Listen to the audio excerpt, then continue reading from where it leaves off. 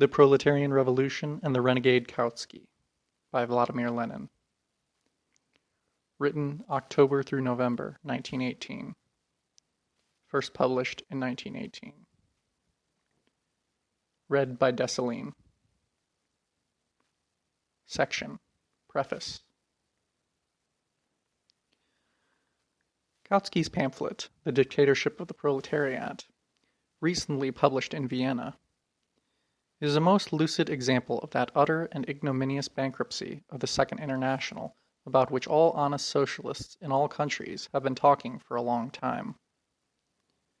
The proletarian revolution is now becoming a practical issue in a number of countries, and an examination of Kautsky's renegade sophistries and his complete renunciation of Marxism is therefore essential. First of all, it should be emphasized, however, that the present author has, from the very beginning of the war, repeatedly pointed to Kautsky's rupture with Marxism. A number of articles published between 1914 and 1916 in Sozialdemokrat and Communist, issued abroad, dealt with this subject. These articles were afterwards collected and published by the Petrograd Soviet under the title Against the Stream, by G. Zinoviev and N. Lenin, Petrograd, 1918. In a pamphlet published in Geneva in 1915 and translated at the same time into German and French, I wrote about Kautskyism as follows. Quote, Kautsky, the leading authority in the Second International, is a most typical and striking example of how a verbal recognition of Marxism has led in practice to its conversion into Struvism or into Brentanoism, i.e., into a bourgeois liberal theory recognizing the non-revolutionary class struggle of the proletariat, which was expressed most clearly by Struve, the Russian writer, and Brentano, the German economist. Another example is Plekhanov. By means of patent sophistry, Marxism is stripped of its revolutionary living spirit. Everything is recognized in Marxism except the revolutionary methods of struggle, the propaganda and preparation of those methods, and the education of the masses in this direction. Kautsky reconciles in an unprincipled way the fundamental idea of social chauvinism, recognition of defense of the fatherland in the present war, with a diplomatic sham concession to the lefts. His abstention from voting for war credits, his verbal claim to be in the opposition, etc. Kautsky, who in 1909 wrote a book on the approaching epoch of revolutions and on the connection between war and revolution. Kautsky, who in 1912 signed the Basel Manifesto on taking revolutionary advantage of the impending war, is outdoing himself in justifying and embellishing social chauvinism, and, like Plekhanov, joins the bourgeoisie in ridiculing any thought of revolution and all steps towards the immediate revolutionary struggle. The working class cannot play its world revolutionary role unless it wages a ruthless struggle against this backsliding, spinelessness, subservience to opportunism, an unparalleled vulgarization of the theories of Marxism. Kautskyism is not fortuitous. It is the social product of the contradictions within the Second International. A blend of loyalty to Marxism in word and subordination to opportunism in deed. End of quote. Again, in my book, Imperialism, the Latest Stage of Capitalism, footnote, this was the original title of Lenin's Imperialism, the Highest Stage of Capitalism, written in 1916 and published in Petrograd in 1917, I examined in detail the theoretical fallacy of all Kautsky's arguments about imperialism. I quoted Kautsky's definition of imperialism, quote, Imperialism is a product of highly developed industrial capitalism. It consists in the striving of every industrial capitalist nation to bring under its control or to annex all large areas of agrarian, Kautsky's italics, territory, irrespective of what nation it inhabited. End of quote. I showed how utterly incorrect this definition was, and how it was, quote, adapted to the glossing over of the most profound contradictions of imperialism, and then to reconciliation with opportunism.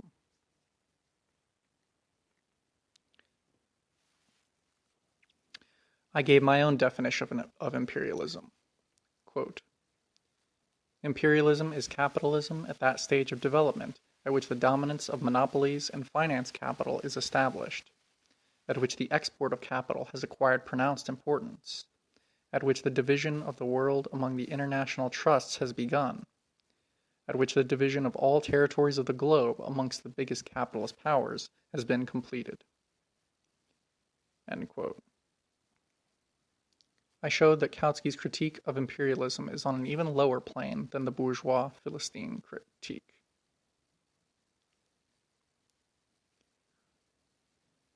Finally, in August and September 1917, that is, before the Proletarian Revolution in Russia, October 25th and November 7th of 1917, I wrote a pamphlet published in Petrograd at the beginning of 1918, entitled The State and Revolution, The Marxist Theory of the State and the Tasks of the Proletariat in the Revolution. In Chapter 6 of this book, entitled The Vulgarization of Marxism by the Opportunists, I devoted special attention to Kautsky, showing that he had completely distorted Marx's ideas, tailoring them to suit opportunism, and that he had, quote, reputed the revolution in deeds while accepting it in words. In substance, the chief theoretical mistake Kautsky makes in his pamphlet on the dictatorship of the proletariat lies in those opportunist distortions of Marx's ideas on the state, the distortions which I exposed in detail in my pamphlet, The State and Revolution. These preliminary remarks were necessary, for they show that I openly accused Kautsky of being a renegade long before the Bolsheviks assumed state power and were condemned by him on that account. End of preface. The Proletarian Revolution and the Renegade Kautsky by Vladimir Lenin. Section: How Kautsky Turned Marx into a Common Liberal. The fundamental question that Kautsky discusses in his pamphlet is that of the very essence of proletarian revolution, namely the dictatorship of the proletariat. This is a question that is of the greatest importance for all countries, especially for the advanced ones, especially for those at war, and especially at the present time. One may say without fear of exaggeration that this is the key problem of the entire proletarian class struggle. It is, therefore, necessary to pay particular attention to it. Kautsky formulates the question as follows. Quote, the contrast between the two socialist trends, i.e. the Bolsheviks and the non-Bolsheviks, is the contrast between two radically different methods, the dictatorial and the democratic. End quote. Let us point out, in passing, that when calling the non-Bolsheviks in Russia, i.e. the Mensheviks and socialist revolutionaries, socialists, Kautsky was guided by their name, that is, by a word, and not by the actual place they occupy in the struggle between the proletariat and the bourgeoisie. But what a wonderful understanding and application of Marxism. But more of this later. For the moment, we must deal with the main point, namely, with Kautsky's great discovery of the, quote, fundamental contrast between, quote, democratic and dictatorial methods. That is the crux of the matter. That is the essence of Kautsky's pamphlet. And that is such an awful theoretical muddle, such a complete renunciation of Marxism, that Kautsky, it must be confessed, has far excelled Bernstein.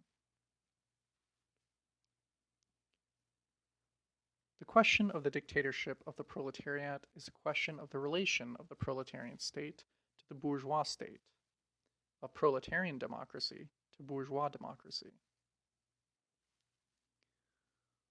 One would think that this is as plain as a pikestaff. But Kautsky, like a schoolmaster who has become as dry as dust from quoting the same old textbooks on history, persistently turns his back on the 20th century and his face to the 18th century, and for the 100th time in a number of paragraphs, in an incredibly tedious fashion, chews the old cud over the relation of bourgeois democracy to absolutism and medievalism. It sounds just like he were chewing rags in his sleep. But this means he utterly fails to understand what is what. One cannot help smiling at Kautsky's effort to make it appear that there are people who preach contempt for democracy, and so forth. That is the sort of twaddle Kautsky uses to befog and confuse the issue. For he talks like the liberals, speaking of democracy in general, and not of bourgeois democracy. He even avoids using this precise class term, and instead tries to speak about pre-socialist democracy. This windbag devotes almost 1/3 of his pamphlet, 20 pages out of 63, to this twaddle, which is so agreeable to the bourgeoisie, for it is tantamount to embellishing bourgeois democracy, and obscures the question of the proletarian revolution. But, after all, the title of Kautsky's pamphlet is The Dictatorship of the Proletariat. Everybody knows that this is the very essence of Marx's doctrine, and after a lot of irrelevant twaddle, Kautsky was obliged to quote Marx's words on the dictatorship of the proletariat. But the way in which he, the Marxist, did it was simply farcical. Listen to this.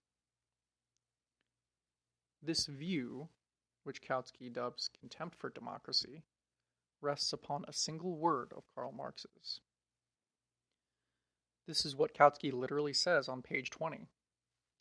And on page 60, the same thing is repeated, even in the form that they, the Bolsheviks, quote, opportunely recalled the little word.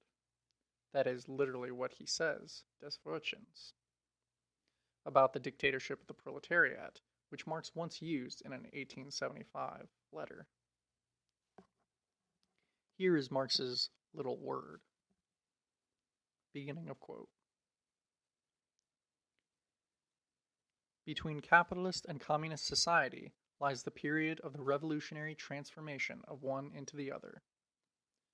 Corresponding to this is also a political transition period in which the state can be nothing but the revolutionary dictatorship of the proletariat. End quote. First of all, to call this classical reasoning of Marx's, which sums up the whole of his revolutionary teaching, a single word, and even a little word, is an insult to and complete renunciation of Marxism. It must not be forgotten that Kautsky knows Marx almost by heart, and judging by all he has written. He has in his desk, or in his head, a number of pigeonholes in which all that was ever written by Marx is most carefully filed so as to be ready at hand for quotation.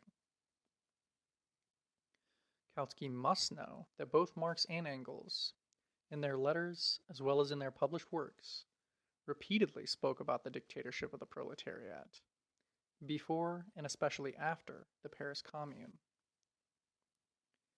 Kautsky must know that the formula dictatorship of the proletariat is merely a more historically concrete and scientifically exact formulation of the proletariat's task of smashing the bourgeois state machine, about which both Marx and Engels, in summing up the experience of the Revolution of 1848, and still more so of 1871, spoke for 40 years, between 1852 and 1891. How is this monstrous distortion of Marxism, by that Marxist pedant Kautsky to be explained. As far as the philosophical roots of this phenomenon are concerned, it amounts to the substitution of eclecticism and sophistry for dialectics. Kautsky is a past master at this sort of substitution. Regarded from the point of view of practical politics, it amounts to subservience to the opportunists, that is, in the last analysis, to the bourgeoisie. Since the outbreak of the war, Kautsky has made increasingly rapid progress in this art of being a Marxist in words and a lackey of the bourgeoisie in deeds, until he has become a virtuoso at it.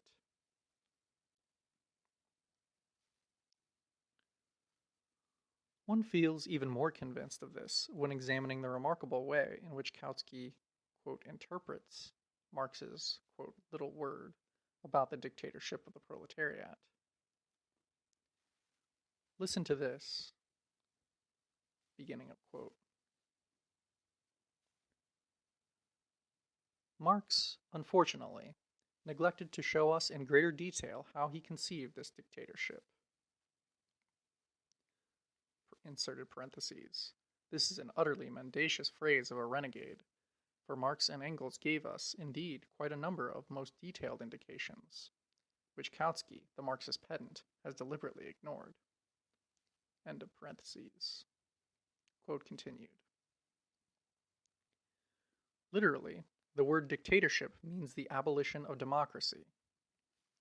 But of course, taken literally, this word also means the undivided rule of a single person, unrestricted by any laws. An autocracy, which differs from despotism, only insofar as it is not meant as a permanent state institution, but as a transient emergency measure.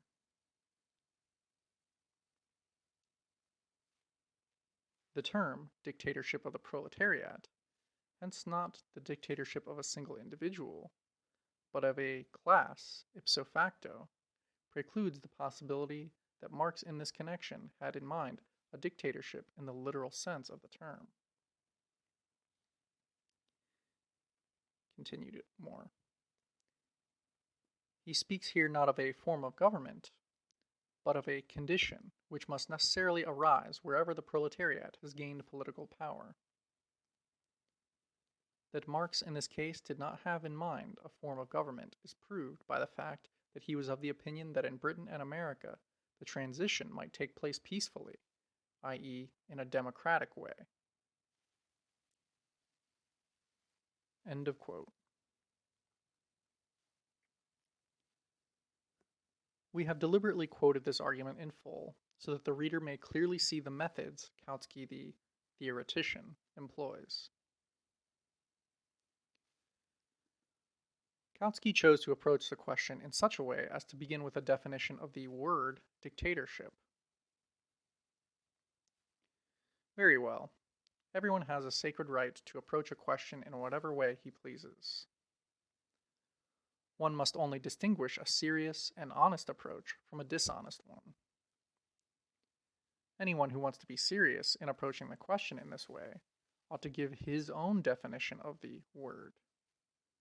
Then the question would be put fairly and squarely. But Kautsky does not do that.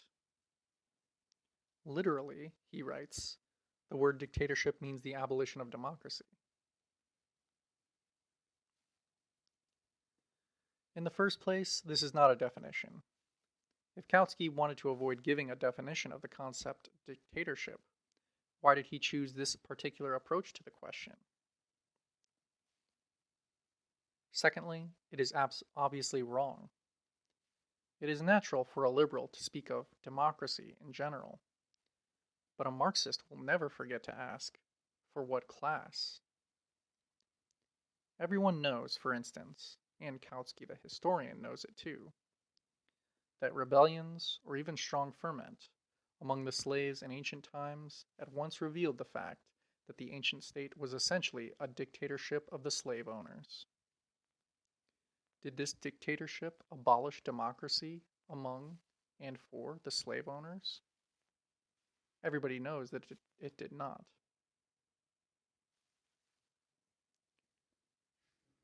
Kautsky, the Marxist, made this monstrously absurd and untrue statement because he, quote, forgot the class struggle. To transform Kautsky's liberal and false assertion into a Marxist and true one must say, dictatorship does not necessarily mean the abolition of democracy for the class that exercises the dictatorship over other classes.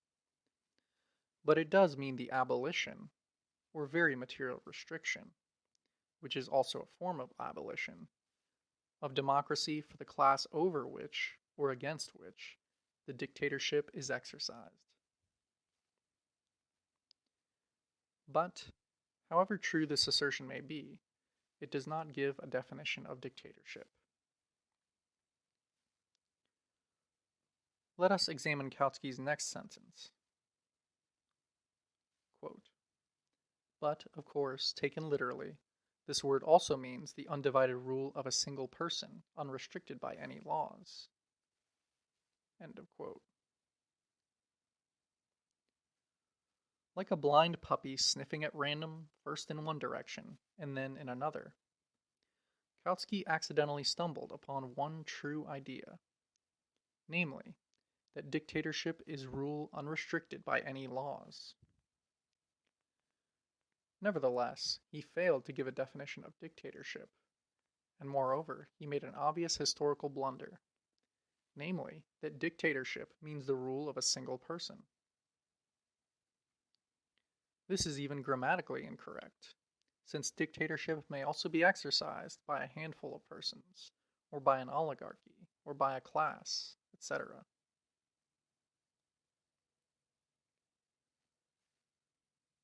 Kautsky then goes on to point out the difference between dictatorship and despotism. But, although what he says is obviously incorrect, we shall not dwell upon it, as it is wholly irrelevant to the question that interests us. Everyone knows Kautsky's inclination to turn from the 20th century to the 18th, and from the 18th century to classical antiquity. And we hope that the German proletariat, after it has attained its dictatorship, will bear this inclination of his in mind and appoint him, say, teacher of ancient history at some gymnasium. To try to evade a definition of the dictatorship of the proletariat by philosophizing about despotism is either crass stupidity or very clumsy trickery.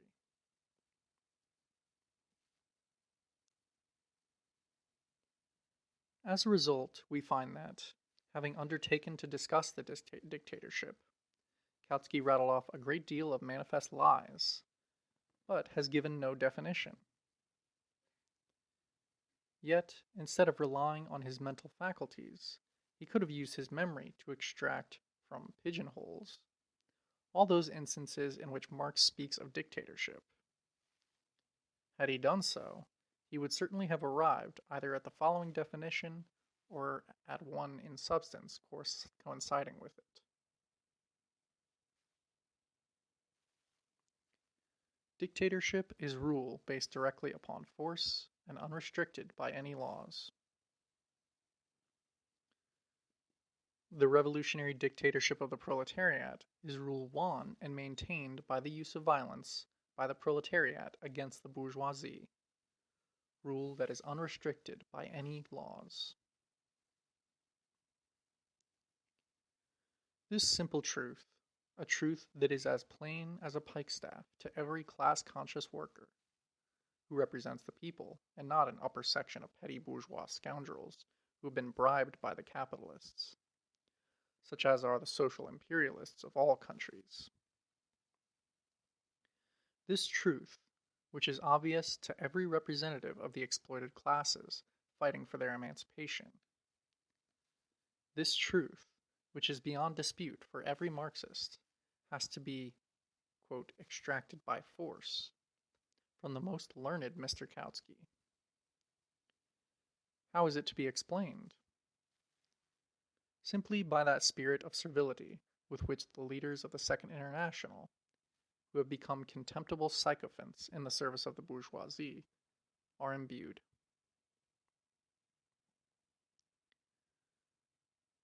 Kautsky first committed a sleight of hand by proclaiming the obvious nonsense that the word dictatorship, in its literal sense, means the dictatorship of a single person.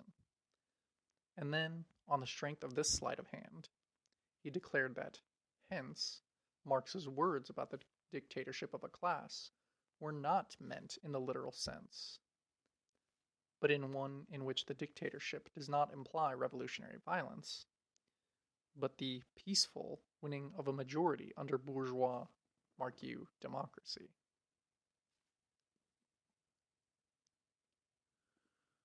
One must, if you please, distinguish between a condition and a form of government. A wonderfully profound distinction. It is like drawing a distinction between the condition of stupidity of a man who reasons foolishly and the form of his stupidity.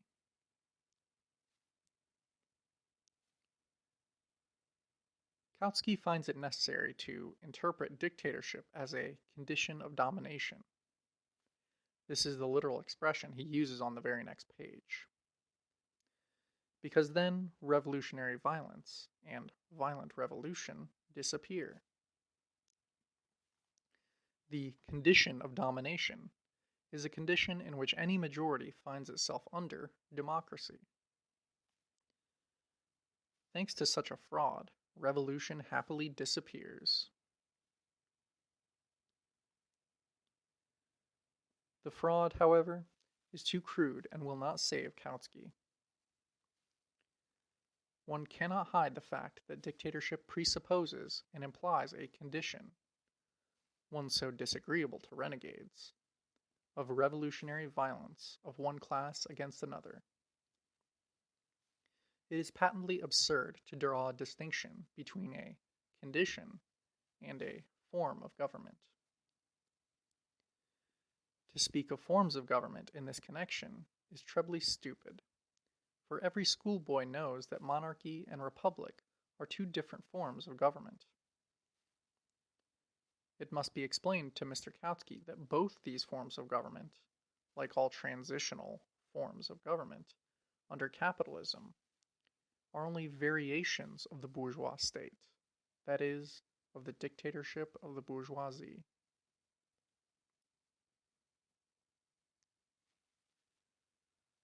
Lastly, to speak of forms of government is not only a stupid, but also a very crude falsification of Marx, who is very clearly speaking here of this or that form or type of state, and not of forms of government.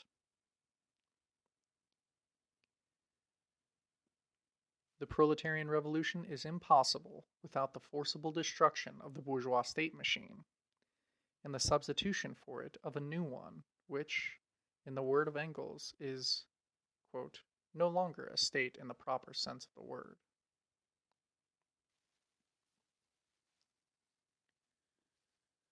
Because of his renegade position, Kautsky, however, has to befog and belie all this. Look at what wretched subterfuges he uses. First subterfuge. That Marx in this case did not have in mind a form of government is proved by the fact that he was of the opinion that in Britain and America the transition might take place peacefully, i.e. in a democratic way. End of quote. The form of government has absolutely nothing to do with it, for there are monarchies which are not typical of the bourgeois state, such as, for instance, as have no military clique. And there are republics which are quite atypical in this respect, such, for instance, as have a military clique and a bureaucracy. This is universally known.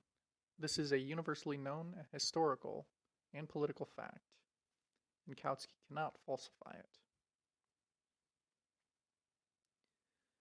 If Kautsky had wanted to argue in a serious and honest manner, he would have asked himself, are there historical laws relating to revolution which know of no exception? And the reply would have been, no, there are no such laws. Such laws only apply to the typical, to what Marx once termed the ideal. meaning average, normal, typical capitalism.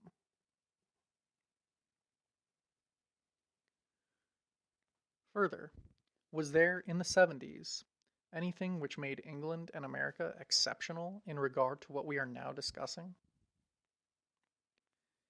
It will be obvious to anyone at all familiar with the requirements of science in regard to the problems of history that this question must be put. To fail to put it is tantamount to falsifying science, to engaging in sophistry. And, the question having been put, there can be no doubt as to the reply.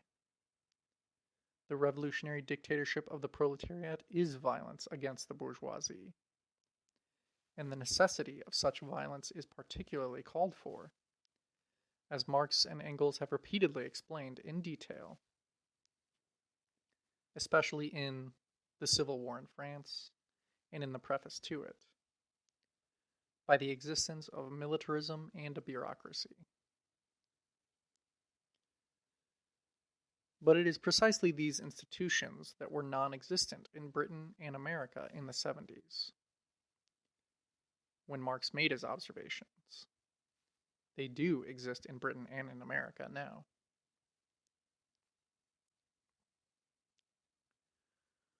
Kautsky has to resort to trickery literally at every step to cover up his apostasy.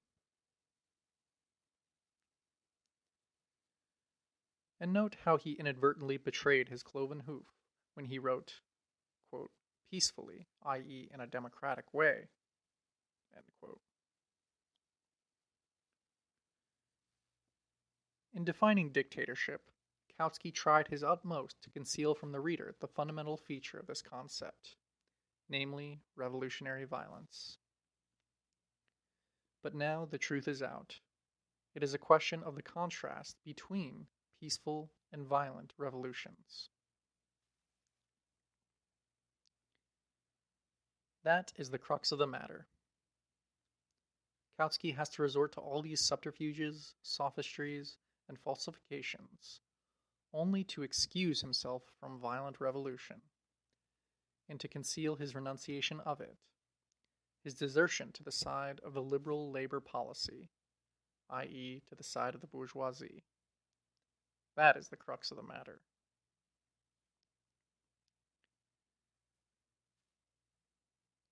Kautsky, the historian, so shamelessly falsifies history that he forgets the fundamental fact that pre-monopoly capitalism, which actually reached its zenith in the 70s, was by virtue of its fundamental economic traits, which found most typical expression in Britain and in America, distinguished by a, relatively speaking, maximum fondness for peace and freedom.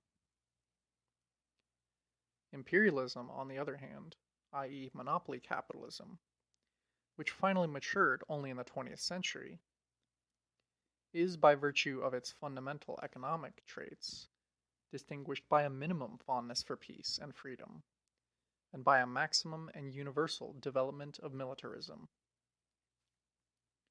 To fail to notice this in discussing the extent to which a peaceful or violent revolution is typical or probable is to stoop to the level of a most ordinary lackey of the bourgeoisie. Second subterfuge. The Paris Commune was a dictatorship of the proletariat, but it was elected by universal suffrage, i.e. without depriving the bourgeoisie of the franchise, i.e. democratically.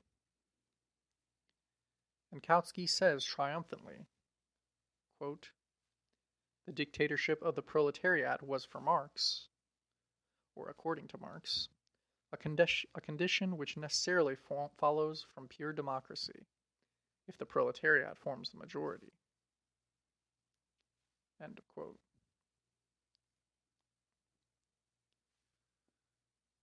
This argument of Kautsky's is so amusing that one truly suffers from a veritable embarras de richesses, an embarrassment due to the wealth, of objections that can be made to it. Firstly, it is well known that the flower, the general staff, the upper sections of the bourgeoisie, had fled from Paris to Versailles. In Versailles there was the, quote, socialist Louis Blanc, which, by the way, proves the falsity of Kautsky's assertion that, quote, all trends of socialism took part in the Paris Commune.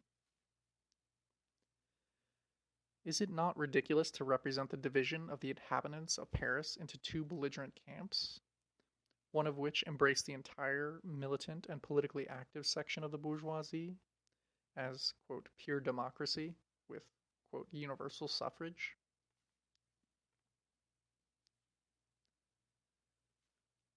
Secondly, the Paris Commune waged war against Versailles as the workers' government of France against the bourgeois government. What have pure democracy and universal suffrage to do with it when Paris was deciding the fate of France? When Marx expressed the opinion that the Paris Commune had committed a mistake in failing to seize the bank, which belonged to the whole of France, did he not proceed from the principles and practice of pure democracy?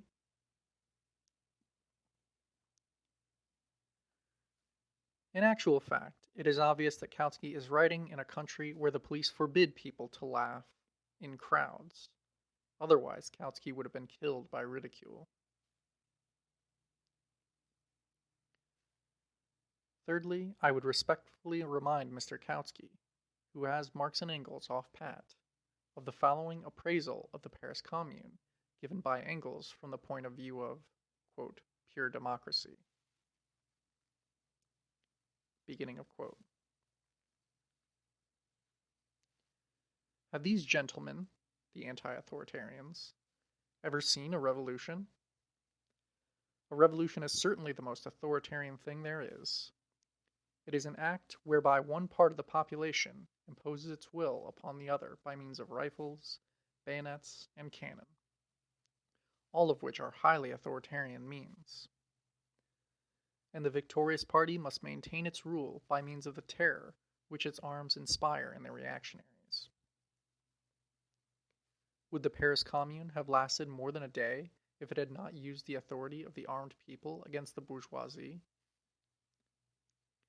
Cannot we, on the contrary, blame it for having made too little use of that authority? End of Engels' quote. Here is your pure democracy. How Engels would have ridiculed the vulgar petty bourgeois, the social democrat, in the French sense of the 40s and the general European sense of 1914 to 1918, who took it into his head to talk about pure democracy in a class-divided society. But that's enough. It is impossible to enumerate all Kautsky's various absurdities, since every phrase he utters is a bottomless pit of apostasy.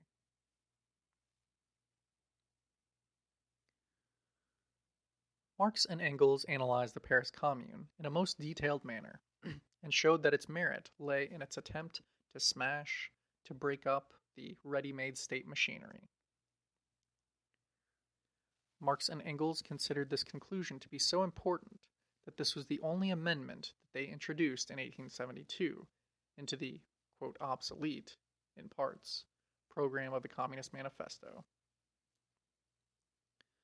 Marx and Engels showed that the Paris Commune had abolished the army and the bureaucracy, had abolished parliamentarism, had destroyed that parasitic excrescence, the state, etc.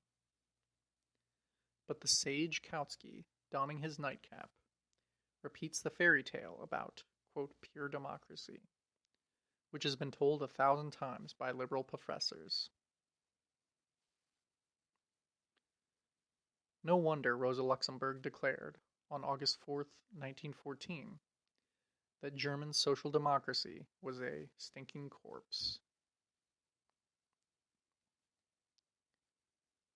Third subterfuge. Quote, when we speak of the dictatorship as a form of government, we cannot speak of the dictatorship of a class, since a class, as we have already pointed out, can only rule but not govern. It is organizations or parties that govern. End quote. That is a muddle. A disgusting muddle, Mr. Muddle-headed counselor. Dictatorship is not a form of government. That is ridiculous nonsense. And Marx does not speak of the form of government, but of the form or type of state. That is something altogether different, entirely different. It is altogether wrong, too, to say that a class cannot govern. Such an absurdity could only been uttered by a parliamentary cretin, who sees nothing but bourgeois parliaments and notices nothing but ruling parties. Any European country will provide Kautsky with examples of government by a ruling class. For instance, by the landowners in the Middle Ages, in spite of their insufficient organization. To sum up, Kautsky has, in a most unparalleled manner, distorted the concept of dictatorship of the proletariat, and has turned Marx into a common liberal. That is, he himself has sunk to the level of a liberal who utters banal phrases about, quote, pure democracy, embellishing and glossing over the class content of bourgeois democracy, and shrinking above all, from the use of revolutionary violence by the oppressed class. By so interpreting the concept revolutionary dictatorship of the proletariat, as to expunge the revolutionary violence of the oppressed class against its oppressors, Kautsky has beaten the world record in the liberal distortion of Marx. The renegade Bernstein has proved to be a more puppy compared with the renegade Kautsky. End of section. The Proletarian Revolution and the Renegade Kautsky by Vladimir Lenin. Section. Bourgeois and Proletarian Democracy. The question which Kautsky has so shamelessly muddled really stands as follows. If we are not to mock at common sense and history, it is obvious that we cannot speak of pure democracy as long as different classes exist. We can only speak of class democracy. Let us say in parentheses that, quote, pure democracy is not only an ignorant phrase, revealing a lack of understanding both of the class struggle and of the nature of the state, but also a thrice empty phrase, since in communist society democracy will wither away in the process of changing and becoming a habit, but will never be, quote, pure democracy. Quote, pure democracy is the mendacious phrase of a liberal who wants to fool the workers.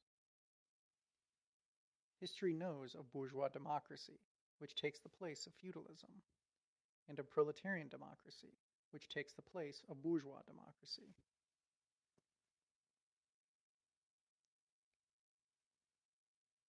When Kautsky devotes dozens of pages to proving the truth that bourgeois democracy is progressive compared with medievalism, and that the proletariat must unfailingly utilize it in its struggle against the bourgeoisie, that in fact is just liberal twaddle intended to fool the workers.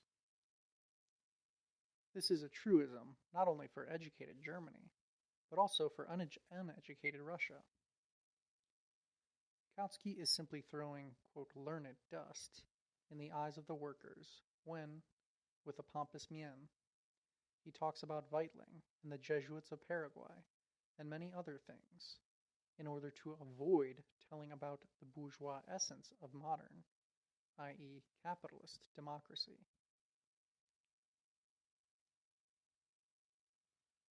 Kautsky takes from Marxism what is acceptable to the liberals, to the bourgeoisie, the criticism of the Middle Ages, and the progressive historical role of capitalism in general, and of capitalist democracy in particular, and discards, passes over in silence, glosses over, all that in Marxism which is unacceptable to the bourgeoisie, the revolutionary violence of the proletariat against the bourgeoisie for the latter's destruction. That is why Kautsky, by virtue of his objective position, and irrespective of what his subjective convictions may be, inevitably proves to be a lackey of the bourgeoisie. Bourgeois democracy, although a great historical advance in comparison with medievalism, always remains, and under capitalism is bound to remain, restricted, truncated, false, and hypocritical, a paradise for the rich, and a snare and deception for the exploited, for the poor. It is this truth which forms a most essential part of Marxist teaching that Kautsky the Marxist has failed to understand. On this fundamental issue, Kautsky offers delights for the bourgeoisie instead of a scientific criticism of those conditions which make every bourgeois democracy a democracy for the rich. Let us first remind the most learned Mr. Kautsky of the theoretical propositions of Marx and Engels, which that pedant had so disgracefully forgotten to please the bourgeoisie, and then explain the matter as popularly as possible.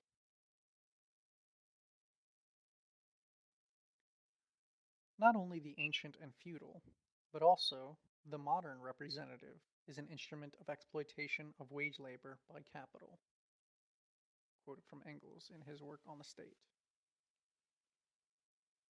Quote continued.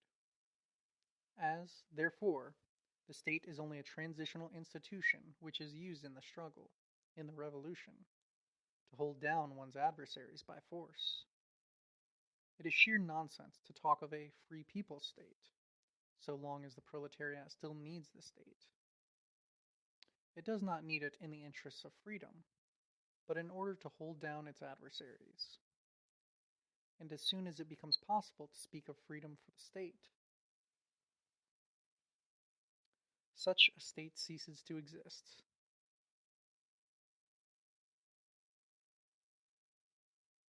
In reality, however, the state is nothing but a machine for the oppression of one class by another, and indeed in the democratic republic, no less than in the monarchy.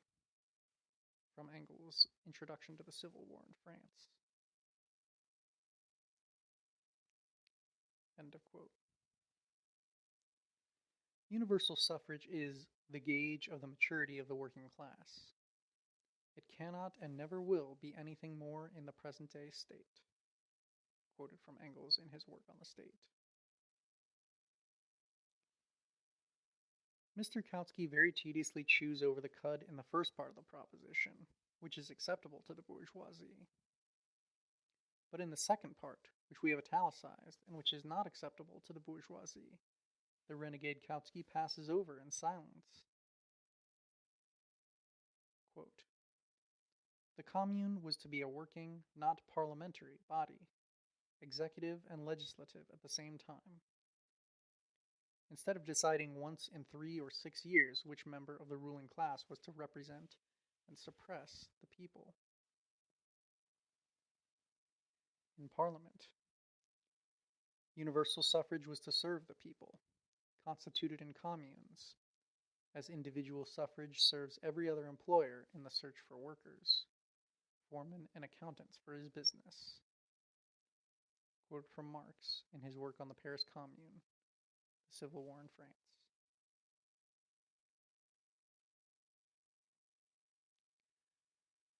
Every one of these propositions, which are excellently known to the most learned Mr. Kautsky, is a slap in his face and lays bare his apostasy. Nowhere in his pamphlet does Kautsky reveal the slightest understanding of these truths. His whole pamphlet is a sheer mockery of Marxism. Take the fundamental laws of modern states. Take their administration. Take freedom of assembly, freedom of the press, or, quote, equality of all citizens before the law. And you will see at every turn evidence of the hypocrisy of bourgeois democracy, with which every honest and class-conscious worker is familiar. There is not a single state, however democratic, which has no loopholes or reservations in its constitution, guaranteeing the bourgeoisie the possibility of dispatching troops against the workers, of proclaiming martial law, and so forth, in case of a, quote, violation of public order. And actually, in case the exploited class violates its position of slavery and tries to behave in a non-slavish manner. Kautsky shamelessly embellishes bourgeois democracy and omits to mention, for instance, how the most democratic and republican bourgeoisie in America or Switzerland deal with workers on strike.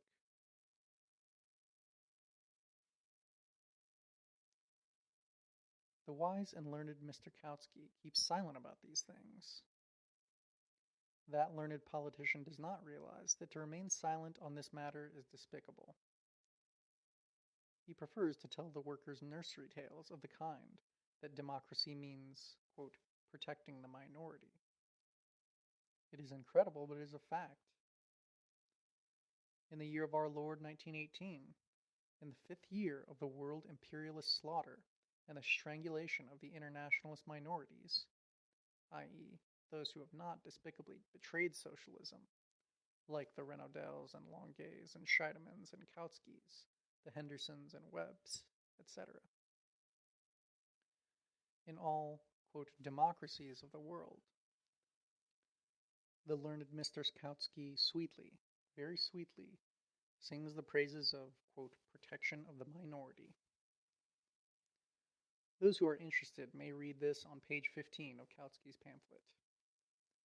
And on page 16, this learned individual tells you about the Whigs and the Tories in England in the 18th century. What wonderful erudition!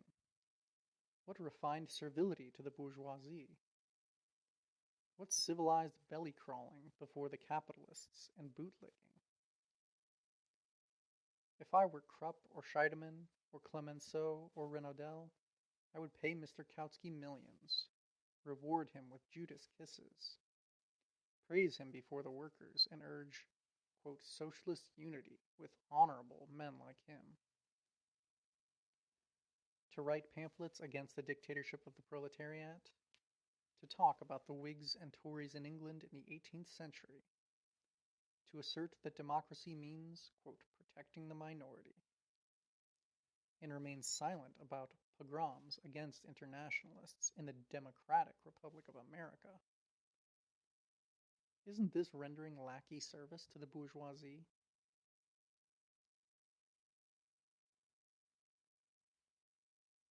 The learned Mr. Kautsky has forgotten, accidentally forgotten, probably a trifle, namely that the ruling party in a bourgeois democracy extends the protections of the minority only to another bourgeois party, while the proletariat, on all serious, profound, and fundamental issues, gets martial law or pogroms, instead of the protection of the minority.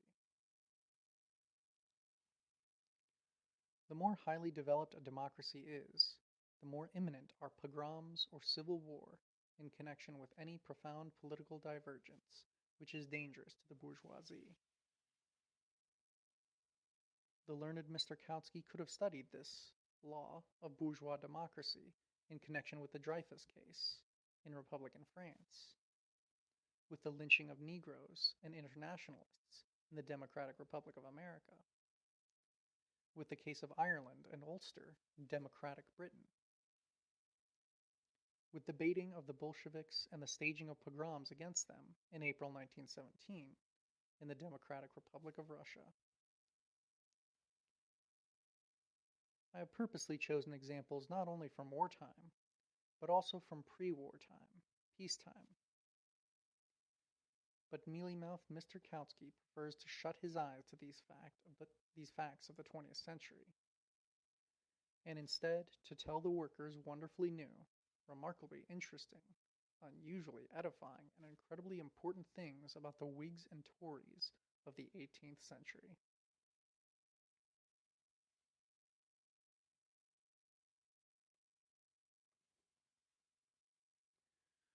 Take the bourgeois parliament. Can it be that the learned Kautsky has never heard that the more highly democracy is developed, the more the bourgeois parliaments are subjected by the stock exchange and the bankers?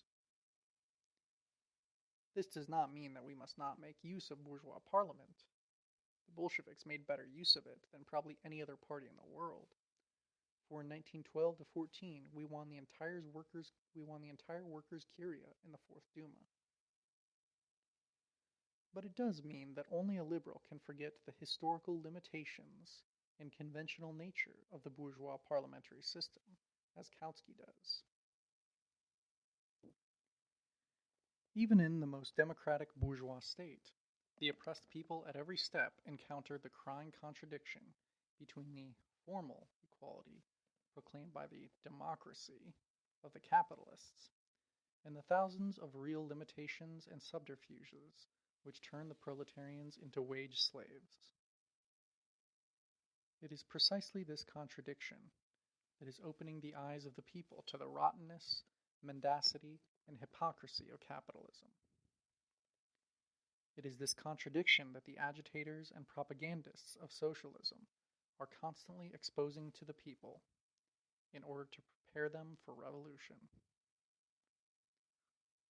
And now that the era of revolution has begun, Kautsky turns his back upon it and begins to extol the charms of moribund bourgeois democracy.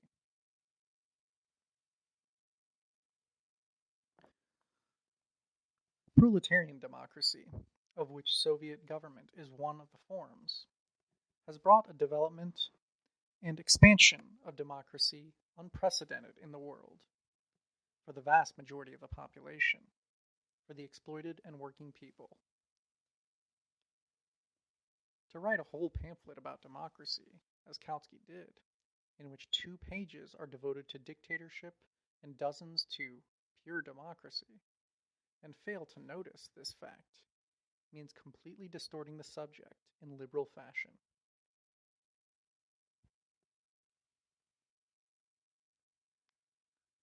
Take foreign policy. In no bourgeois state, not even in the most democratic, is it conducted openly.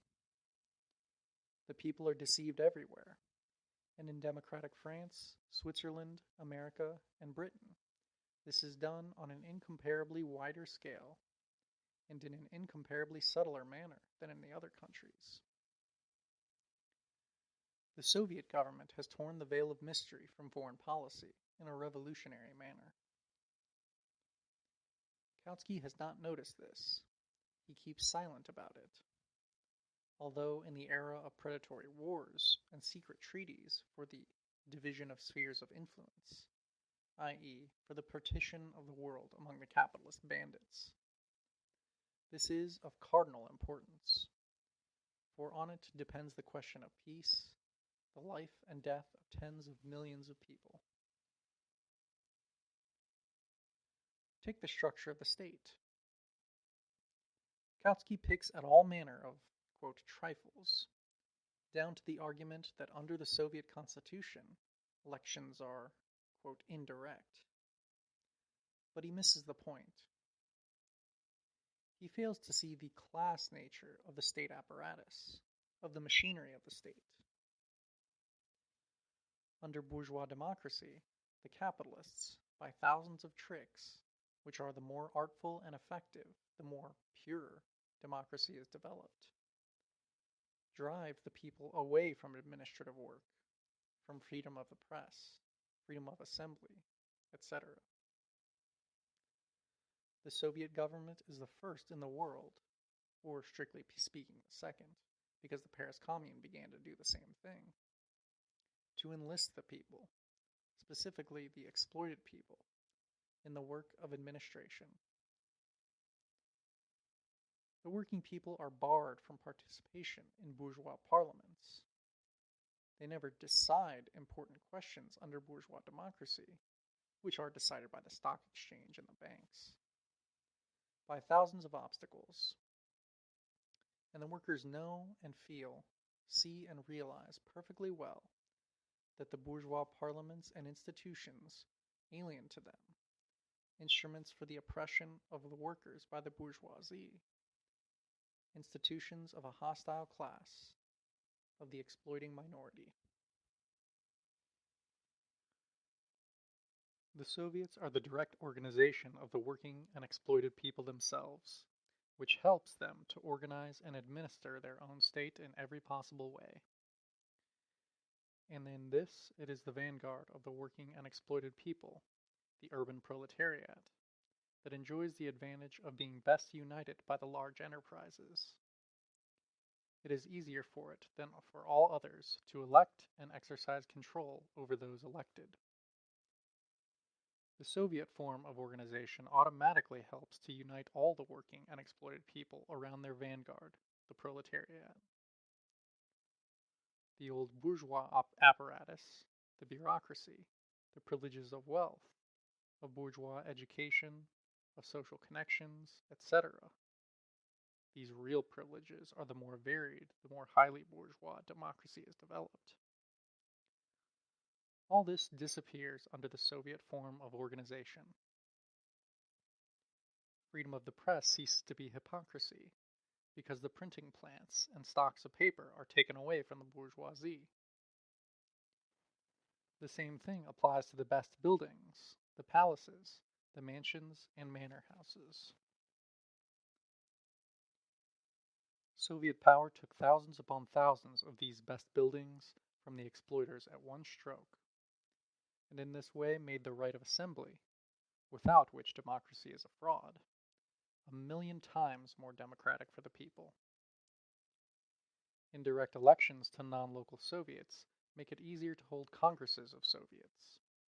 They make the entire apparatus less costly, more flexible, more accessible to the workers and peasants at a time when life is seething, and it is necessary to be able very quickly to recall one's local deputy, or to delegate him to a general congress of Soviets.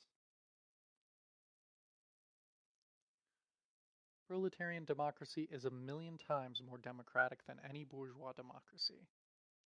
Soviet power is 1,000,000 times more democratic than the most democratic bourgeois republic.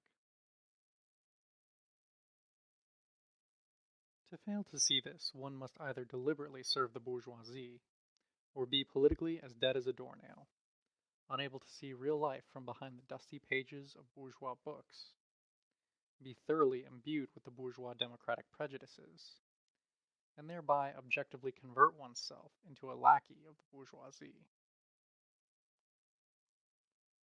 To fail to see this, one must be incapable of presenting the question from the point of view of the oppressed classes.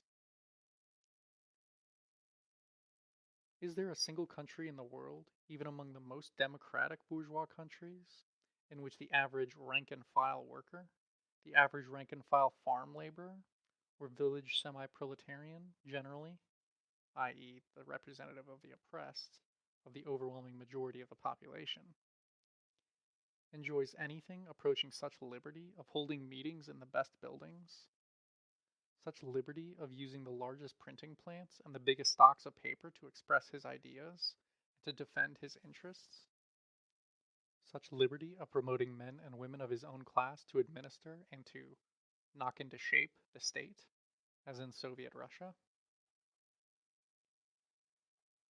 It is ridiculous to think that Mr. Kautsky could find in any country even one out of 1,000 of well-informed workers or farm laborers who would have any doubts as to the reply.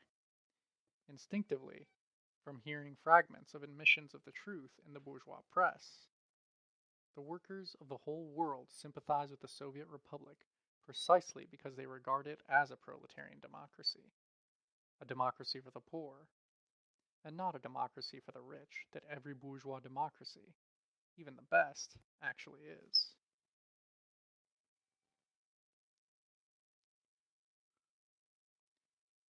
We are governed, and our state is knocked into shape, by bourgeois bureaucrats, by bourgeois members of parliament, by bourgeois judges.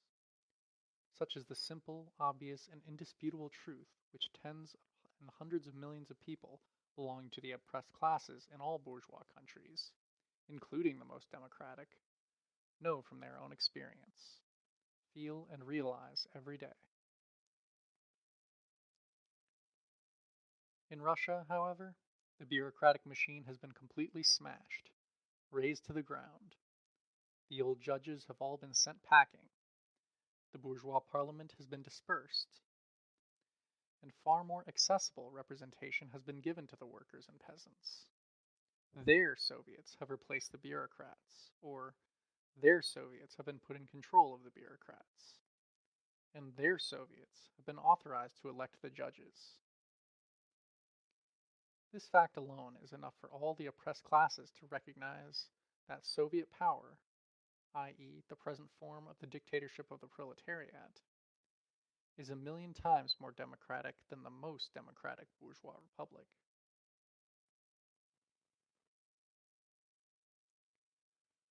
Kautsky does not understand this truth, which is so clear and obvious to every worker, because he has, quote, forgotten, unlearned, to put the question. Democracy, for which class? He argues from the point of view of pure, i.e., non-class or above-class, democracy. He argues like Shylock, my pound of flesh and nothing else. Equality for all citizens, otherwise there is no democracy. We must ask the learned Kautsky, the Marxist and socialist Kautsky, can there be equality between the exploited and the exploiters? It is dreadful. It is incredible that such question should have to be put in discussing a book written by the ideological leader of the Second International. But, quote, having put your hand to the plow, don't look back, and having undertaken to write about Kautsky, I must explain to the learned man why there can be no equality between the exploiter and the exploited. Footnote. In 1894, reactionary monarchist circles in France instituted proceedings against Dreyfus, a Jewish general staff officer, on a trumped-up charge of espionage and high treason. The trial of Dreyfus, who was sentenced to life imprisonment, served as a pretext for French reactionary circles to fan anti-Semitism and campaign against Republican order and democratic liberties. In 1898, socialists and progressive bourgeois Democrats, Émile Zola, Jean Jaurès, Anatole France, and others, started a campaign for the reconsideration of the Dreyfus case.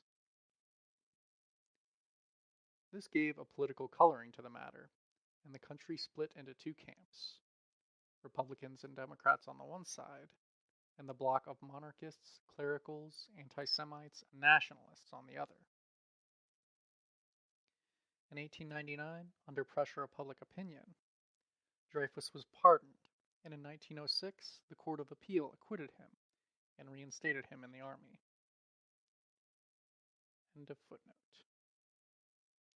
Second footnote. This refers to the suppression of the Irish Rebellion in 1916, an attempt at liberating the country from the British.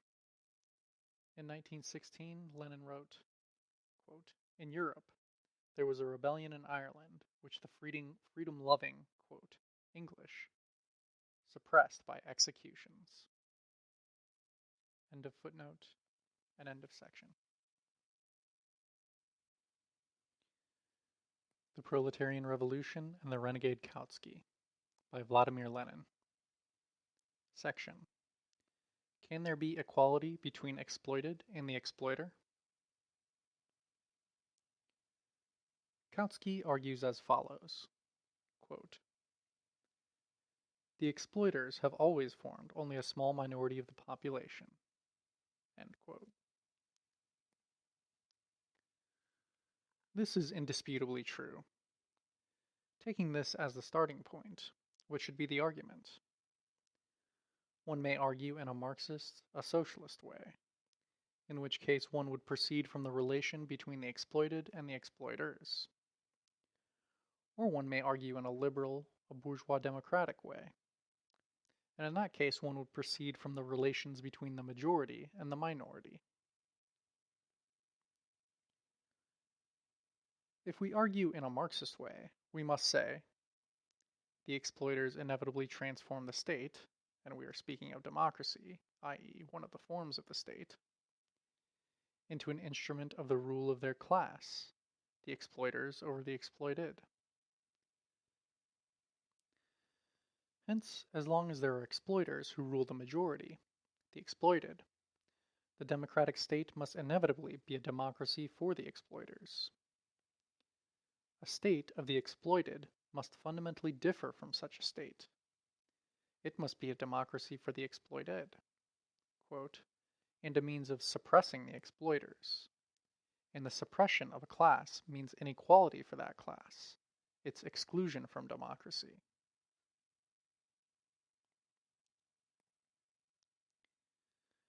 And if we argue in a liberal way, we must say, the majority decides, the minority submits. Those who do not submit are punished. That is all. Nothing need be said about the class character of the state in general, or of pure democracy in particular, because it is irrelevant. For a majority is a majority, and a minority is a minority. A pound of flesh is a pound of flesh, and that is all there is to it. And this is exactly how Kautsky argues. Quote from Kautsky. Why should the rule of the proletariat assume, and necessarily assume, a form which is incompatible with democracy? Then follows a very detailed and a very verbose explanation, backed by a quotation from Marx and the election figures of the Paris Commune, to the effect that the proletariat is in the majority. The conclusion of Kautsky is, quote, a regime which is so strongly rooted in the people has not the slightest reason for encroaching upon democracy. It cannot always dispense with violence in cases when violence is employed to suppress democracy. Violence can only be met with violence, but a regime which knows that it has popular backing will employ violence only to protect democracy and not to destroy it. It would simply be suicidal if it attempted to do away with its most reliable basis, universal suffrage, that deep source of mighty moral authority. End of long quote. As you see, the relation between the exploited and the exploiters has vanished in Kautsky's argument. All that remains is majority in general, minority in general, democracy in general, the pure democracy with which we are already familiar.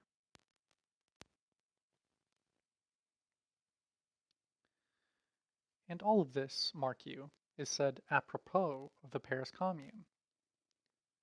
To make things clear, I shall quote Marx and Engels to show what they said on the subject of the dictatorship apropos of the Paris Commune. Marx, quote, when the workers replace the dictatorship of the bourgeoisie by their revolutionary dictatorship, to break down the resistance of the bourgeoisie, the workers invest the state with a revolutionary and transitional form. End of quote. Engels, quote, and the victorious party in a revolution must maintain its rule by means of the terror which its arms inspire in the reactionaries. Would the Paris Commune have lasted more than a day if it had not used the authority of the armed people against the bourgeoisie? Cannot we, on the contrary, blame it for having made too little use of that authority? End of quote. Engels, quote again. As therefore, the state is only a transitional institution, which is used in the struggle, in the revolution, to hold down one's adversaries by force. It is sheer nonsense to talk of a free people state. So long as the proletariat still needs the state, it does not need it in the interests of freedom, but in order to hold down its adversaries. And as soon as it becomes possible to speak of freedom, the state as such ceases to exist. End of quote. Kautsky is as far removed from Marx and Engels as heaven is from earth, as a liberal from a proletarian revolutionary. The pure democracy and simple, quote, democracy that Kautsky talks about is merely a paraphrase of the, quote, free people's state, i.e. sheer nonsense. Kautsky, with the learned air of a most learned armchair fool, or with the innocent air of a 10-year-old schoolgirl, asks, why do we need a dictatorship when we have a majority? And Marx and Engels explain, quote,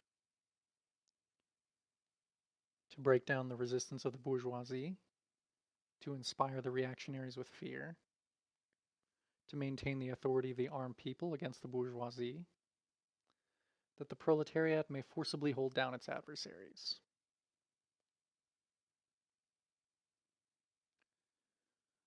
Kautsky does not understand these explanations. Infatuated with the purity of democracy, blind to its bourgeois character, he consistently urges that the majority, since it is the majority, need not break down the resistance of the minority, nor forcibly hold it down. It is sufficient to suppress, quote, cases of infringement of democracy. Infatuated with the purity of democracy, Kautsky inadvertently commits the same little error that all bourgeois democrats always commit. Namely, he takes formal equality, which is nothing but fraud and hypocrisy under capitalism, for actual equality. Quite a trifle. The exploiter and the exploited cannot be equal. This truth, however unpleasant it may be to Kautsky, nevertheless forms the essence of socialism. Another truth. There can be no real, actual equality until all possibility of the exploitation of one class by another has been totally destroyed. The exploiters can be defeated at one stroke in the event of a successful uprising at the center, or of a revolt in the army. But except in very rare and special cases, the exploiters cannot be destroyed at one stroke. It is impossible to expropriate all of the landowners and capitalists of any big country at one stroke. Furthermore, expropriation alone, as a legal or political act, does not settle the matter by a long shot, because it is necessary to depose the landowners and capitalists in actual fact, to replace their management of the factories and estates by a different management, workers' management, in actual fact. There can be no equality between the exploiters, who for many generations have been better off because of their education, conditions of wealthy life, and habits, and the exploited, the majority of whom, even in the most advanced and most democratic bourgeois republics, are downtrodden, backward, ignorant, intimidated, and disunited. For a long time after the revolution, the exploiters inevitably continue to retain a number of great personal advantages. They still have money, since it is impossible to abolish money all at once. Some movable property, often fairly considerable. And they still have various connections, habits of organization, and management knowledge of all the, quote, secrets, customs, methods, means, and possibilities of management. Superior education, close connections with the higher technical personnel who live and think like the bourgeoisie. Incomparably greater experience in the art of war. This is very important. And so on and so forth.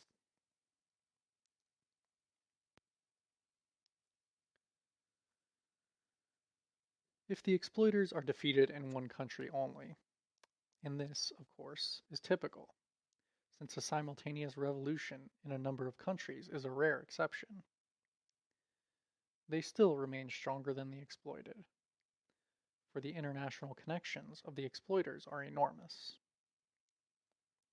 That a section of the exploited form the least advanced middle peasant, artisan, and similar groups of the population may, and indeed does, follow the exploiters, has been proved by all revolutions, including the Commune. for there were also proletarians among the Versailles troops, which the most learned Kautsky has forgotten.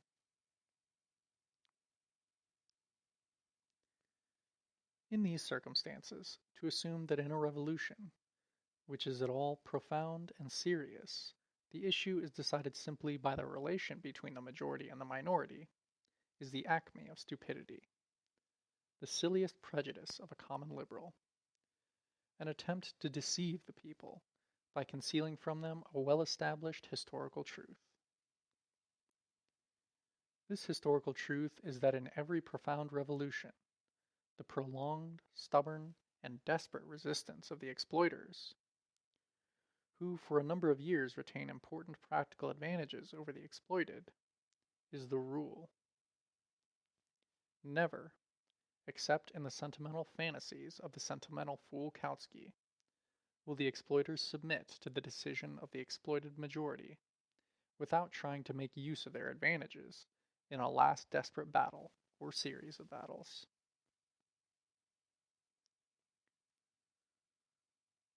The transition from capitalism to communism takes an entire historical epoch. Until this epoch is over, the exploiters inevitably cherish the hope of restoration. And this hope turns into attempts at restoration. After their first serious defeat, the overthrown exploiters, who had not expected their overthrow, never believed it possible, never conceded the thought of it, throw themselves with energy grown tenfold, with furious passion and hatred grown 100-fold, into the battle for the recovery of the, quote, paradise, of which they were deprived. On behalf of their families, who had been leading such a sweet and easy life, and whom now the, quote, common herd is condemning to ruin and destitution, or to, quote, common labor. In the train of the capitalist exploiters follow the wide sections of the petty bourgeoisie, with regard to whom decades of historical experience of all countries testify that they vacillate and hesitate, one day marching behind the proletariat, and the next day taking fright at the difficulties of the revolution, that they become panic-stricken at the first defeat or semi-defeat of the workers, grow nervous, run about aimlessly, snivel, and rush from one camp into the other, just like our Mensheviks and socialist revolutionaries.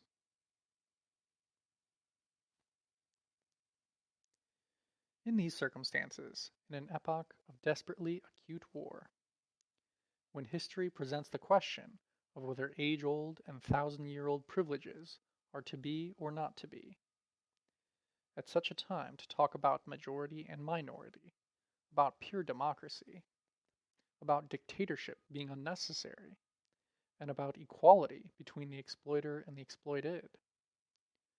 What infinite stupidity and abysmal philistinism are needed for this?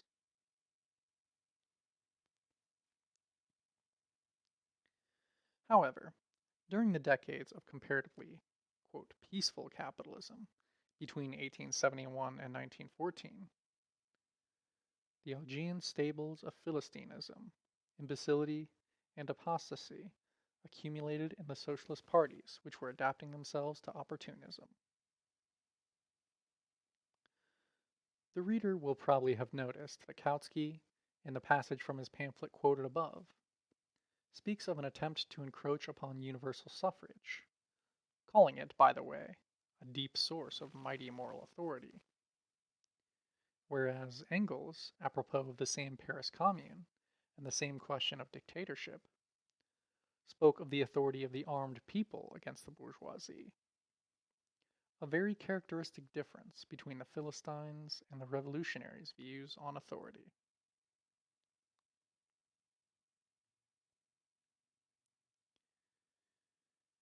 It should be observed that the question of depriving the exploiters of the franchise is a purely Russian question, and not a question of the dictatorship of the proletariat in general.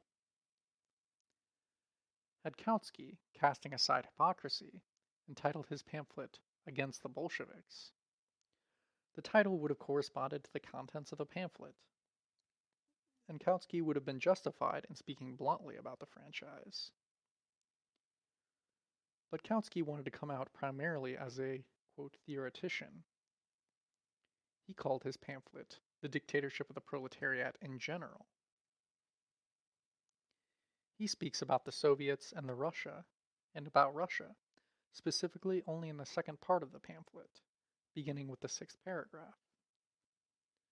The subject dealt with in the first part, from which I took a quotation, is democracy and dictatorship in general.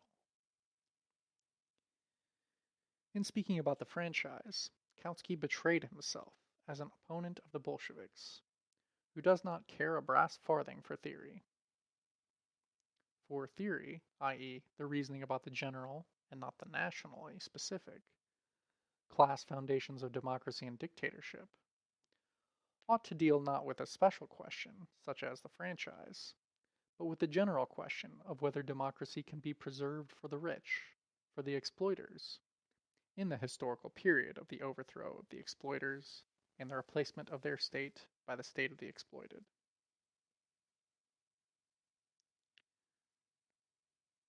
That is the way, the only way, a theoretician can present the question. We know the example of the Paris Commune. We know all that was said by the founders of Marxism in connection with it and in reference to it. On the basis of this material I examined, for instance, the question of democracy and dictatorship in my pamphlet, The State and Revolution, written before the October Revolution. I did not say anything at all about restricting the franchise. And it must be said now that the question of restricting the franchise is a nationally specific and not a general question of the dictatorship. One must approach the question of restricting the franchise by studying the specific conditions of the Russian Revolution and the specific path of its development. This will be done later on in the pamphlet. It would be a mistake, however, to guarantee in advance that the impending proletarian revolutions in Europe will all, or the majority of them, be necessarily accompanied by restriction of the franchise for the bourgeoisie. It may be so. After the war and the experience of the Russian Revolution, it probably will be so. But it is not absolutely necessary for the exercise of the dictatorship. It is not an indispensable characteristic of the logical concept, dictatorship. It does not enter as an indispensable condition in the historical and class concept, dictatorship.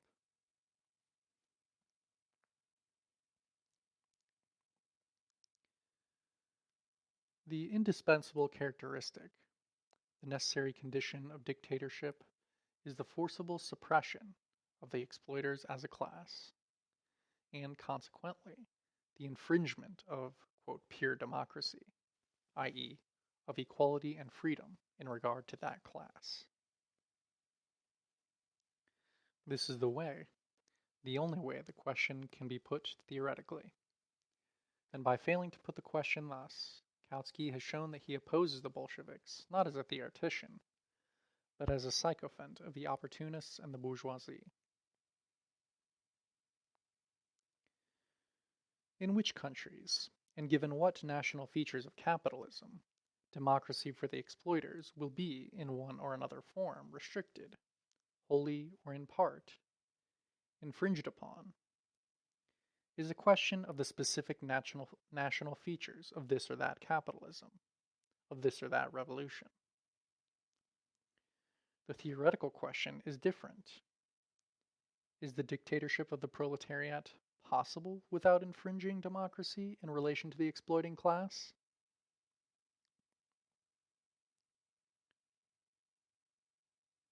It is precisely this question, the only theoretically important part, an essential part, that Kautsky has evaded. He has quoted all sorts of passages from Marx and Engels, except those which bear on this question, and which I have quoted above.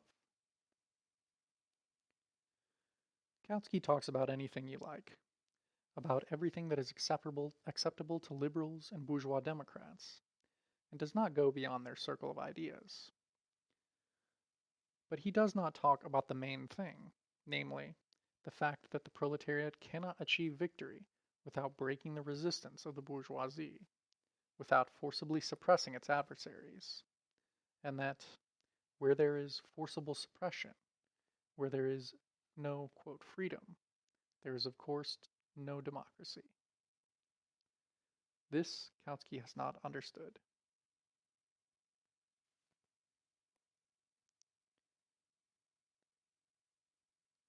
We shall now examine the experience of the Russian Revolution and that divergence between the Soviet of Deputies and the Constituent Assembly which led to the dissolution of the latter and to the withdrawal of the franchise from the bourgeoisie.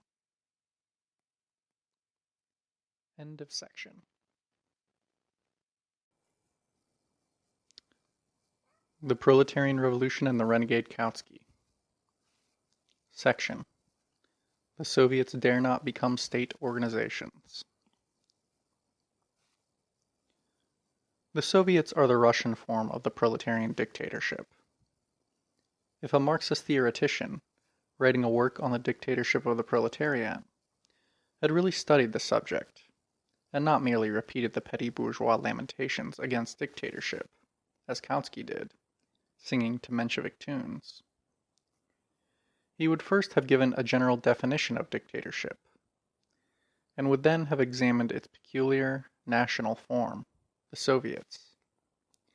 He would have given his critique of them as one of the forms of the dictatorship of the proletariat. It goes without saying that nothing serious could be expected from Kautsky after his liberalistic, quote, interpretation of Marx's teaching on dictatorship. But the manner in which he approached the question of what the Soviets are and the way he dealt with this question is highly characteristic. The Soviets, he says, recalling their rise in 1905, created, quote, the most all-embracing, umfassendste form of proletarian organization, for it embraced all the wage workers. End quote. In 1905, they were only local bodies. In 1917, they became a national organization. Quote, the Soviet form of organization, Kautsky continues, already has a great and glorious history behind it, and it still has a mightier future before it, and not in Russia alone. It appears that everywhere the old methods of the economic and political struggle of the proletariat are inadequate. End quote. Verse again, this German expression is somewhat stronger than inadequate, and somewhat weaker than impotent. Continued quote. Against the gigantic economic and political forces which finance capital has at its disposal. These old methods cannot be discarded. They are still indispensable for normal times. But from time to time tasks arise which they cannot cope with, tasks that can be accomplished successfully only as a result of a combination of all the political and economic instruments of force of the working class. End quote by Kautsky. Then follows a reasoning on the mass strike and on, quote, trade union bureaucracy, which is no less necessary than the trade unions, being, quote, useless for the purpose of directing the mighty battles that are more and more becoming a sign of the times. End quote. Thus, Kautsky concludes, quote, the Soviet form of organization is one of the most important phenomena of our time. It promises to acquire decisive importance in the great decisive battles between capital and labor towards which we are marching. Quote continued. But are we entitled to demand more of the Soviets? The Bolsheviks, after the November Revolution, parentheses, New Style, or October according to our style, 1917, secured in conjunction with the left socialist revolutionaries a majority in the Russian Soviets of Workers' Deputies. And after the dispersion of the Constituent Assembly, they set out to transform the Soviets from a combat organization of one class, as they had been up to then, into a state organization. They destroyed the democracy which the Russian people had won in the March, New Style, or February, our style, revolution. In line with this, the Bolsheviks have ceased to call themselves social democrats. They call themselves communists. End of Kautsky's quote.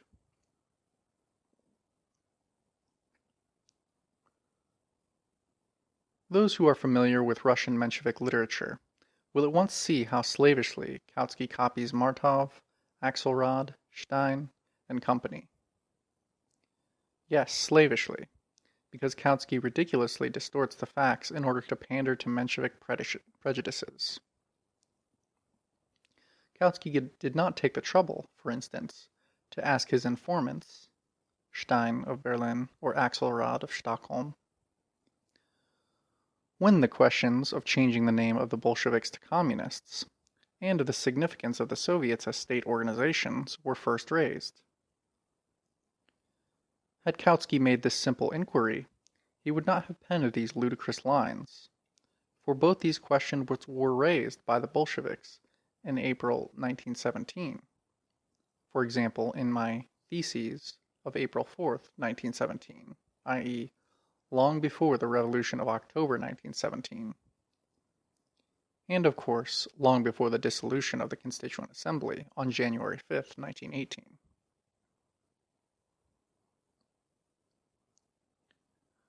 But Kautsky's argument, which I have just quoted in full, represents the crux of the whole question of the Soviets. The crux is, should the Soviets aspire to become state organizations? In April 1917, the Bolsheviks put forward the slogan, "All power to the Soviets." And at the Bolshevik Party conference held in the same month, they declared they were not satisfied with the bourgeois parliamentary republic, but demanded a workers' and peasants' republic of the Paris Commune or Soviet type. Or should the Soviets not strive for this, refrain from taking power into their hands, refrain from becoming state organizations, and remain the, quote, combat organizations of one class, as Martov expressed it, embellishing by this innocent wish the fact that under Menshevik leadership the Soviets were an instrument for the subjection of the workers to the bourgeoisie.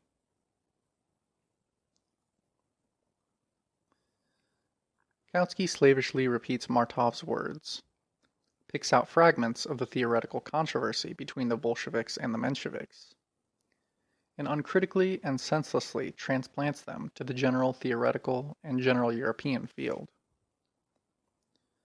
The result is such a hodgepodge as to provoke Homeric laughter in every class-conscious Russian worker had he read these arguments of Kautsky's.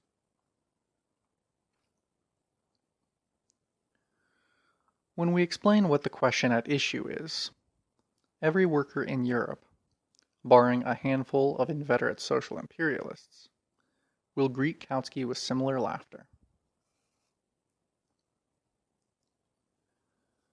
Kautsky has rendered Martov a backhanded service by developing his mistake into a glaring absurdity. Indeed, look what Kautsky's arguments amounts to. The Soviets embrace all wage workers. The old methods of economic and political struggle of the proletariat are inadequate against finance capital. The Soviets have a great role to play in the future, and not only in Russia. They will play a decisive role in great decisive battles between capital and labor in Europe. That is what Kautsky says. Excellent. But won't the, quote, decisive battles between capital and labor decide which of the two classes will assume state power? Nothing of the kind, heaven forbid. The Soviets, which embrace all the wage workers, must not become state organizations in the, quote, decisive battles. But what is the state? The state is nothing but a machine for the suppression of one class by another. Thus, the oppressed class, the vanguard of all the working and exploited people in modern society, must strive towards the, quote, decisive battles between labor and capital, but must not touch the machine by means of which capital suppresses labor. It must not break up that machine. It must not make use of its all-embracing organization for suppressing the exploiters. Excellent, Mr. Kautsky. Magnificent. Quote, we recognize the class struggle in the same way as all liberals recognize it, i.e., without the overthrow of the bourgeoisie.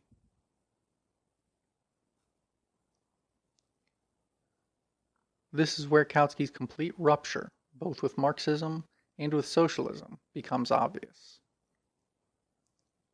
Actually, it is desertion to the camp of the bourgeoisie, who are prepared to concede everything except the transformation of the organizations of the class which they oppress into state organizations. Kautsky can no longer save his position of trying to reconcile everything and of getting away from all profound contradictions with mere phrases.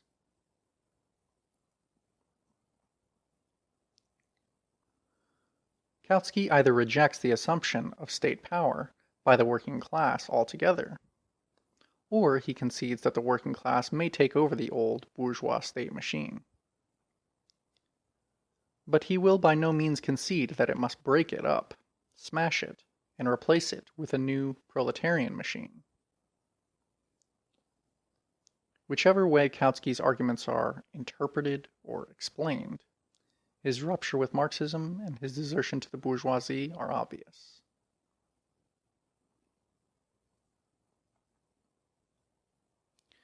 Back in the Communist Manifesto, describing what sort of state the victorious working class needs, Marx wrote, "The state, i.e., the proletariat, organized as the ruling class." Now we have a man who claims still to be a Marxist coming forward and declaring that the proletariat, fully organized and waging the decisive battle against capital, must not transform its class organizations into a state organization. Here, Kautsky has betrayed that, quote, superstitious belief in the state, which in Germany, as Engels wrote in 1891, quote, has been carried over into the general thinking of the bourgeoisie and even of many workers, end quote. Workers fight. Our Philistine agrees to this, as every bourgeois agrees, since the workers are fighting all the same, and the only thing to do is to devise means of blunting the edge of their sword. Fight, but don't dare win. Don't destroy the state machine of the bourgeoisie. Don't replace the bourgeois state organization by the proletarian state organization.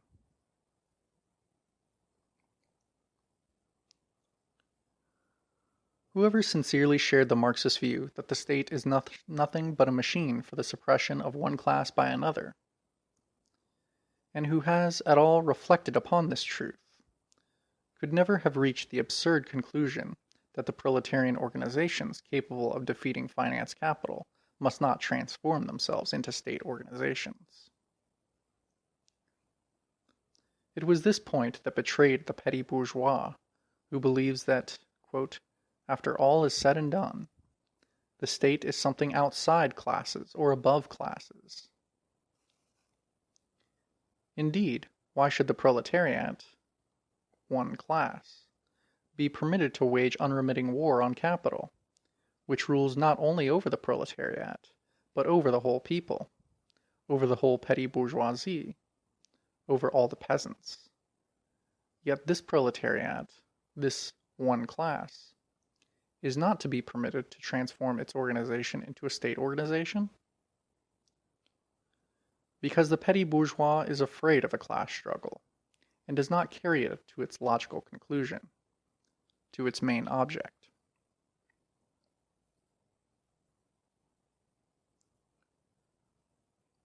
Kautsky has got himself completely mixed up, and has given himself away entirely. Mark you, he himself admits that Europe is heading for decisive battles between capital and labor, and that the old methods of economic and political struggle of the proletariat are inadequate. But these old methods were precisely the utilization of bourgeois democracy. It therefore follows...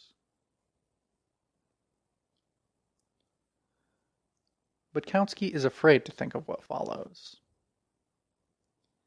It therefore follows that only a reactionary, an enemy of the working class, a henchman of the bourgeoisie, can now turn his face to the obsolete past, paint the charms of bourgeois democracy, and babble about pure democracy. Bourgeois democracy was progressive compared with medievalism, and it had to be utilized. But now it is not sufficient for the working class. Now we must look forward instead of backward, to replacing the bourgeois democracy by proletarian democracy.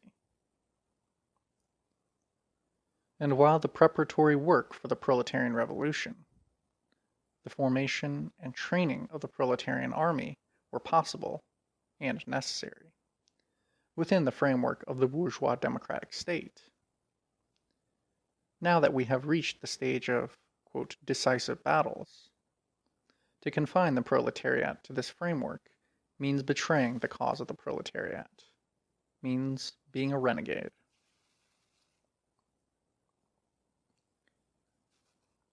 Kautsky has made himself particularly ridiculous by repeating Martov's argument, without noticing that in Martov's case, this argument was based on another argument, which he, Kautsky, does not use. Martov said, and Kautsky repeats after him, that Russia is not yet ripe for socialism, from which it logically follows that it is too early to transform the Soviets from organs of struggle into state organizations. Read, it is timely to transform the Soviets, with the assistance of the Menshevik leaders, into instruments for subjecting the workers to the imperialist bourgeoisie. Kautsky, however, cannot say outright that Europe is not ripe for socialism. In 1909, when he was not yet a renegade, he wrote that there was then no reason to fear a premature revolution, that whoever had renounced revolution for fear of defeat would have been a traitor. Kautsky does not dare renounce this outright. And so we get an absurdity, which completely reveals the stupidity and cowardice of the petty bourgeoisie. On the one hand, Europe is ripe for socialism and is heading towards decisive battles between capital and labor. But, on the other hand, the combat organization, i.e., the organization which arises, grows, and gains strength in combat, the organization of the proletariat, the vanguard and organizer, the leader of the oppressed, must not be transformed into a state organization.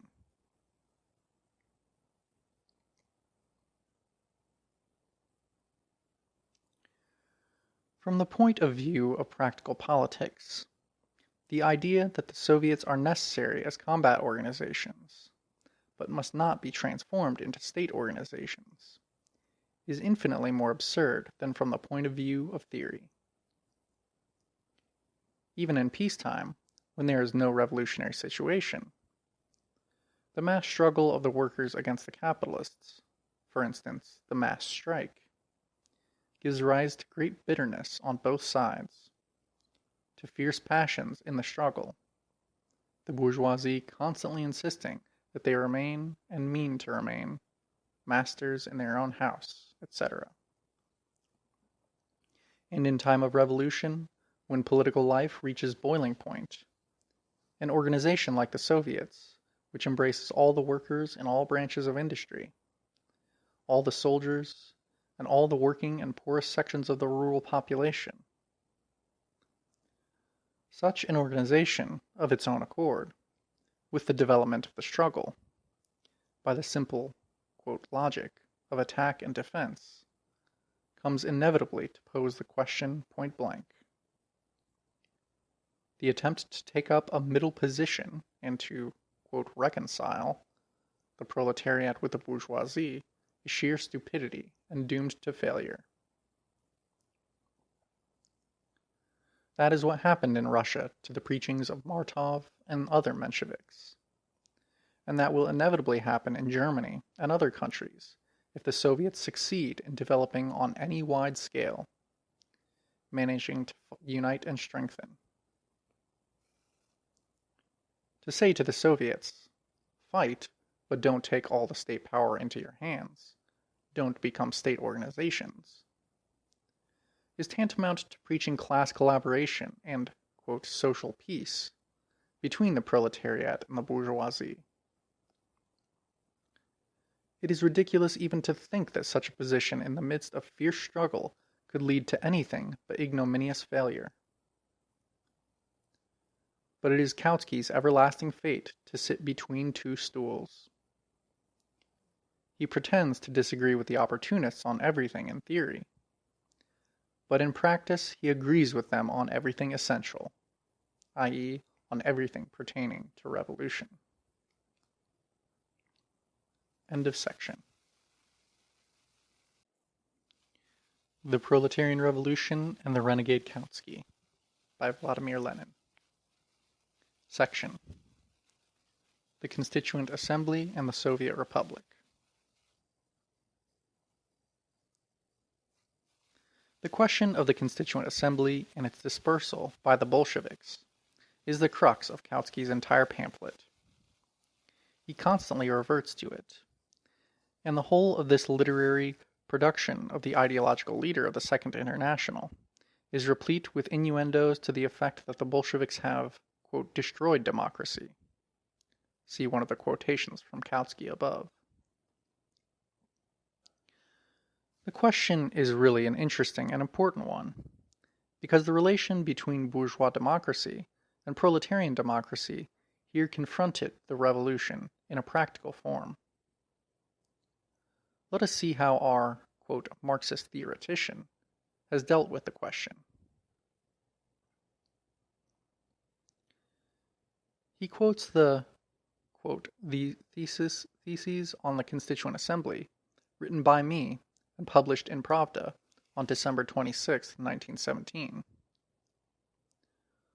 One would think that no better evidence of Kautsky's serious approach to the subject, quoting as he does the documents, could be desired. But look how he quotes. He does not say that there were 19 of these theses.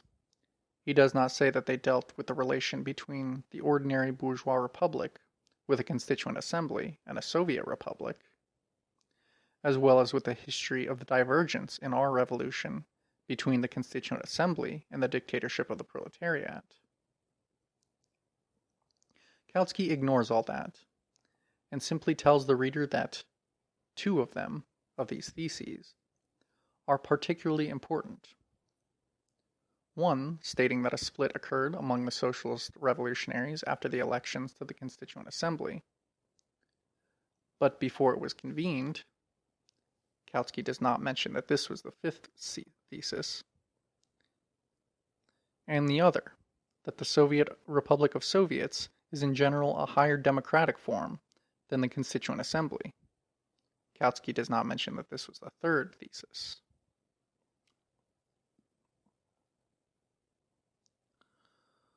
Only from this third thesis does Kautsky quote a part in full, namely the following passage. Quote, the Republic of Soviets is not only a higher type of democratic institution, as compared with the usual bourgeois republic crowned by a constituent assembly,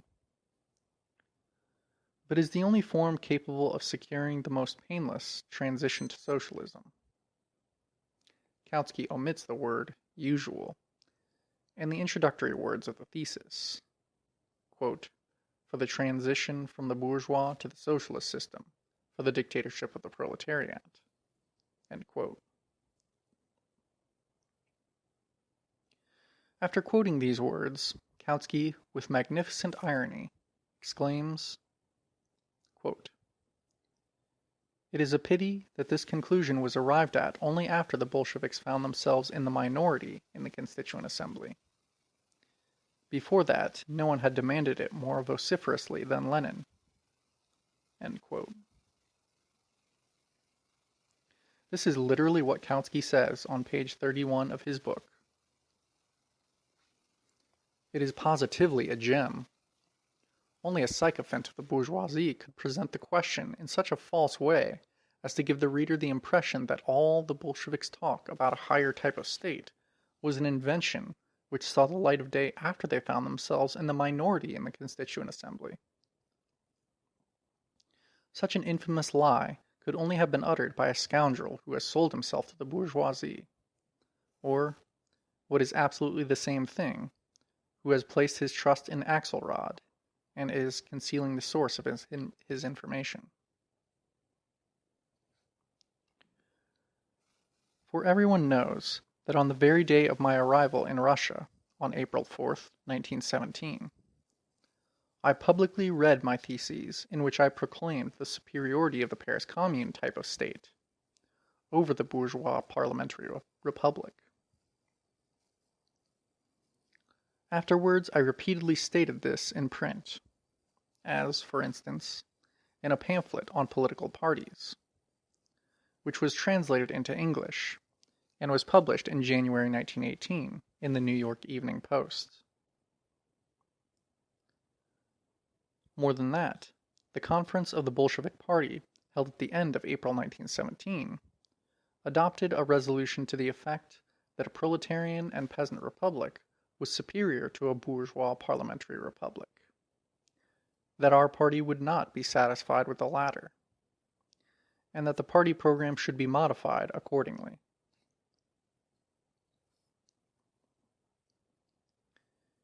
In face of these facts, what name can be given to Kautsky's trick of assuring his German readers that I had been vigorously demanding the convocation of the Constituent Assembly, and that I began to, quote, belittle the honor and dignity of the Constituent Assembly only after the Bolsheviks found themselves in the minority in it?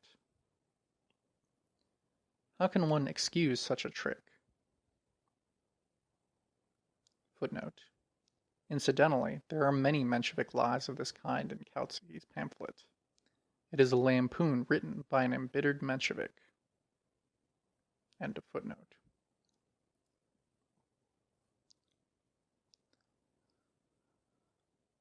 By pleading that Kautsky did not know the facts, if that is the case, why did he undertake to write about them?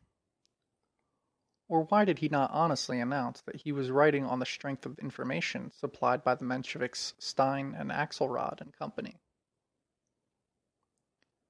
By pretending to be objective, Kautsky wants to conceal his role as the servant of the Mensheviks, who are disgruntled because they have been defeated. This, however, is a mere trifle compared with what is to come. Let us assume that Kautsky would not or could not obtain from his informants a translation of the Bolshevik resolutions and declarations on the question of whether the Bolsheviks would be satisfied with a bourgeois parliamentary democratic republic or not. Let us assume this, although it is incredible. But Kautsky directly mentions my theses of December 26, 1917, on page 30 of his book. Does he not know these theses in full? Or does he know only what was translated for him by the Steins, the Axelrods, and Company? Kautsky quotes the third thesis on the fundamental question of whether the Bolsheviks, before the elections to the Constituent Assembly, realized that a Soviet republic is superior to a bourgeois republic, and whether they told the people that. But he keeps silent about the second thesis. The second thesis reads as follows, quote, "While demanding the convocation of a Constituent Assembly, revolutionary social democracy has ever since the beginning of the Revolution of 1917, repeatedly emphasized that a republic of Soviets is a higher form of democracy than the usual bourgeois republic with a constituent assembly. My italics. End quote.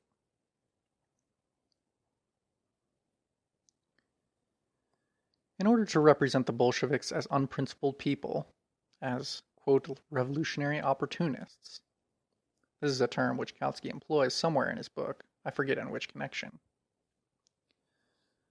Mr. Kautsky has concealed from his German readers the fact that the thesis contains a direct reference to repeated declarations. These are the petty, miserable, and contemptible methods Mr. Kautsky employs. That is the way he has evaded the theoretical question.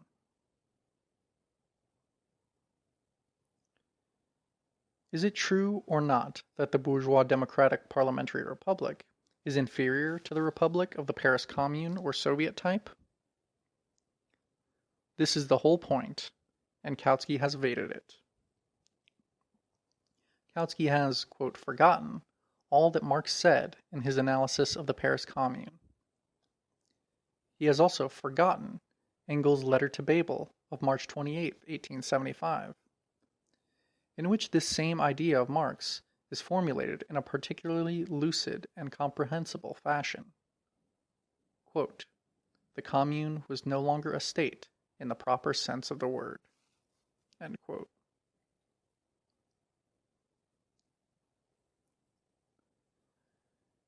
Here is the most prominent theoretician of the Second International, in a special pamphlet on the dictatorship of the proletariat, specifically dealing with Russia, where the question of a form of state that is higher than a democratic bourgeois republic has been raised directly and repeatedly, ignoring this very question.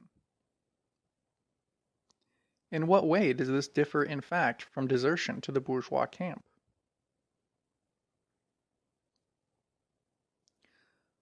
Let us observe in parentheses that in this respect, too, Kautsky is merely trailing after the Russian Mensheviks. Among the latter, there are any number of people who know all the quotations from Marx and Engels. Yet not a single Menshevik from April to October 1917, and from October 1917 to October 1918, has ever made a single attempt to examine the question of the Paris Commune type of state. Plekhanov, too, has evaded the question. Evidently, he had to.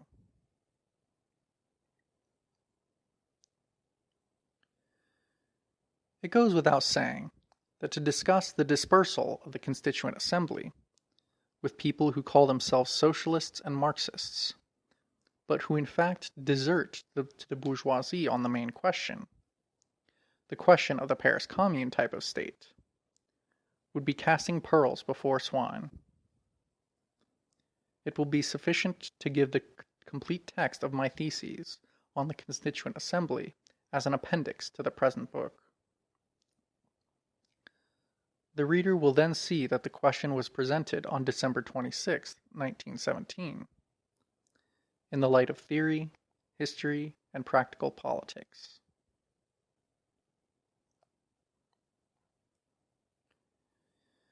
If Kautsky has completely renounced Marxism as a theoretician, he might at least have examined the question of the struggle of the Soviets with the Constituent Assembly as a historian.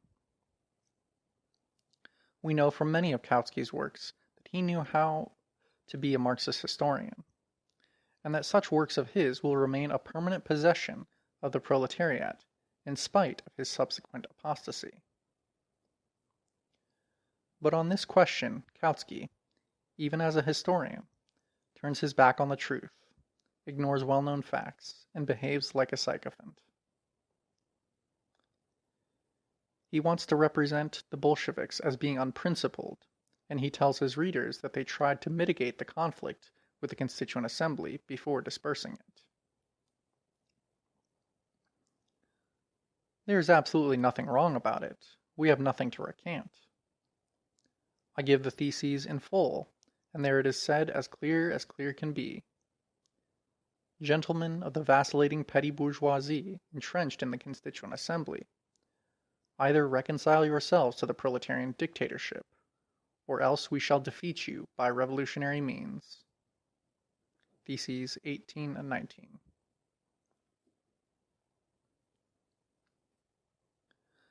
That is how a really revolutionary proletariat has always behaved, and always will behave, towards the vacillating petty bourgeoisie.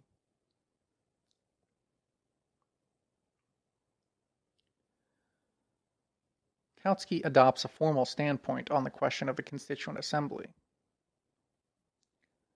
My theses say clearly and repeatedly that the interests of the revolution are higher than the formal rights of the Constituent Assembly. See Theses 16 and 17. The formal democratic point of view is precisely the point of view of the bourgeois democrat, who refuses to admit that the interests of the proletariat and of the proletarian class struggle are supreme. As a historian, Kautsky would not have been able to deny that bourgeois parliaments are the organs of this or that class.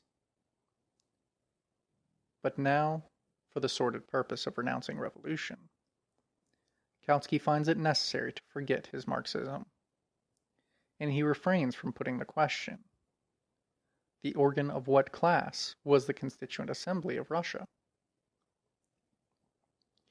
Kautsky does not examine the concrete conditions. He does not want to face facts. He does not say a single word to his German readers about the fact that the theses contained not only a theoretical elucidation of the question of the limited character of bourgeois democracy, Theses 1 to 3, not only a description of the concrete conditions which determined the discrepancy between the party lists of candidates in the middle of October 1917 and the real state of affairs in December 1917, Theses 4 to 6, but also a history of the class struggle and the Civil War in October to December 1917, Theses 7 through 15.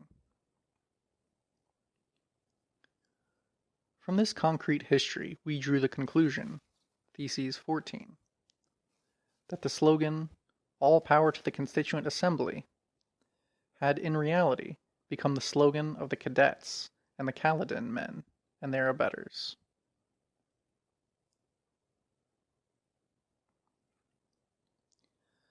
Kautsky the historian fails to see this. Kautsky the historian has never heard that universal suffrage sometimes produces petty bourgeois, sometimes reactionary and counter-revolutionary parliaments. Kautsky the Marxist historian has never heard that the form of elections, the form of democracy, is one thing, and the class content of the given institution is another. This question of the class content of the Constituent Assembly is directly put and answered in my theses. Perhaps my answer is wrong. Nothing would have been more welcome to us than a Marxist criticism of our analysis by an outsider. Instead of writing utterly silly phrases, of which there are plenty in Kautsky's book, about somebody preventing criticism of Bolshevism, he ought to have set out to make such a criticism. But the point is that he offers no criticism. He does not even raise the question of a class analysis of the Soviets on the one hand, and of the Constituent Assembly on the other. It is therefore impossible to argue, to debate with Kautsky. All we can do is to demonstrate to the reader why Kautsky cannot be called anything else but a renegade.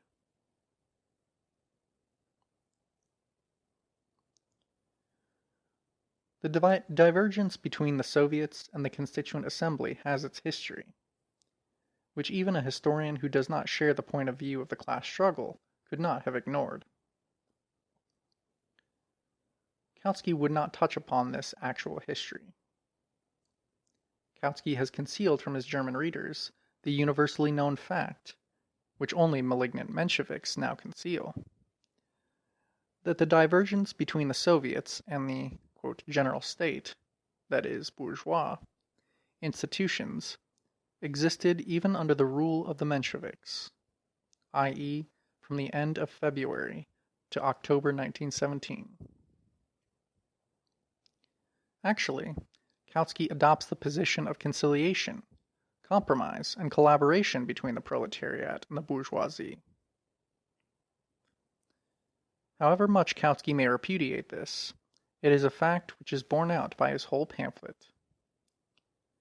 To say that the Constituent Assembly should not have been dispersed is tantamount to saying that the fight against the bourgeoisie should not have been fought to a finish, that the bourgeoisie should not have been overthrown, and that the proletariat should have made peace with them.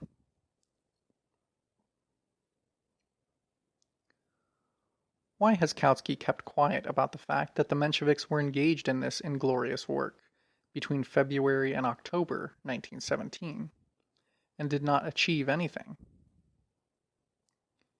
If it was possible to reconcile the bourgeoisie with the proletariat, why didn't the Mensheviks succeed in doing so?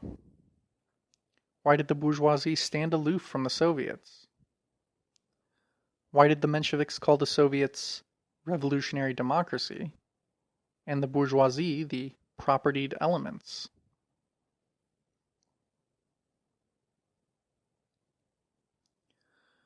Kautsky has concealed from his German readers that it was the Mensheviks who, in the epoch of their rule, February to October 1917, called the Soviets revolutionary democracy, thereby admitting their superiority over all other institutions. It is only by concealing this fact that Kautsky the historian made it appear that the divergence between the Soviets and the bourgeoisie had no history, that it arose instantaneously, without cause, suddenly, because of the bad behavior of the Bolsheviks. Yet, in actual fact, it was the more than 6 months, an enormous period of time in revolution, experience of Menshevik compromise, of their attempts to reconcile the proletariat with the bourgeoisie, that convinced the people of the fruitlessness of these attempts and drove the proletariat away from the Mensheviks.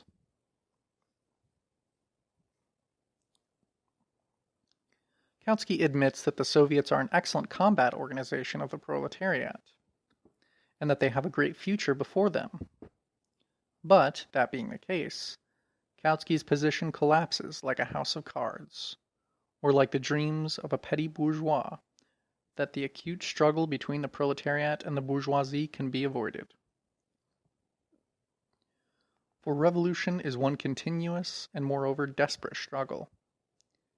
And the proletariat is the vanguard class of all the oppressed, the focus and center of all the aspirations of all the oppressed for their emancipation. Naturally, therefore, the Soviets, as the organ of the struggle of the oppressed people, reflected and expressed the moods and changes of opinions of these people ever so much more quickly, fully, and faithfully than any other institution. That, incidentally, is one of the reasons why Soviet democracy is the highest type of democracy.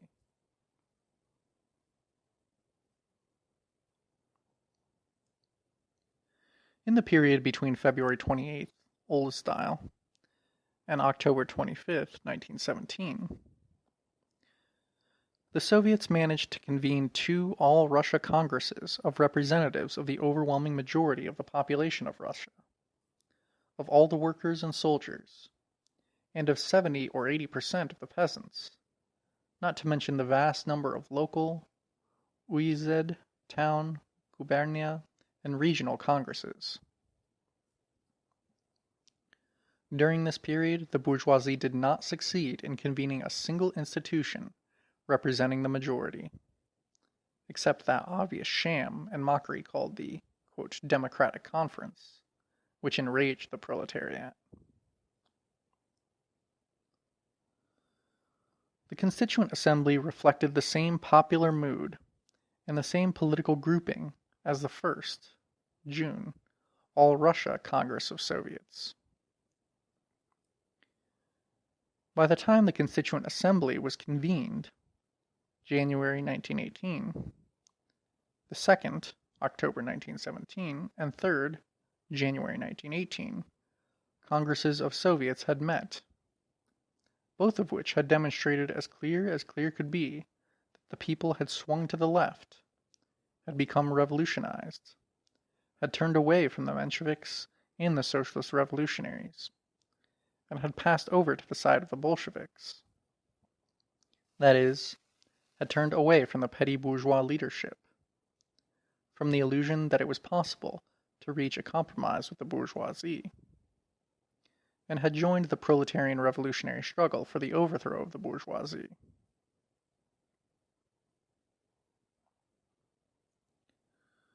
So, even the external history of the Soviets shows that the Constituent Assembly was a reactionary body, and that its dispersal was inevitable. But Kautsky sticks firmly to his slogan, "Let pure democracy prevail through the revolution, though the revolution perish, and the bourgeoisie triumph over the proletariat."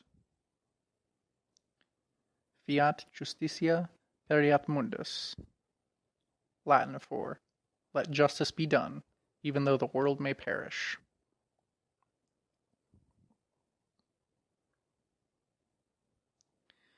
Here are the brief figures relating to the All-Russia Congresses of Soviets in the course of the history of the Russian Revolution.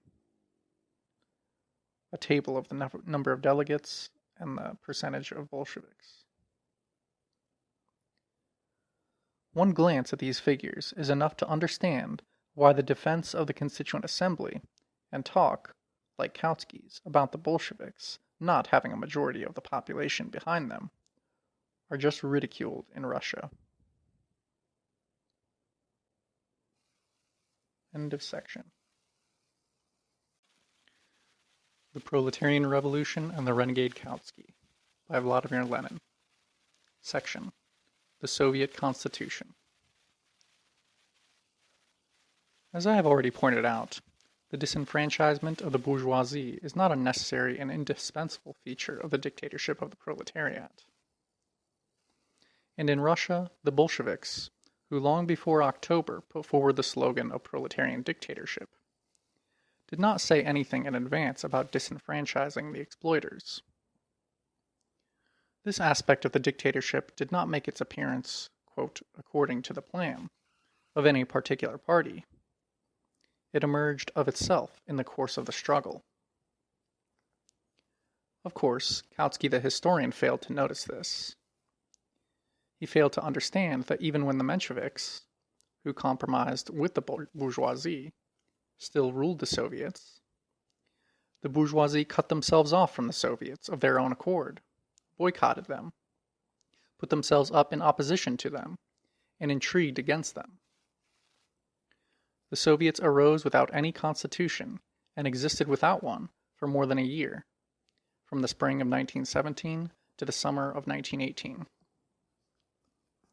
The fury of the bourgeoisie against this independent and omnipotent, because it was all-embracing, organization of the oppressed, the fight, the unscrupulous, self-seeking, and sordid fight the bourgeoisie waged against the Soviets. And lastly, the overt participation of the bourgeoisie, from the cadets to the right socialist revolutionaries, from Milyukov to Kerensky, in the Kornilov Mutiny. All this paved the way for the formal exclusion of the bourgeoisie from the Soviets.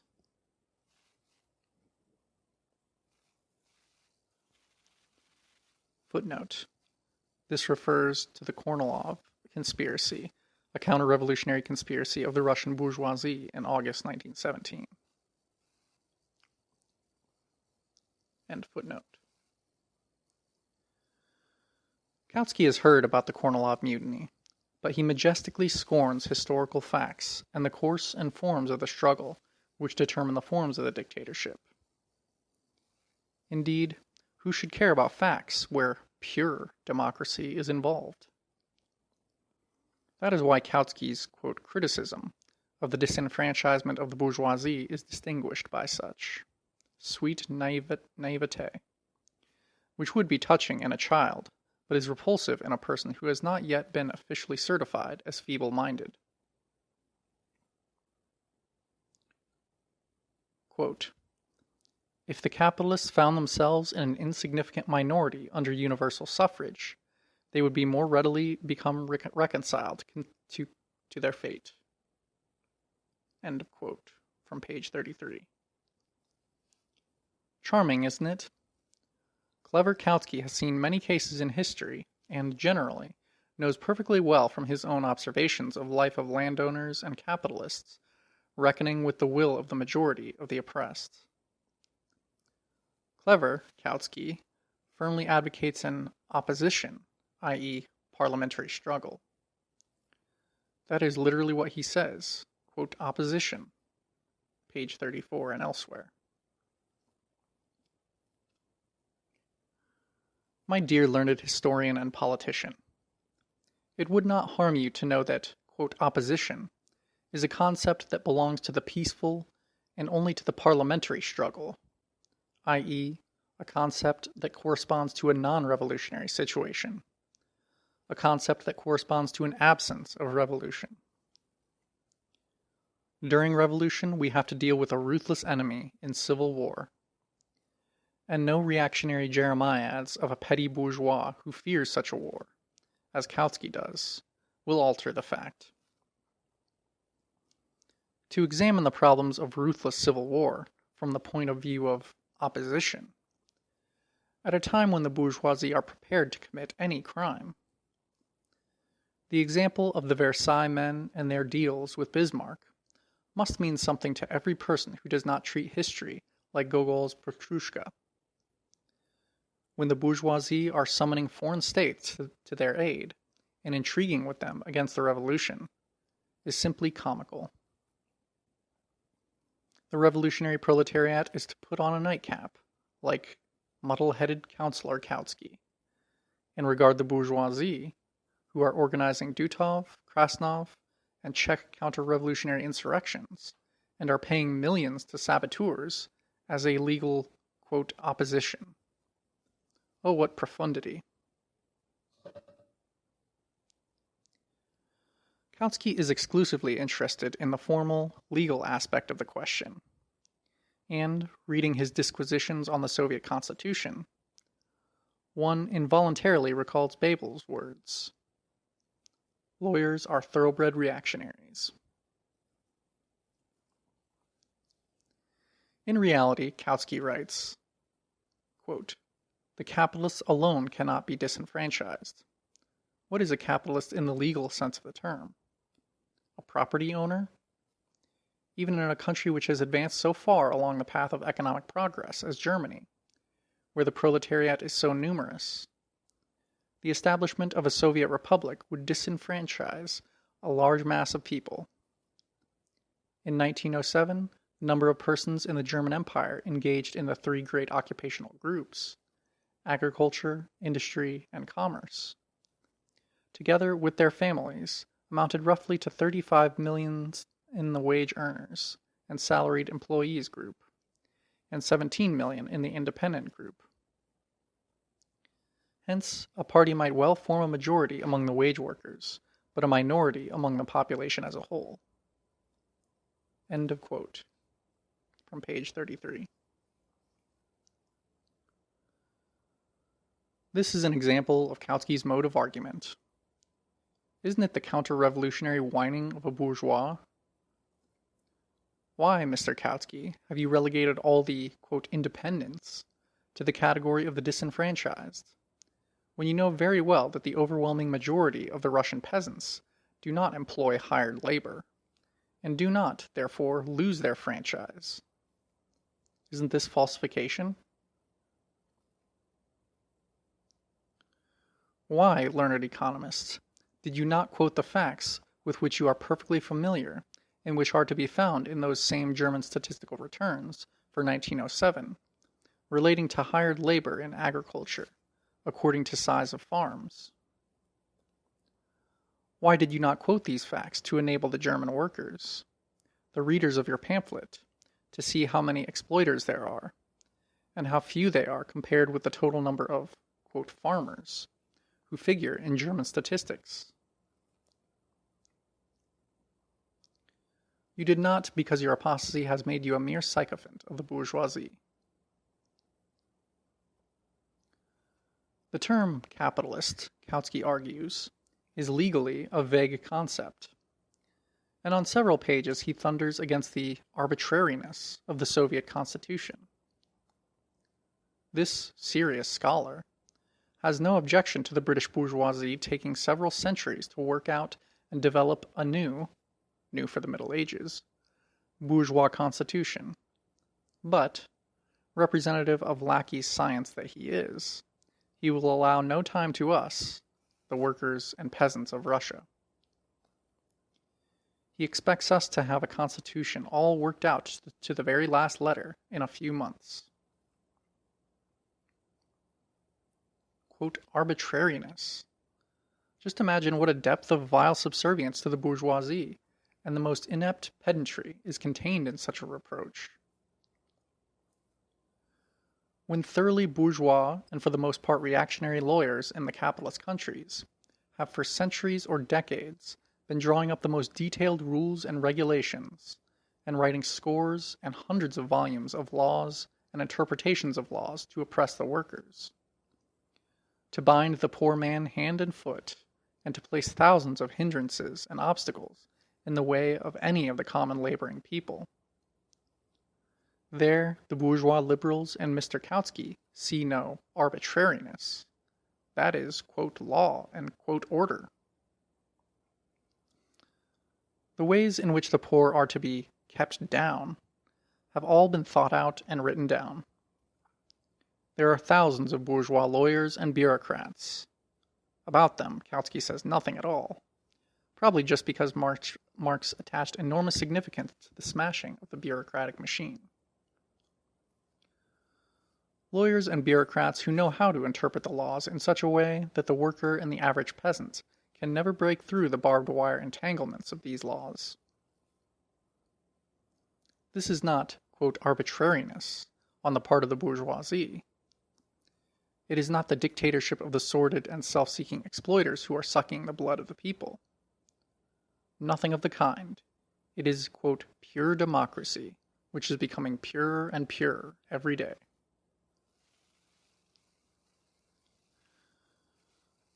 But now that the toiling and exploited classes, while cut off by the imperialist war from their brothers across the border, have for the first time in history set up their own Soviets, have called to the work of political construction those people whom the bourgeoisie used to oppress, grind down, and stupefy, and have begun themselves to build a new proletarian state,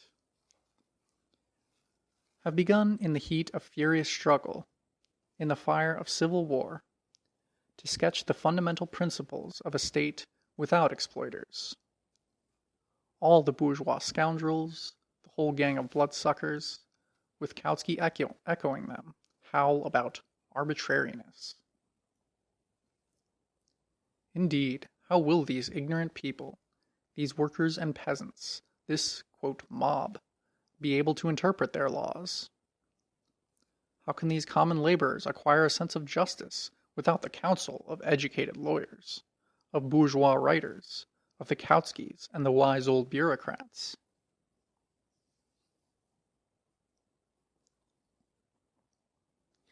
Mr. Kautsky quotes from my speech of April 28, 1918, the words, quote, "The people themselves determine the procedure and the time of elections," and Kautsky, the, quote, pure Democrat, infers from this, quote, "Hence it would mean that every assembly of electors may determine the procedure of elections at their own discretion.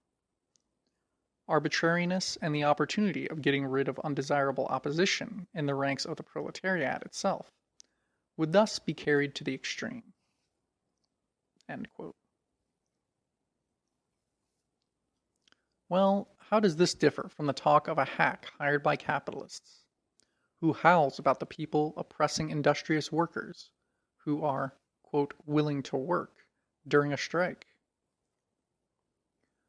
Why is the bourgeois bureaucratic method of determining electoral procedure under pure bourgeois democracy not arbitrariness? Why should the sense of justice among the masses who have risen to fight their age-old exploiters, and who are being educated and steeled in this desperate struggle, be less than that of a handful of bureaucrats, intellectuals, and lawyers brought up in bourgeois prejudices? Kautsky is a true socialist. Don't dare suspect the sincerity of this very respectable father of a family, of this very honest citizen. He is an ardent and convinced supporter of the victory of the workers, of the proletarian revolution. All he wants is that the honey-mouthed, petty bourgeois intellectuals and philistines in nightcaps should first, before the masses begin to move, before they start a furious battle with the exploiters, and certainly without civil war, draw up a moderate and precise set of rules for the development of the revolution.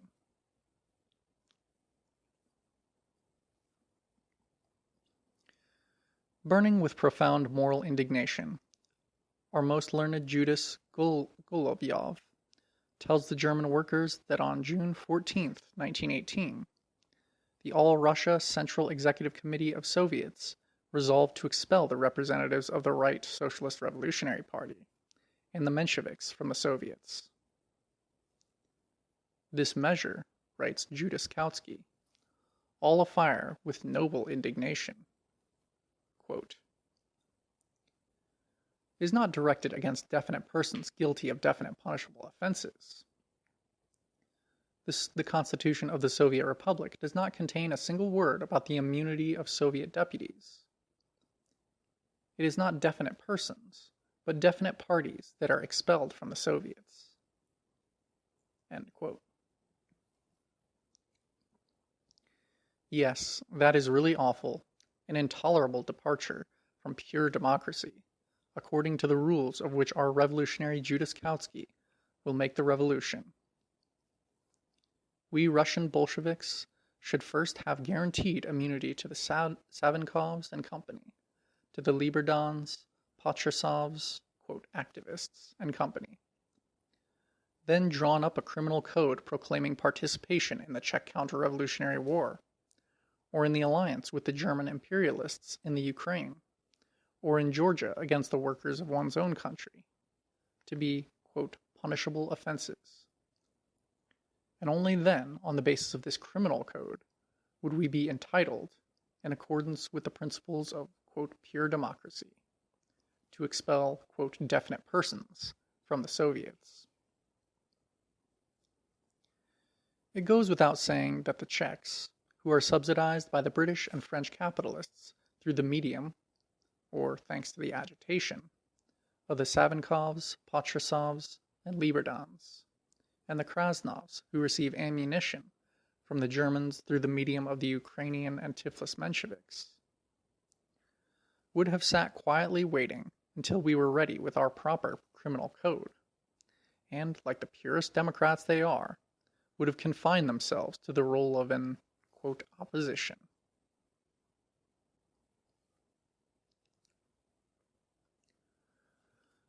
No less profound moral indignation is aroused in Kautsky's breast by the fact that the Soviet Constitution disenfranchises all those who, quote, employ hired labor with a view to profit.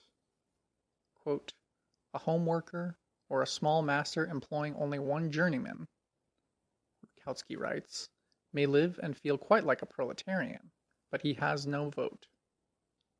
End quote.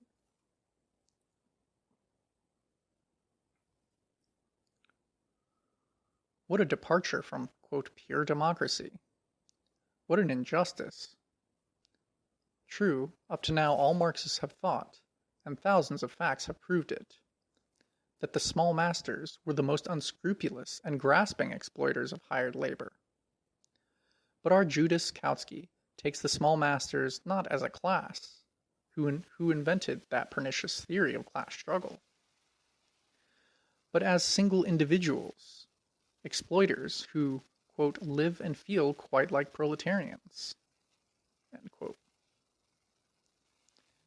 The famous thrifty Agnes, who was considered dead and buried long ago, has come to life again under Kautsky's pen. This thrifty Agnes was invented and launched into German literature some decades ago by that, quote, pure Democrat, the bourgeois Eugene Richter. He predicted untold calamities that would follow the dictatorship of the proletariat, the confiscation of the capital of the exploiters, and asked with an innocent air, "What is a capitalist in the legal sense of the term?" He took as an example a poor, thrifty seamstress, thrifty Agnes, whom the wicked proletarian dictators rob of her last farthing. There was a time when all German social democrats used to poke fun at this thrifty Agnes of the pure Democrat, Eugene Richter. But that was a long, long time ago, when Bebel, who was quite frank and open about there being many national liberals in his party, was still alive.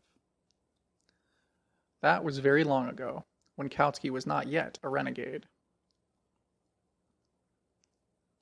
Now, thrifty Agnes has come to life again in the person of the small master who employs only one journeyman and who lives and feels quite like a proletarian.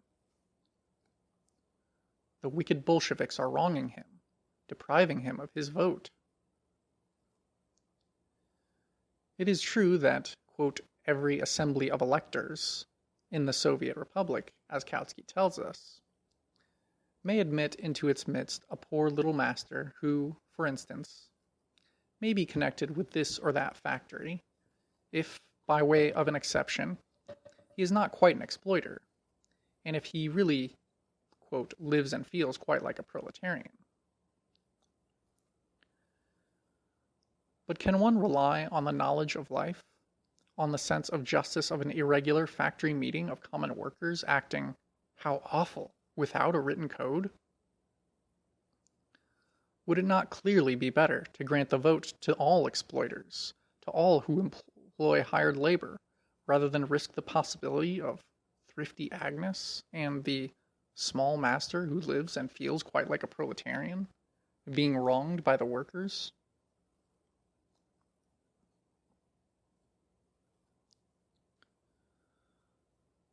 Let the contemptible renegade scoundrels, amidst the applause of the bourgeoisie and the social chauvinists, abuse our Soviet Constitution for disenfranchising the exploiters. That's fine, because it will accelerate and widen the split between the revolutionary workers of Europe and the Scheidemans and Kautskys, the Renaudels and Longuets, the Hendersons and Ramsay MacDonalds, the old leaders and old betrayers of socialism.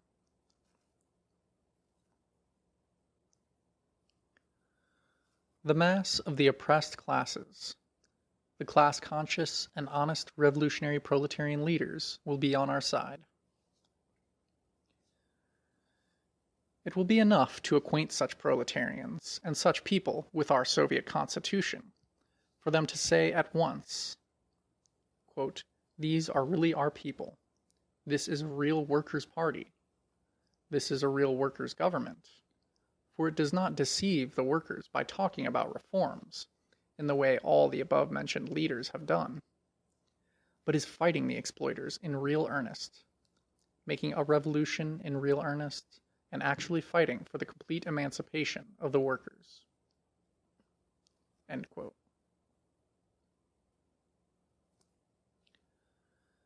The fact that after a year's experience, the Soviets have deprived the exploiters of the franchise shows that the Soviets are really organizations of the oppressed and not of social imperialists and social pacifists who have sold themselves to the bourgeoisie. The fact that the Soviets have disenfranchised the exploiters shows they are not organs of petty bourgeois compromise with the capitalists, not organs of parliamentary chatter on the part of the Kautskys, the Longuets, and the MacDonalds, but organs of the genuinely revolutionary proletariat which is waging a life-and-death struggle against the exploiters. Quote, Kautsky's book is almost unknown here, end quote. A well-informed comrade wrote to me from Berlin a few days ago. Today is October 30th. I would advise our ambassadors in Germany and Switzerland not to stint thousands in buying up this book and distributing it gratis among the class-conscious workers, so as to trample in the mud this European, read imperialist and reformist, social democracy, which has been a stinking corpse.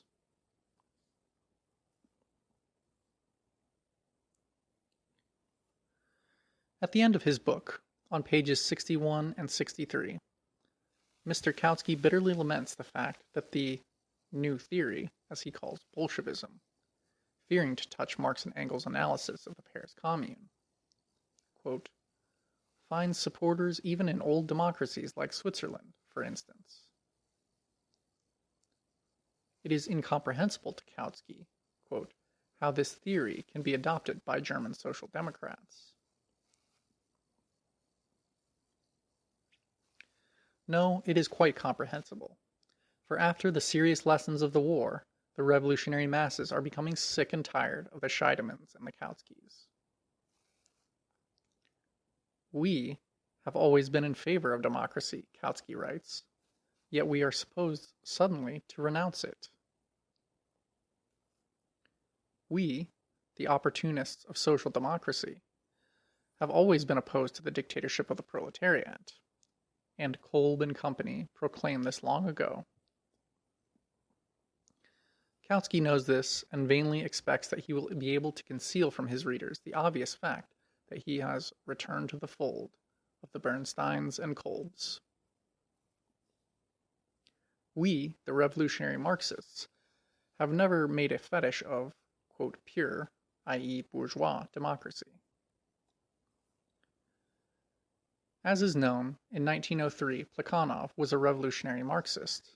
Later, his unfortunate turn brought him to the position of a Russian Scheidemann.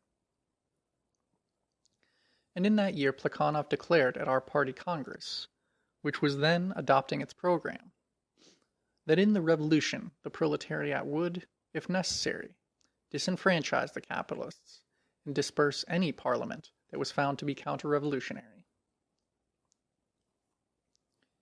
That this is the only view that corresponds to Marxism will be clear to anybody, even from the statements of Marx and Engels which I have quoted above. It patently follows from all the fundamental principles of Marxism. We, the revolutionary Marxists, never made speeches to the people that the Kautskyites of all nations love to make, cringing before the bourgeoisie, adapting themselves to the bourgeois parliamentary system, keeping silent about the bourgeois character of modern democracy, and demanding only its extension, only that it be carried to the logical conclusion. We said to the bourgeoisie, you, exploiters and hypocrites, talk about democracy, while at every step you erect thousands of barriers to prevent the oppressed people from taking part in politics. We take you at your word, and, in the interests of these people, demand the extension of your bourgeois democracy in order to prepare the people for revolution for the purpose of overthrowing you, the exploiters. And if you exploiters attempt to offer resistance to our proletarian revolution, we shall ruthlessly suppress you. We shall deprive you of all rights. More than that, we shall not give you any bread. For in our proletarian republic, the exploiters will have no rights. They will be deprived of fire and water. For we are socialists in real earnest, and not in the Scheidemann or Kautsky fashion. That is what we, the revolutionary Marxists, said, and will say. And that is why the oppressed people will support us and be with us, while the Scheidemanns and Kautskys will be swept into the renegade's cesspool. End of section. The Proletarian Revolution and the Renegade Kautsky. Section. What is internationalism? Kautsky is absolutely convinced that he is an internationalist and calls himself one. The Scheidemans he calls, quote, government socialists.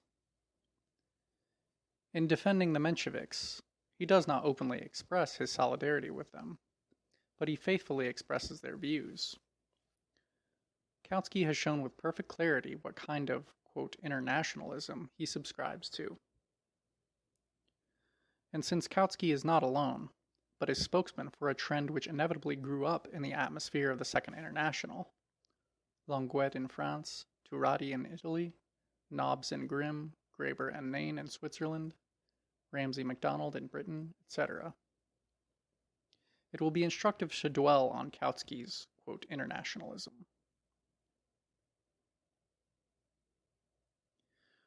After emphasizing that the Mensheviks also attended the Zimmerwald Conference, a diploma certainly, but a tainted one, Kautsky sets forth the view of the Mensheviks, with whom he agrees, in the following manner, beginning of long quote. The Mensheviks wanted a general peace. They wanted all the belligerents to adopt the formula, no annexations and no indemnities.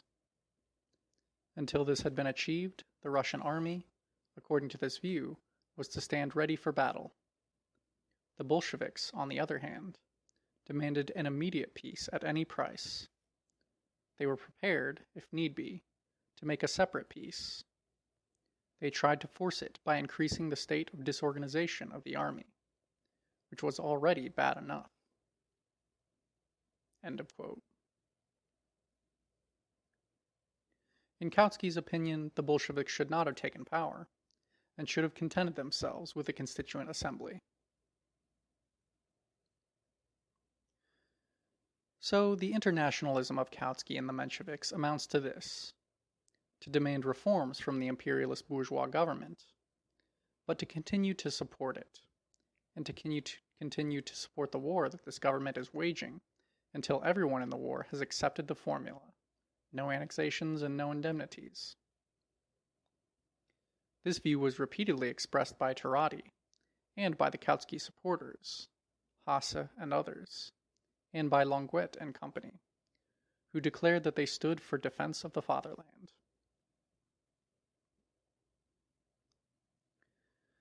Theoretically, this shows a complete inability to disassociate oneself from the social chauvinists and complete confusion on the question of defense of the fatherland. Politically, it means substituting petty bourgeois nationalism for internationalism, deserting to the reformists' camp, and renouncing revolution.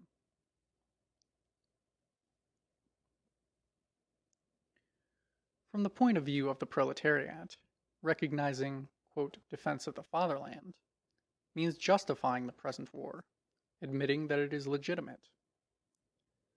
And since the war remains an imperialist war, both under a monarchy and under a republic, irrespective of the country, mine or some other country, in which the enemy troops are stationed at a given moment, recognizing defense of the fatherland means, in fact, supporting the imperialist predatory bourgeoisie and completely betraying socialism.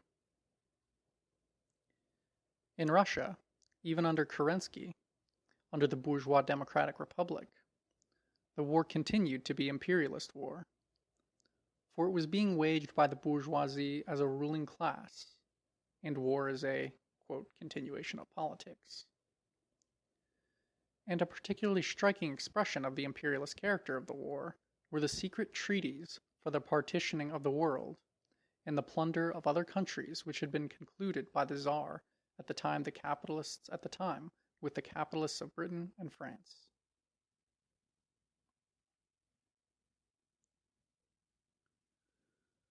The Mensheviks deceived the people in a most despicable manner by calling this war a defensive or revolutionary war.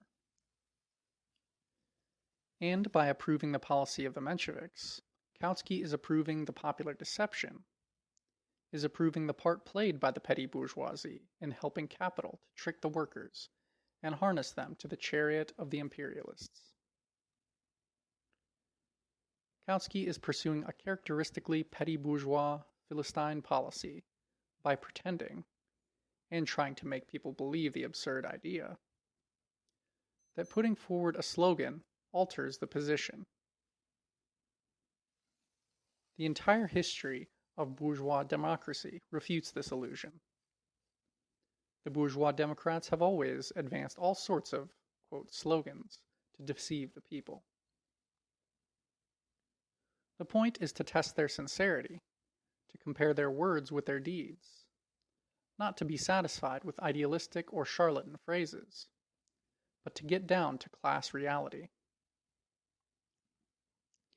An imperialist war does not cease to be imperialist when charlatans or phrasemongers or petty bourgeois Philistines put forward sentimental, quote, slogans, but only when the class which is conducting the imperialist war and is bound to it by millions of economic threads, and even ropes, is really overthrown and is replaced at the helm of the state by the really revolutionary class, the proletariat. There is no other way of getting out of an imperialist war, as also out of an imperialist predatory peace.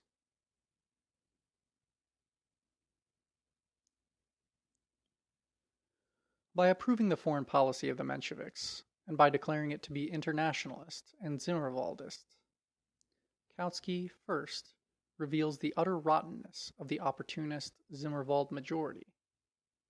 No wonder we, the left Zimmerwaldists, at once disassociated ourselves from such a majority. And secondly, and this is the chief thing, passes from the position of the proletariat to the position of the petty bourgeoisie, from the revolutionary to the reformist.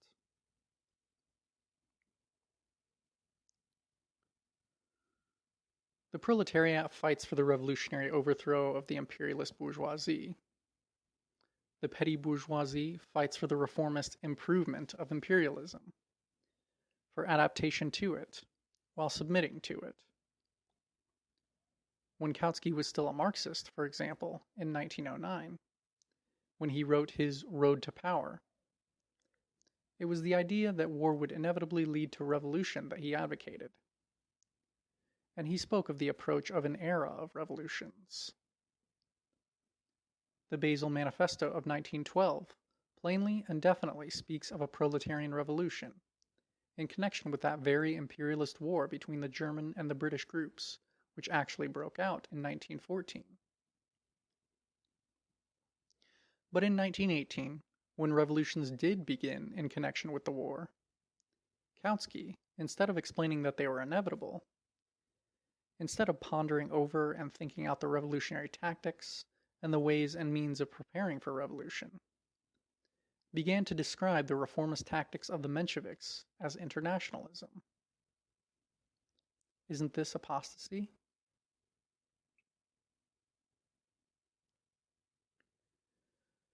Kautsky praises the Mensheviks for having insisted on maintaining the fighting strength of the army, and he blames the Bolsheviks for having added to, quote, disorganization of the army, which was already disorganized enough as it was. This means praising reformism and submission to the imperialist bourgeoisie, and blaming and renouncing revolution. For under Kerensky, maintaining the fighting strength of the army meant its preservation under bourgeois, albeit republican, command. Everybody knows, and the progress of events has strikingly confirmed it, that this Republican army preserved the Kornilov spirit because its officers were Kornilov men.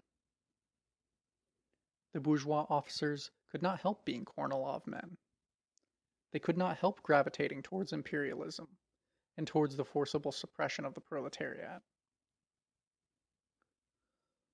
All that the Menshevik tactics amounted to in practice was to leave all the foundations of the imperialist war and all the foundations of the bourgeois dictatorship intact, to patch up details and to daub over a few trifles, reforms.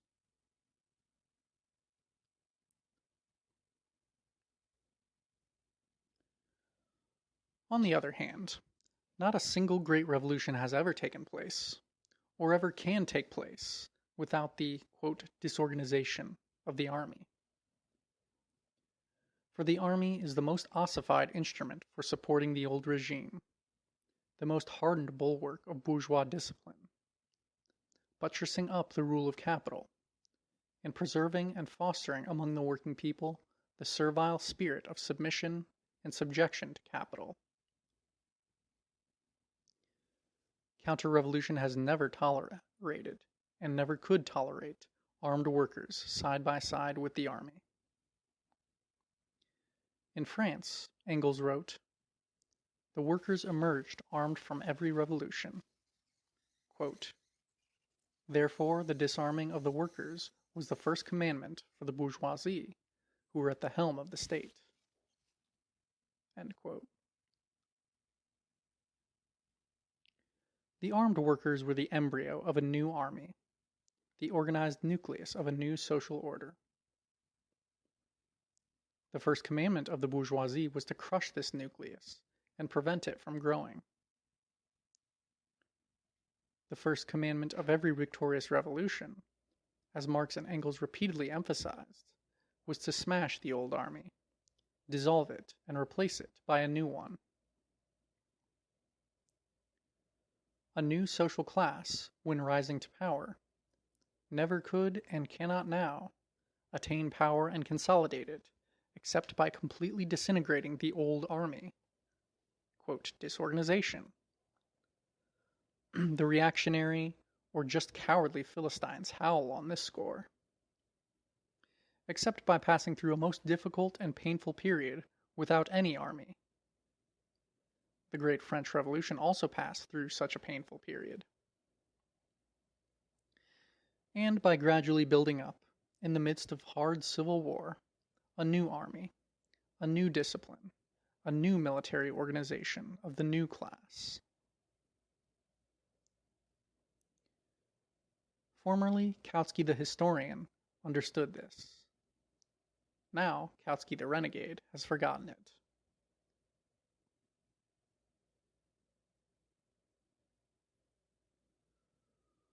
What right has Kautsky to call the Scheidemans, quote, government socialists, if he approves of the tactics of the Mensheviks in the Russian Revolution? In supporting Kerensky and joining his ministry, the Mensheviks were also government socialists. Kautsky could not escape this conclusion if he were put to the question as to which is the ruling class that is waging the imperialist war. But Kautsky avoids raising the question about the ruling class, a question that is imperative for a Marxist, for the mere raising of it would expose the renegade.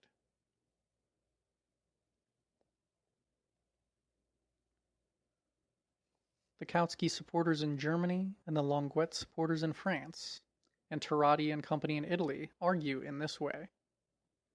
Socialism presupposes the equality and freedom of nations, their self-determination. Hence, when our country is attacked, or when enemy troops invade our territory, it is the right and duty of socialists to defend their country. But theoretically, such an argument is either a sheer mockery of socialism, or a fraudulent subterfuge.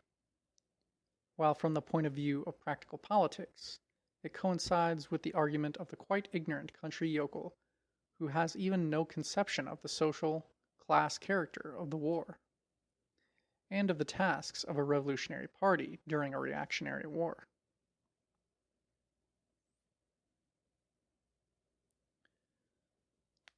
Socialism is opposed to violence against nations. That is indisputable. But socialism is opposed to violence against men in general. Apart from Christian anarchists and Tolstoyans, however, no one has yet drawn the conclusion from this that socialism is opposed to revolutionary violence. So, to talk about violence in general, without examining the conditions which distinguish reactionary from revolutionary violence, means being a Philistine who renounces revolution, or else it means simply deceiving oneself and others by sophistry.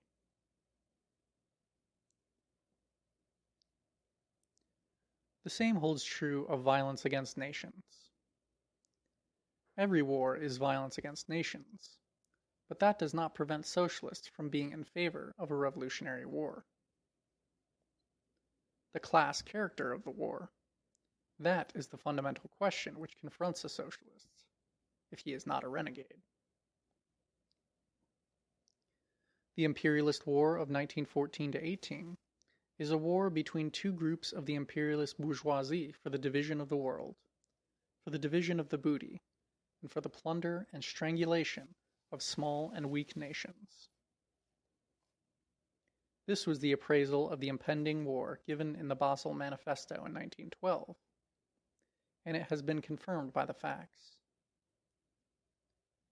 Whoever departs from this view of war is not a socialist.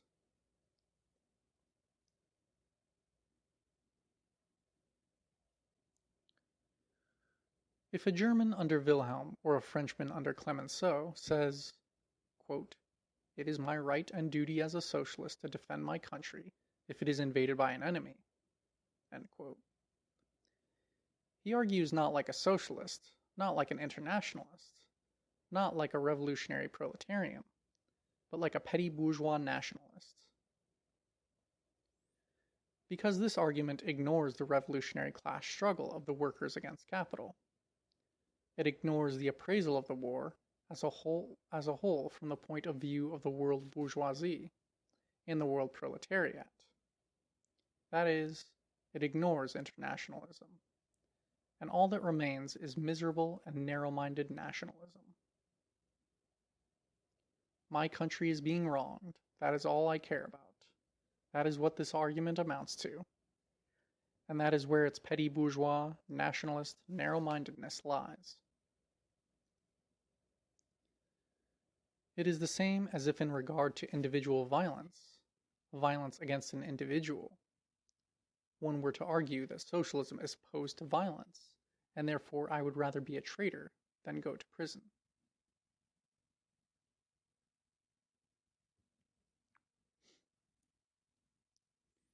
The Frenchman, German, or Italian who says, quote, "Socialism is opposed to violence against nations, therefore I defend myself when my country is invaded," end quote, betrays socialism and internationalism, because such a man sees only his own country. He puts his own bourgeoisie above everything else, and does not give a thought to the international connections which make the war an imperialist war, and his bourgeoisie a link in the chain of imperialist plunder.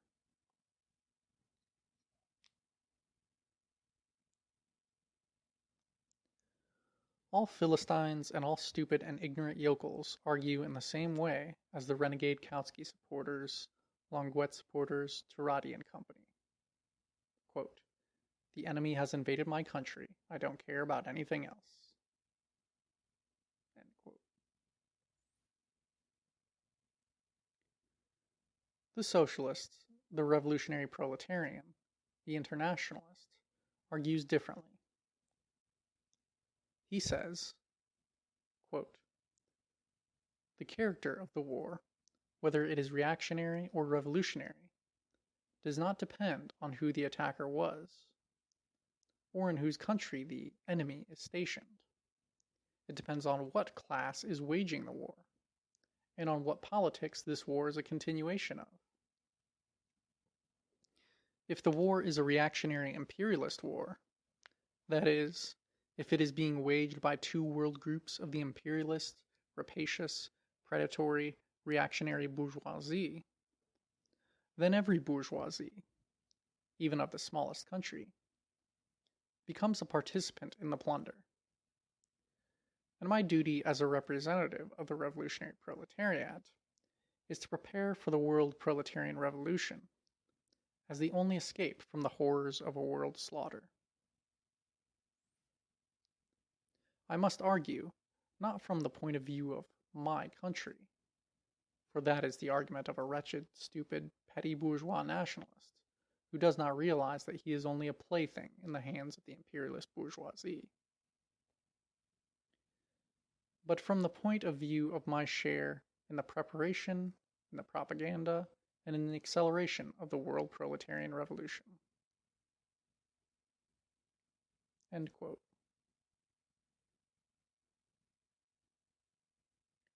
That is what internationalism means.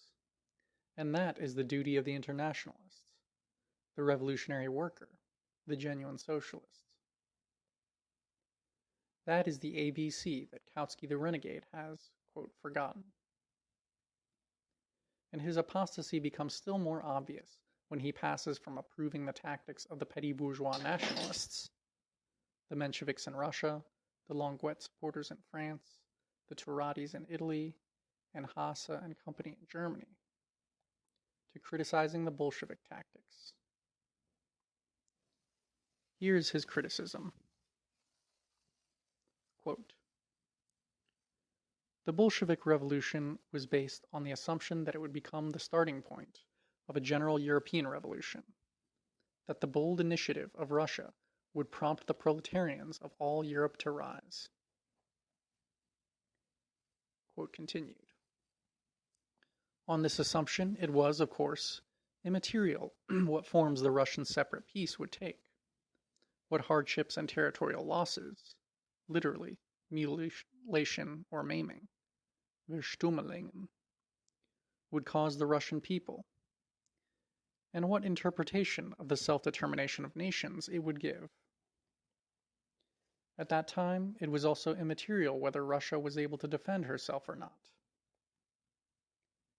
According to this view, the European Revolution would be the best protection of the Russian Revolution, and would bring complete and genuine self-determination to all peoples inhabiting the former Russian territory.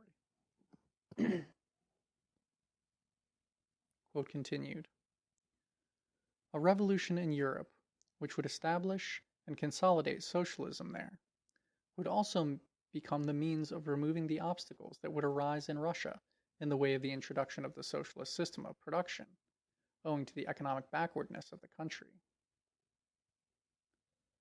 All this was very logical and very sound, only if the main assumption were granted, namely, that the Russian Revolution would infallibly let loose a European revolution.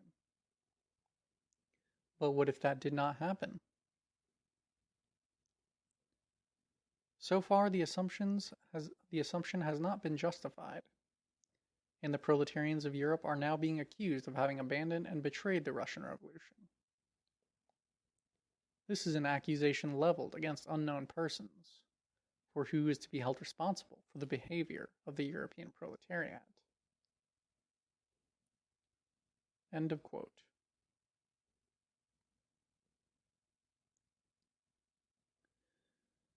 And Kautsky then goes on to explain at great length that Marx, Engels, and Bebel were more than once mistaken about the advent of revolution they had anticipated, but that they never based their tactics on the expectation of a revolution, quote, at a definite date. Whereas he says, the Bolsheviks, quote, staked everything on one card, on a general European revolution, end quote.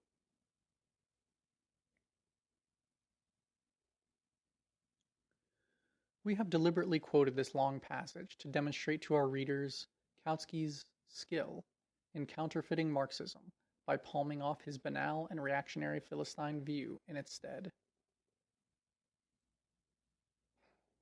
First, to ascribe to an opponent an obviously stupid idea, and then to refute it, is a trick practiced by none too clever people. If the Bolsheviks had based their tactics on the expectation of a revolution in other countries by a definite date, that would have been an undeniable stupidity. But the Bolshevik Party has never been guilty of such stupidity. In my letter to American workers, August 20th, 1918, I expressly disown this foolish idea by saying that we count on an American revolution, but not by any definite date. I dwelt at length upon the very same idea more than once in my controversy with the left socialist revolutionaries and the, quote, left communists, January to March 1918. Kautsky has committed a slight, just a very slight forgery, on which he in fact based his criticism of Bolshevism. Kautsky has confused tactics based on the expectation of a European revolution in the more or less near future, but not at a definite date, with tactics based on the expectation of a European revolution at a definite date. A slight, just a very slight forgery.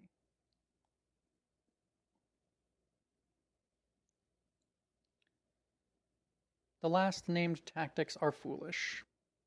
The first named are obligatory for a Marxist. For every revolutionary proletarian and internationalist.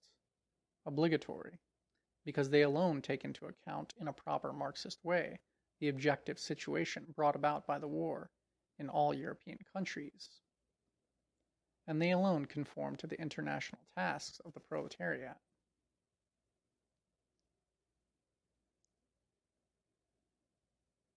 By substituting the petty question about an error which the Bolshevik revolutionaries might have made, but did not, for the important question of the foundations of revolutionary tactics in general, Kautsky adroitly abjures all revolutionary tactics.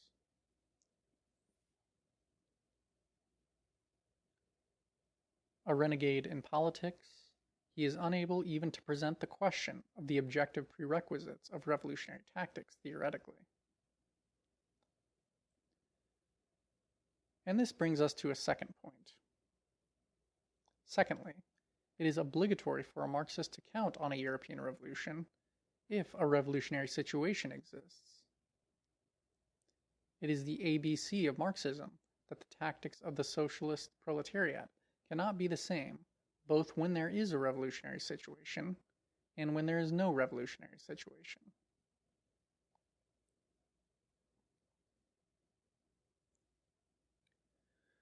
If Kautsky had put this question, which is obligatory for a Marxist, he would have seen that the answer was absolutely against him.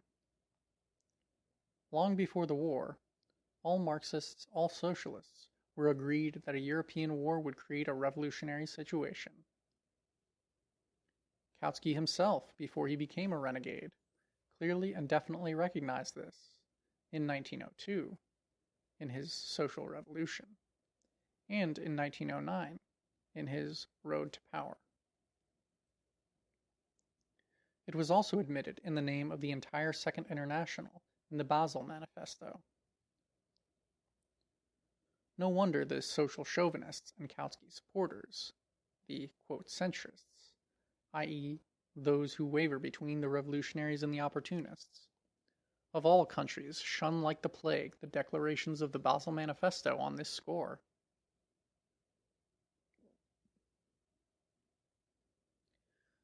So, the expectation of a revolutionary situation in Europe was not an infatuation of the Bolsheviks, but the general opinion of all Marxists.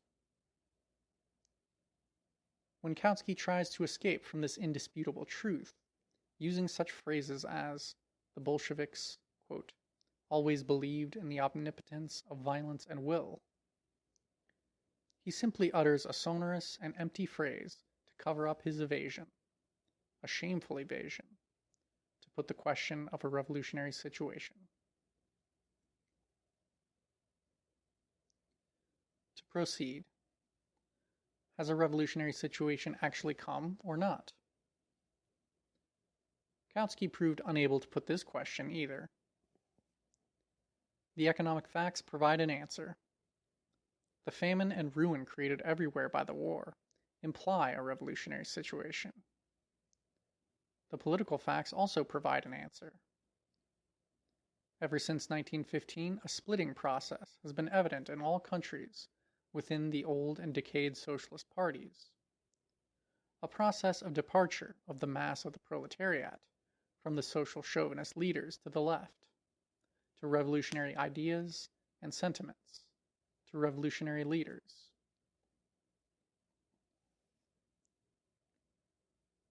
Only a person who dreads revolution and betrays it could have failed to see these facts on August 5, 1918, when Kautsky was writing his pamphlet. And now, at the end of October 1918, the revolution is growing in a number of European countries, and growing under everybody's eyes, and very rapidly at that. Kautsky, the, quote, revolutionary, who still wants to be regarded as a Marxist, has proved to be a short-sighted Philistine, who, like those Philistines of 1847 whom Marx ridiculed, failed to see the approaching revolution. Now to the third point. Thirdly, what should be the specific features of revolutionary tactics when there is a revolutionary situation in Europe?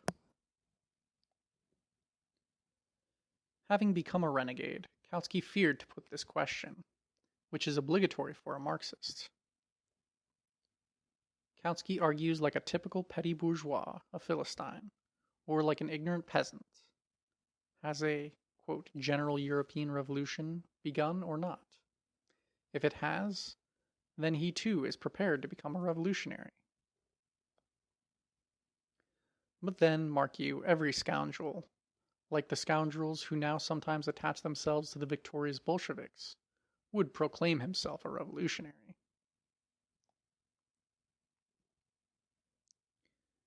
If it has not, then Kautsky will turn his back on revolution. Kautsky does not display a shade of understanding of the truth that a revolutionary Marxist differs from the Philistine and petty bourgeois by his ability to preach to the uneducated masses that the maturing revolution is necessary, to prove that it is inevitable, to explain its benefits to the people, and to prepare the proletariat and all the working and exploited people for it.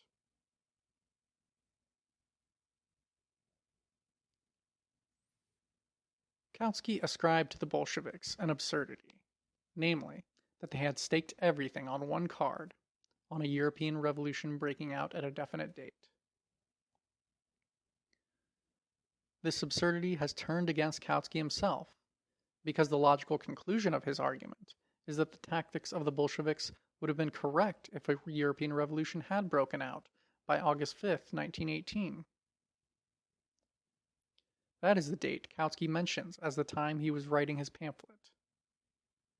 And when, a few weeks after this, August 5th, it became clear that revolution was coming in a number of European countries, the whole apostasy of Kautsky, his whole falsification of Marxism, and his utter inability to reason or even to present questions in a revolutionary manner, became revealed in all their charm.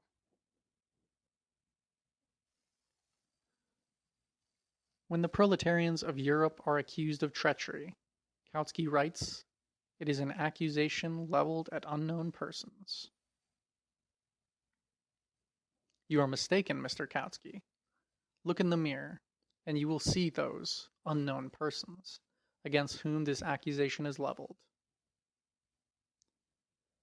Kautsky assumes an air of naivete and pretends not to understand who leveled the accusation and its meaning.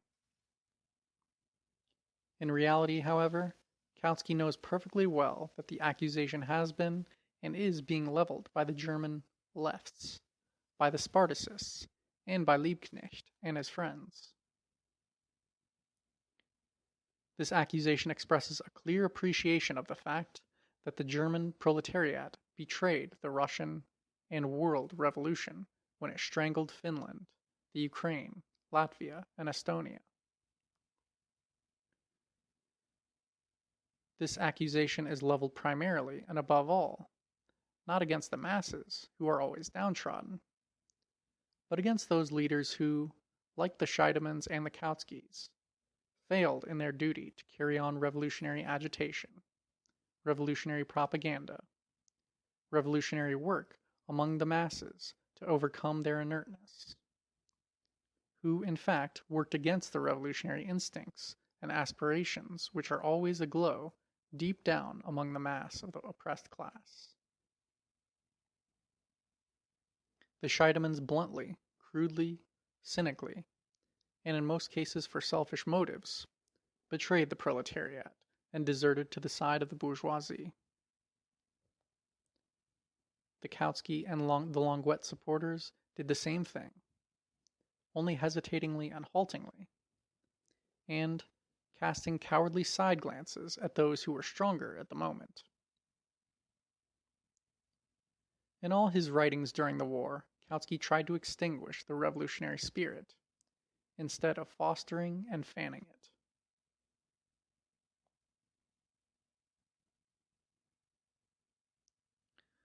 The fact that Kautsky does not even understand the enormous theoretical importance, and the even greater agitational and propaganda importance of the, quote, accusation that the proletarians of Europe have betrayed the Russian Revolution will remain a veritable historical monument to the Philistine stupefaction of the, quote, average leader of German official social democracy.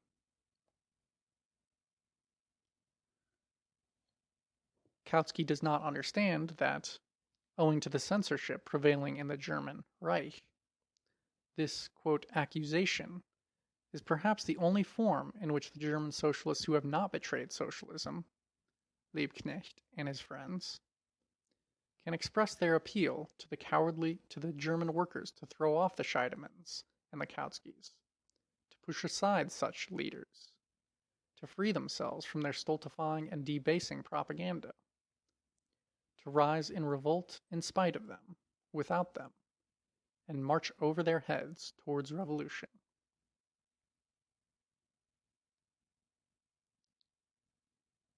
Kautsky does not understand this. And how could he understand the tactics of the Bolsheviks?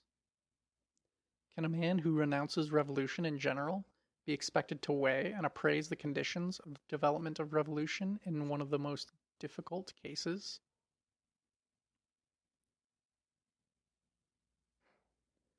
The Bolsheviks' tactics were correct. They were the only internationalist tactics, because they were based not on the cowardly fear of a world revolution, not on the Philistine, quote, lack of faith in it, not on the narrow nationalist desire to protect one's, quote, own fatherland, the fatherland of one's own bourgeoisie, while not, quote, giving a damn about all the rest, but on a correct, and before the war, and before the apostasy of the social chauvinists and social pacifists, a universally accepted estimation of the revolutionary situation in Europe. These tactics were the only internationalist tactics, because they did the utmost possible in one country for the development, support, and awakening of the revolution in all countries. These tactics have been justified by their enormous success, for Bolshevism, not by any means because of the merits of the Russian Bolsheviks, but because of the most profound sympathy of the people everywhere for tactics that are revolutionary in practice, has become world Bolshevism, has produced an idea, a theory, a program, and tactics which differ concretely and in practice from those of social chauvinism and social pacifism.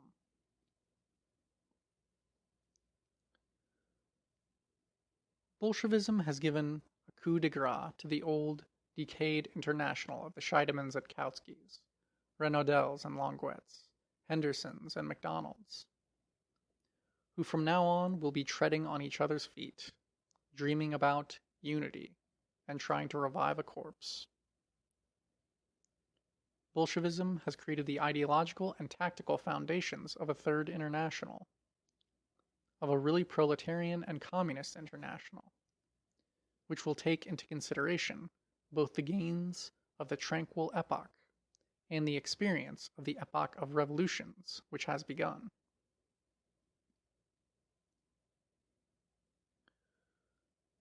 Bolshevism has popularized throughout the world the idea of the, quote, dictatorship of the proletariat, has translated these words from the Latin, first into Russian, and then into all the languages of the world, and has shown by the example of Soviet government that the workers and poor peasants, even of a backward country, even with the least experience, education, and habits of organization, have been able for a whole year, amidst gigantic difficulties, and amidst a struggle against the exploiters, who were supported by the bourgeoisie of the whole world, to maintain the power of the working people, to create a democracy that is immeasurably higher and broader than all previous democracies in the world, and to the creative work of tens of millions of workers and peasants for the practical construction of socialism.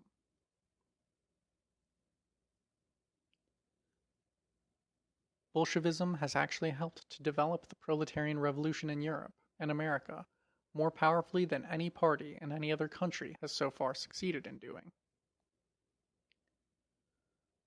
While the workers of the whole world are realizing more and more clearly every day that the tactics of the Scheidemans and Kautskys have not delivered them from the imperialist war, and from wage slavery to the imperialist bourgeoisie, and that these tactics cannot serve as a model for all countries. The mass of workers in all countries are realizing more and more clearly every day that Bolshevism has indicated the right road of escape from the horrors of war and imperialism, that Bolshevism can serve as a model of tactics for all.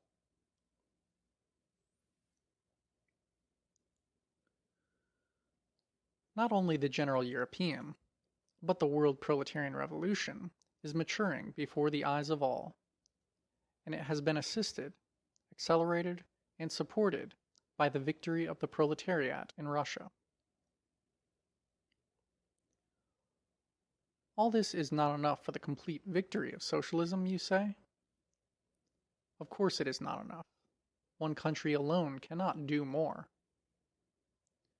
But this one country, thanks to Soviet government, has done so much that even if Soviet government in Russia were to be crushed by world imperialism tomorrow, as a result, let us say, of an agreement between German and Anglo-French imperialism, even granted that very worst possibility, it would still be found that Bolshevik tactics have brought enormous benefit to socialism and have assisted the growth of the invincible world revolution. End of section. The Proletarian Revolution and the Renegade Kautsky. Section. Subservience to the bourgeoisie in the guise of economic analysis.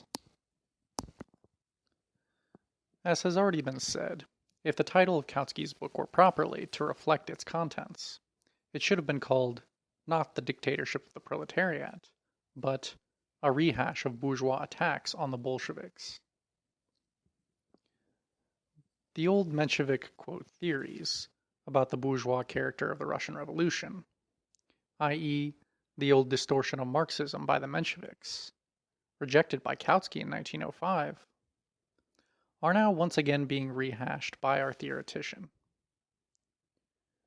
We must now deal with this question, however boring it may be for Russian Marxists. The Russian Revolution is a bourgeois revolution, said all the Marxists of Russia before 1905. The Mensheviks, substituting liberalism for Marxism, drew the following conclusion from this. The proletariat, therefore, must not go beyond what is acceptable to the bourgeoisie, and must pursue a policy of compromise with them. The Bolsheviks said this was a bourgeois liberal theory. The bourgeoisie were trying to bring about the reform of the state on bourgeois, reformist, not revolutionary lines, while preserving the monarchy, the landlord system, etc., as far as possible. The proletariat must carry through the bourgeois democratic revolution to the end, not allowing itself to be, quote, bound by the reformism of the bourgeoisie. The Bolsheviks formulated the alignment of class forces in the bourgeois revolution as follows. The proletariat, winning over the peasants, will neutralize the liberal bourgeoisie and utterly destroy the monarchy, medievalism, and the landlord system.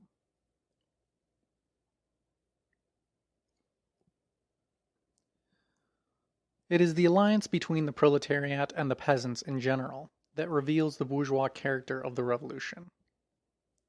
For the peasants in general are small producers who exist on the basis of commodity production. Further, the Bolsheviks then added, the proletariat will win over the entire semi-proletariat, all the working and exploited people, will neutralize the middle peasants, and overthrow the bourgeoisie. This will be a socialist revolution, as distinct from a bourgeois democratic revolution. See my pamphlet, Two Tactics, published in 1905, and reprinted in 12 Years, St. Petersburg, 1907.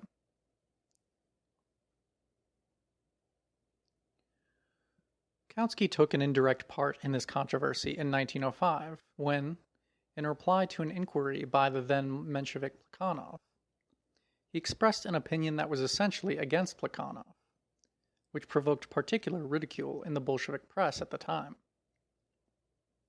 But now Kautsky does not say a single word about the controversies of that time, for fear of being exposed by his own statements, and thereby makes it utterly impossible for the German reader to understand the essence of the matter.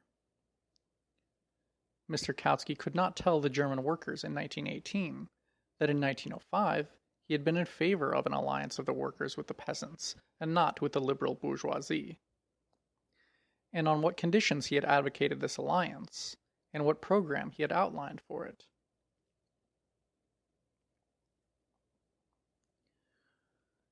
Backing out from his old position, Kautsky, under the guise of an, quote, economic analysis, and talking proudly about historical materialism, now advocates the subordination of the workers to the bourgeoisie, and, with the aid of quotations from the Menshevik Maslov, choose over the old liberal views of the Mensheviks.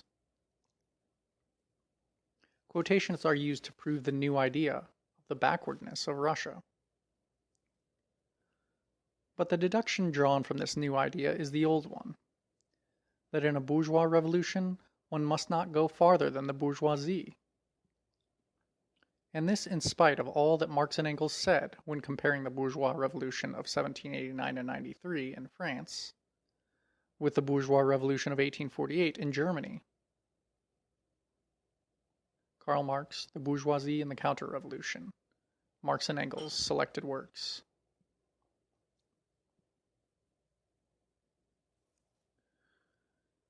Before passing to the chief, quote, argument, and the main content of Kautsky's, quote, economic analysis, let us note that Kautsky's very first sentences reveal a curious confusion or superficiality of thought.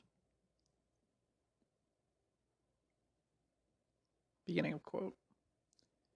Agriculture, and specifically small peasant farming, our theoretician announces, to this day represents the economic foundation of Russia. About 4/5, perhaps even 5/6 of the population live by it. End quote.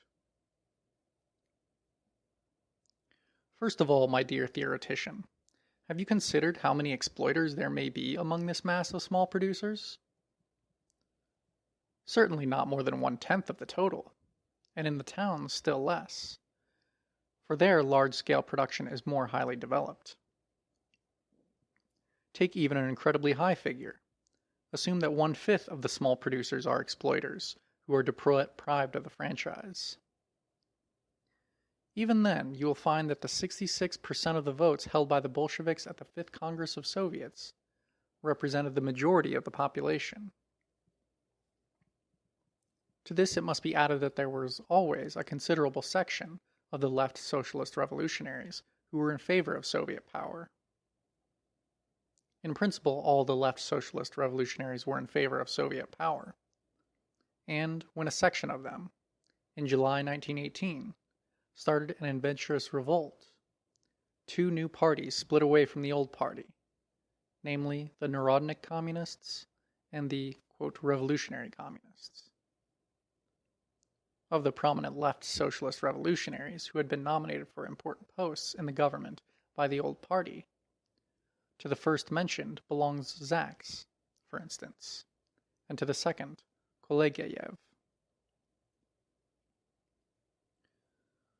So, Kautsky has himself, inadvertently, refuted this ridiculous fable that the Bolsheviks only have the backing of a minority of the population.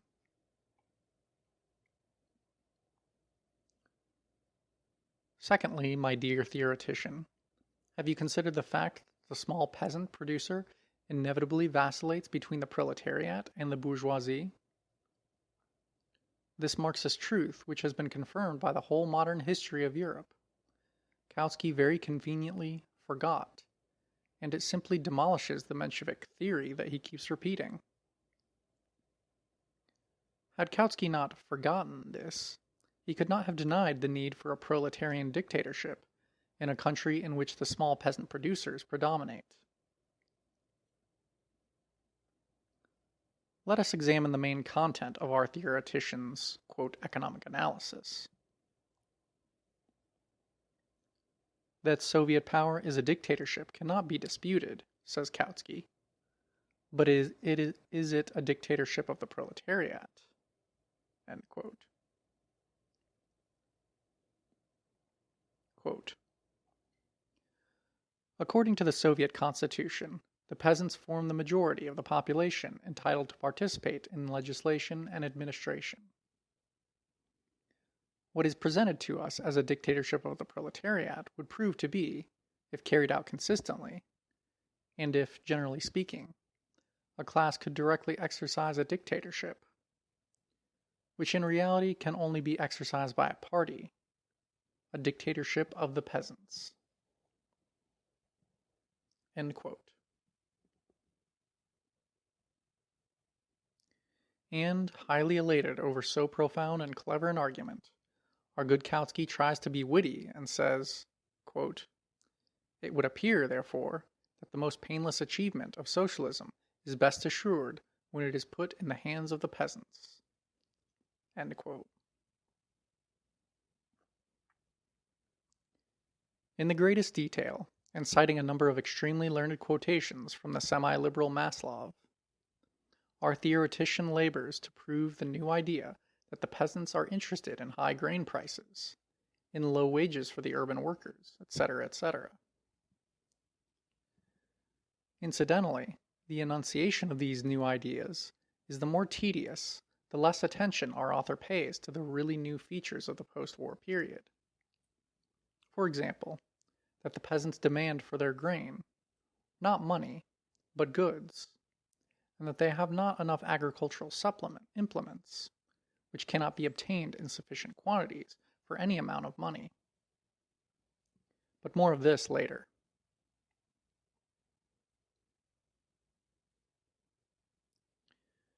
Thus, Kautsky charges the Bolsheviks, the party of the proletariat, with having surrendered the dictatorship, the work of achieving socialism, to the petty bourgeois peasants. Excellent, Mr. Kautsky. But what, in your enlightened opinion, should have been the attitude of the proletarian party towards the petty bourgeois peasants? Our theoretician preferred to say nothing on this score, evidently bearing in mind the proverb, quote, speech is silver, silence is gold. But he gives himself away by the following argument. Quote, at the beginning of the Soviet Republic, the Peasants' Soviets were organizations of the peasants in general. Now this republic proclaims that the Soviets are organizations of the proletarians and the poor peasants. The well-to-do peasants are deprived of the suffrage in the elections to the Soviets. The poor peasant is here recognized to be a permanent and mass product of the socialist agrarian reform under the, quote, dictatorship of the proletariat. End quote. What deadly irony. It is the kind that may be heard in Russia from any bourgeois.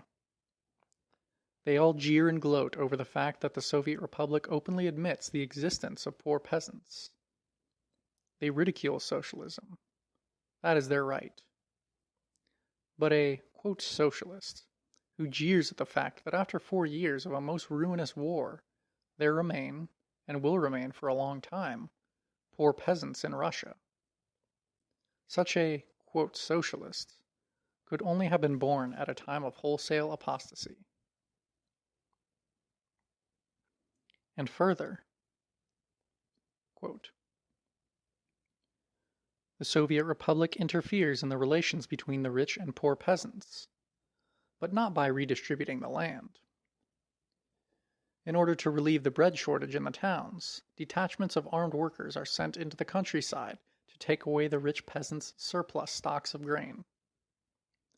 Part of that stock is given to the urban population, the other to poor peasants. End of quote.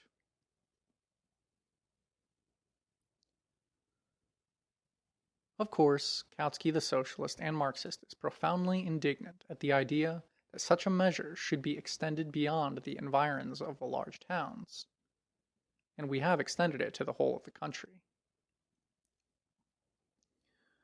With the matchless, incomparable, and admirable coolness, or pig-headedness, of a Philistine, Kautsky the socialist and Marxist sermonizes, quote, it is the expropriation of the well-to-do peasants that introduces a new element of unrest and civil war into the process of production. End of quote. Civil war introduced into the process of production. That is something very supernatural. Quote continued, which stands in urgent need of peace and security for its recovery. End quote.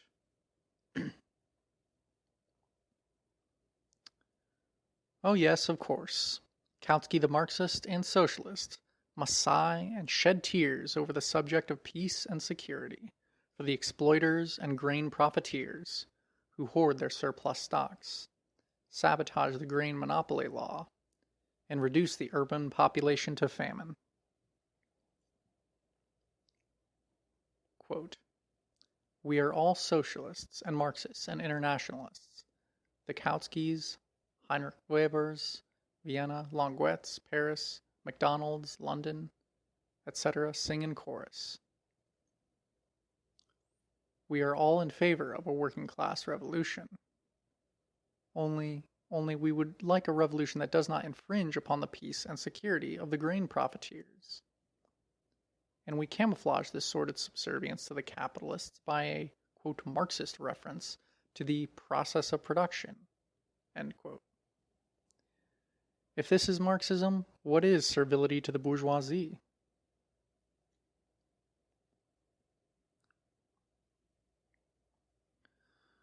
Just see what our theoretician arrives at. He accuses the Bolsheviks of presenting the dictatorship of the peasants as the dictatorship of the proletariat. But at the same time, he accuses us of introducing civil war into the rural districts, which we think is to our credit, of dispatching into the countryside armed detachments of workers who publicly proclaim that they are exercising the, quote, dictatorship of the proletariat and the poor peasants, assist the latter and confiscate from the profiteers and the rich peasants the surplus stocks of grain which they are hoarding in contravention of the grain monopoly law.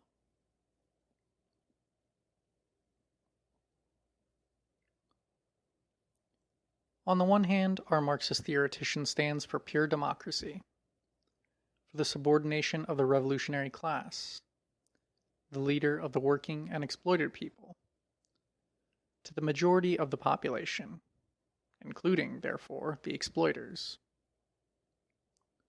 On the other hand, as an argument against us, he explains that the revolution must inevitably bear a bourgeois character.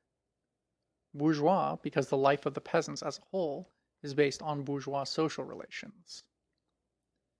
And at the same time, he pretends to uphold the proletarian class. Marxist point of view. Instead of an, quote, economic analysis, we have a first-class hodgepodge. Instead of Marxism, we have fragments of liberal doctrines and the preaching of servility to the bourgeoisie and the kulaks.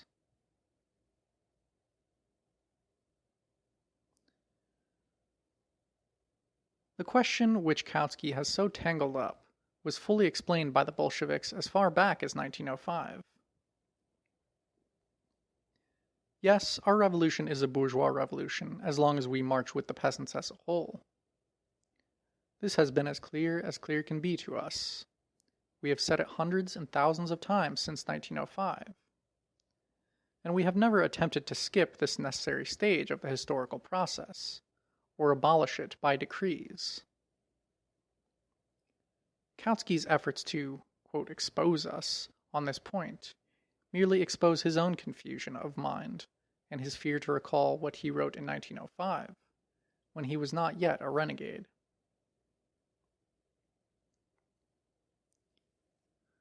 Beginning with April 1917, however, long before the October Revolution, that is, long before we assumed power, we publicly declared and explained to the people, the revolution cannot stop now at this stage, for the country has marched forward, capitalism has advanced, ruin has reached fantastic dimensions, which, whether one likes it or not, will demand steps forward to socialism. For there is no other way of advancing, of saving the war-weary country, and of alleviating the sufferings of the working and exploited people.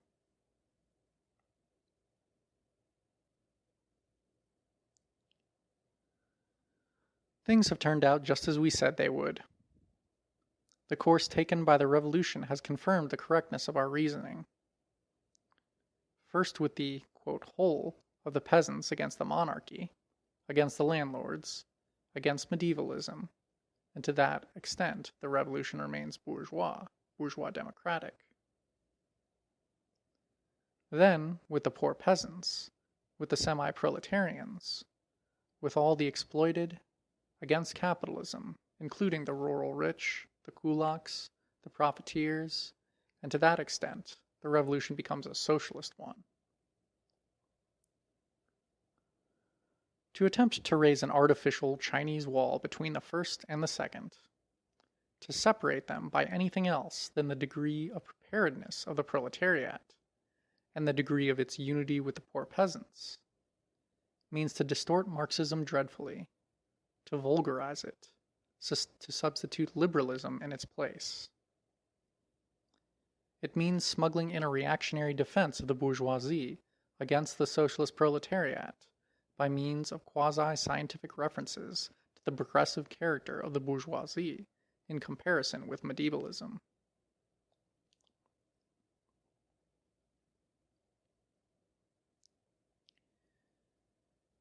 Incidentally, the Soviets represent an immensely higher form and type of democracy just because, by uniting and drawing the mass of workers and peasants into political life, they serve as a most sensitive barometer, the one closest to the, quote, people, in the sense in which Marx, in 1871, spoke of a real people's revolution, of the growth and development of the political class maturity of the people. The Soviet Constitution was not drawn up according to some, quote, plan. It was not drawn up in a study, and was not foisted on the working people by bourgeois lawyers. No, this Constitution grew up in the course of the development of the class struggle, in proportion as class antagonisms matured. The very facts which Kautsky himself has to admit prove this.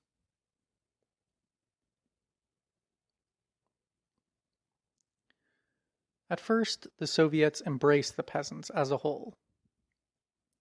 It was owing to the immaturity, the backwardness, the ignorance of the poor peasants that the leadership passed into the hands of the kulaks, the rich, the capitalists, and the petty bourgeois intellectuals.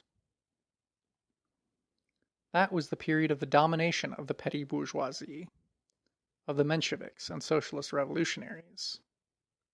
Only fools or renegades like Kautsky can regard either of these as socialists. The petty bourgeoisie inevitably and unavoidably vacillated between the dictatorship of the bourgeoisie, Kerensky, Kornilov, Savinkov, and the dictatorship of the proletariat. For owing to the basic features of its economic position, the petty bourgeoisie is incapable of doing anything independently.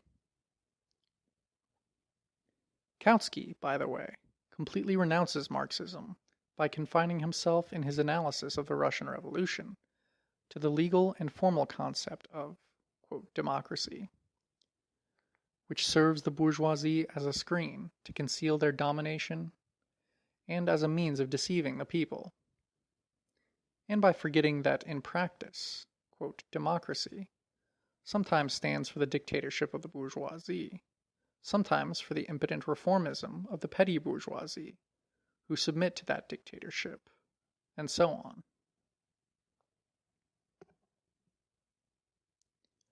According to Kautsky, in a capitalist country, there were bourgeois parties, and there was a proletarian party, the Bolsheviks, which led the majority, the mass of the proletariat.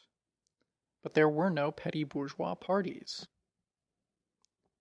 The Mensheviks and socialist revolutionaries had no class roots, no petty bourgeois roots.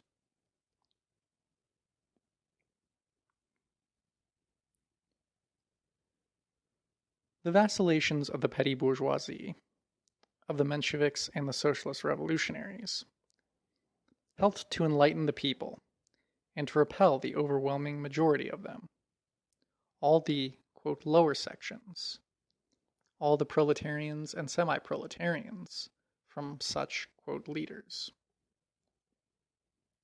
The Bolsheviks won predominance in the Soviets, in Petrograd and Moscow by October 1917. The split among the socialist revolutionaries and the Mensheviks became more pronounced.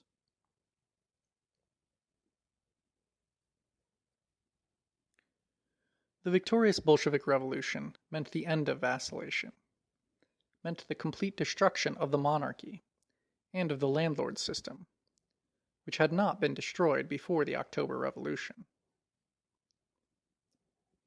We carried the bourgeois revolution to its conclusion. The peasants supported us as a whole. Their antagonism to the socialist proletariat could not reveal itself all at once. The Soviets united the peasants in general. The class divisions among the peasants had not yet matured, had not yet come into the open.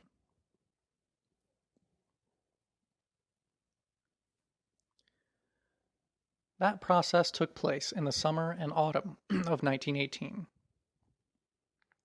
The Czech counter-revolutionary mutiny roused the kulaks. A wave of kulak revolts swept over Russia. The poor peasants learned, not from books or newspapers, but from life itself, that their interests were irreconcilably antagonistic to those of the kulaks, the rich, the rural bourgeoisie. Like every other petty bourgeois party, the, quote, left socialist revolutionaries reflected the vacillation of the people. And in the summer of 1918, they split. One section joined forces with the Czechs and the rebellion in Moscow, when Proletarian, having seized the telegraph office for 1 hour, announced to Russia that the Bolsheviks had been overthrown. Then the treachery of Muravyov, commander-in-chief of the army that was fighting the Czechs, etc. While the other section, that mentioned above, remained with the Bolsheviks.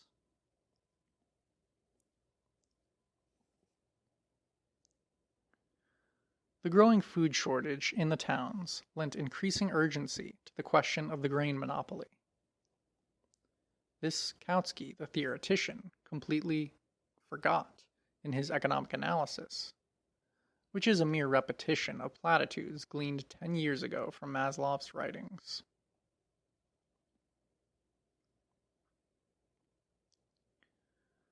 The old landowner and bourgeois, and even democratic republican, state had sent to the rural districts armed detachments, which were practically at the beck and call of the bourgeoisie. Mr. Kautsky does not know this. He does not regard that as the, quote, dictatorship of the bourgeoisie.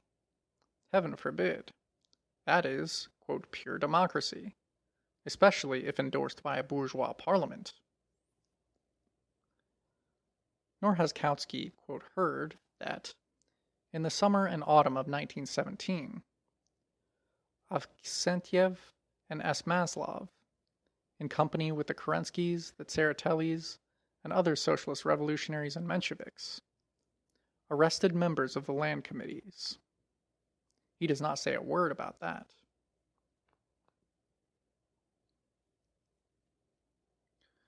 The whole point is that a bourgeois state, which is exercising the dictatorship of the bourgeoisie through a democratic republic, cannot confess to the people that it is serving the bourgeoisie. It cannot tell the truth, and has to play the hypocrite.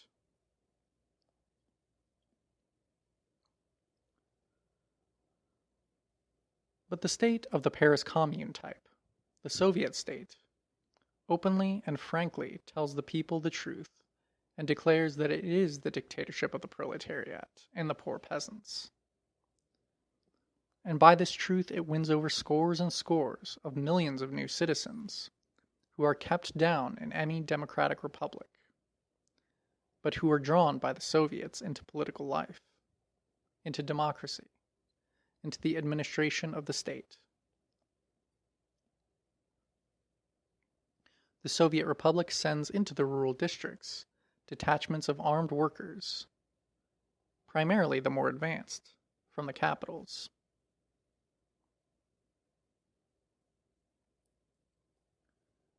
These workers carry socialism into the countryside, win over the poor, organize and enlighten them, and help them to suppress the resistance of the bourgeoisie.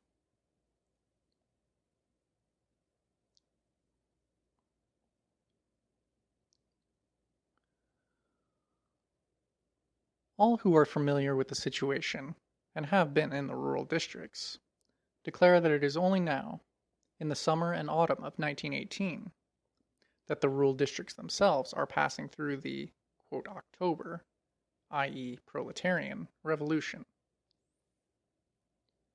Things are beginning to change. The wave of kulak revolts is giving way to a rise of the poor, to a growth of the, quote, poor peasants committees. In the army, the number of workers who become commissars, officers, and commanders of divisions and armies is increasing.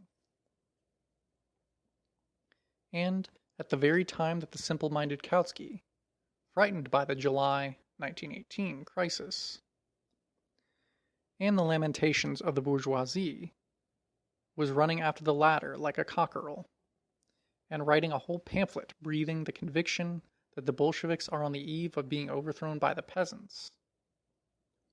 At the very same time that this simpleton regarded the secession of the left socialist revolutionaries as a, quote, narrowing of the circle of those who support the Bolsheviks, at that time, the real circle of supporters of Bolshevism was expanding enormously, because scores and scores of millions of the village poor were freeing themselves from the tutelage and influence of the kulaks and village bourgeoisie, and were awakening to independent political life.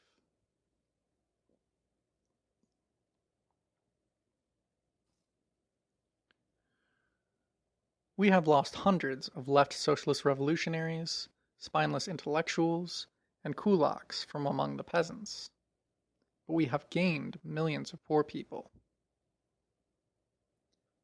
At the 6th Congress of Soviets, November 6th to 9th, 1918, there were 967 voting delegates, 950 of whom were Bolsheviks, and 351 delegates with voice but no vote, of whom 335 were Bolsheviks, i.e., 97% of the total numbers of delegates were Bolsheviks.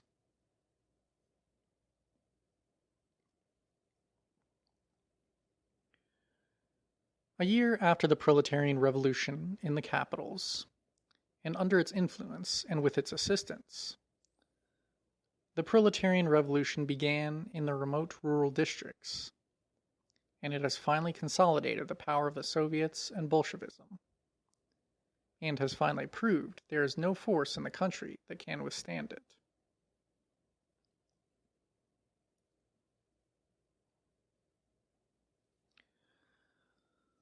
Having completed the bourgeois democratic revolution in alliance with the peasants as a whole, the Russian proletariat finally passed on to the socialist revolution when it succeeded in splitting the rural population, in winning over the rural proletarians and semi-proletarians, and in uniting them against the kulaks and the bourgeoisie, including the peasant bourgeoisie.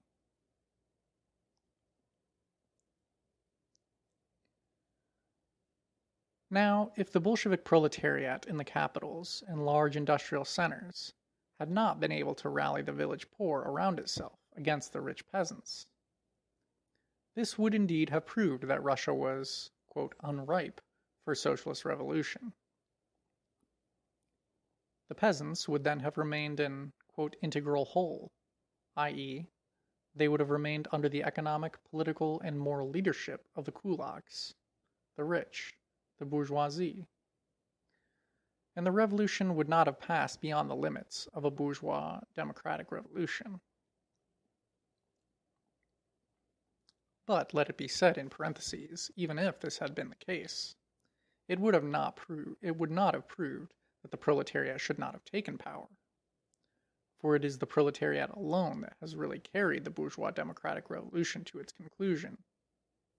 It is the proletariat alone that has done something really important to bring near the world proletarian revolution, and the proletariat alone has created the Soviet state, which, after the Paris Commune, is the second step towards the socialist state.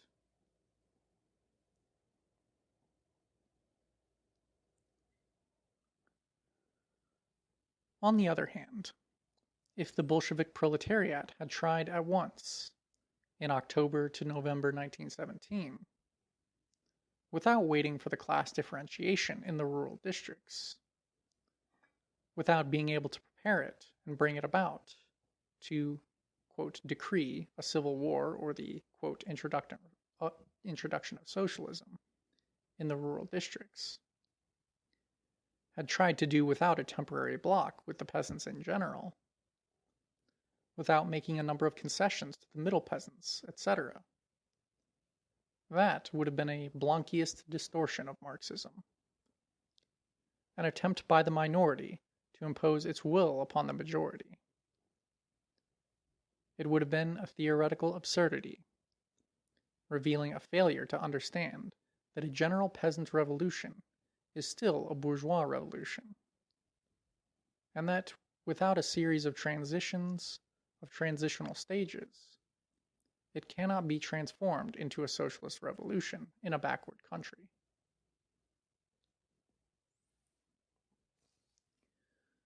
Kautsky has confused everything in this very important theoretical and political problem, and has, in practice, proved to be nothing but a servant of the bourgeoisie, howling against the dictatorship of the proletariat.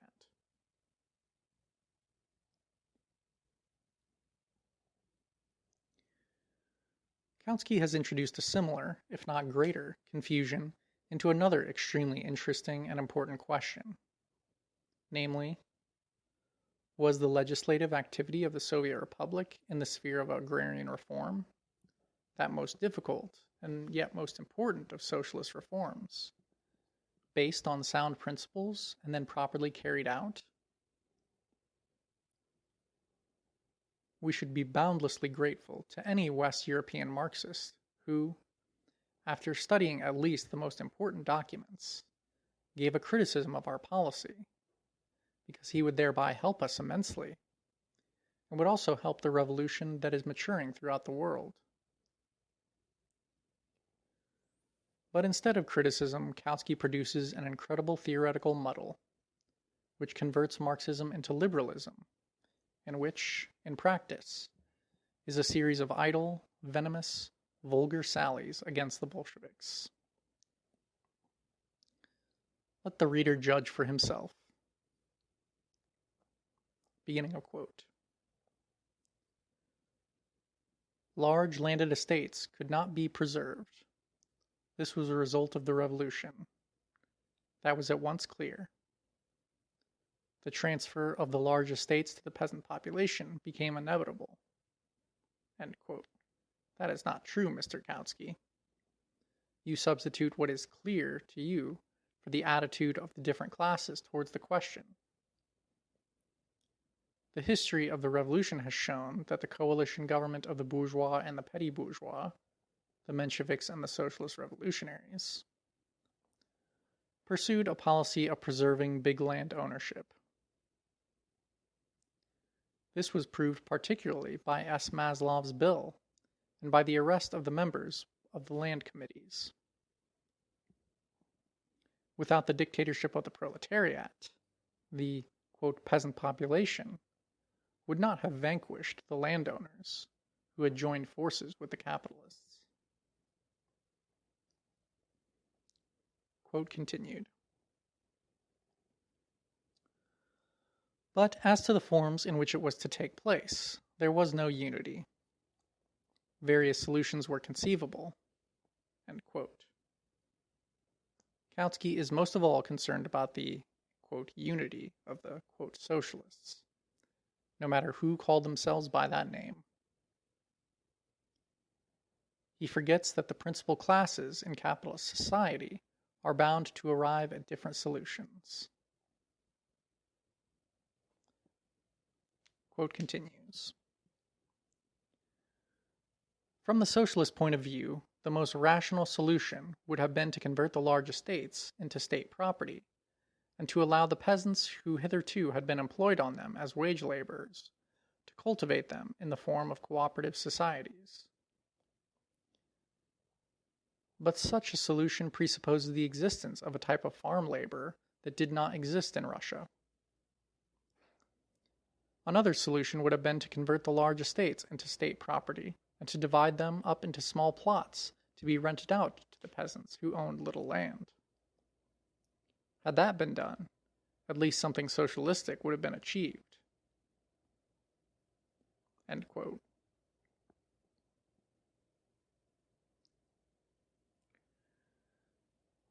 As usual, Kautsky confines himself to the celebrated. On the one hand, it cannot but be admitted, and on the other hand, it must be confessed. He places different solutions side by side without a thought, the only realistic and Marxist thought, as to what must be the transitional stages from capitalism to communism in such and such specific conditions. There are farm laborers in Russia, but not many. And Kautsky did not touch on the question which the Soviet government did raise, of the method of transition to a communal and cooperative form of land cultivation. The most curious thing, however, is that Kautsky claims to see, something socialistic in the renting out of small plots of land.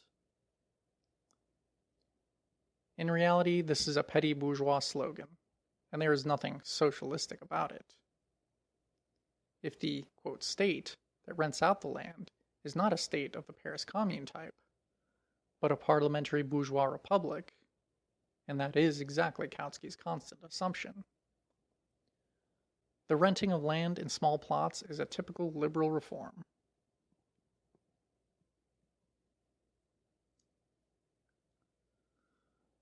Kautsky says nothing about the Soviet government having abolished all private ownership of land. Worse than that, he resorts to an incredible forgery and quotes the decrees of the Soviet government in such a way as to omit the most essential.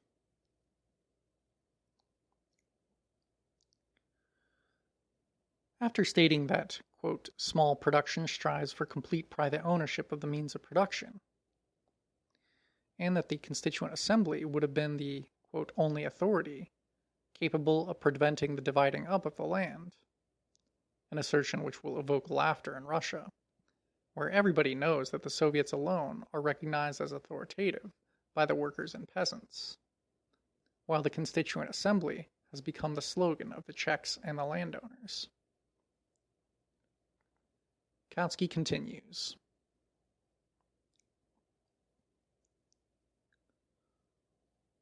One of the first decrees of the Soviet government declared that 1. Landed proprietorship is abolished forthwith, without any compensation. 2. The landed estates, as also all crown, monastery, and church lands, with all their livestock, implements, buildings, and everything pertaining thereto, shall be placed at the disposal of the Volost land committees of the Uyezd Soviet of Peasants' Deputies, pending the settlement of the land question by the Constituent Assembly. End quote. Having quoted only these two clauses, Kautsky concludes, quote, the reference to the Constituent Assembly has remained a dead letter. In point of fact, the peasants in the separate volosts could do as they pleased with the land. End quote.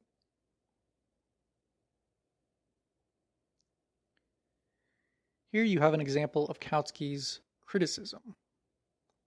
Here you have a scientific work, which is more like a fraud. The German reader is induced to believe that the Bolsheviks capitulated before the peasants on the question of private ownership of land, that the Bolsheviks permitted the peasants to act locally, quote, in the separate volosts, in whatever way they pleased.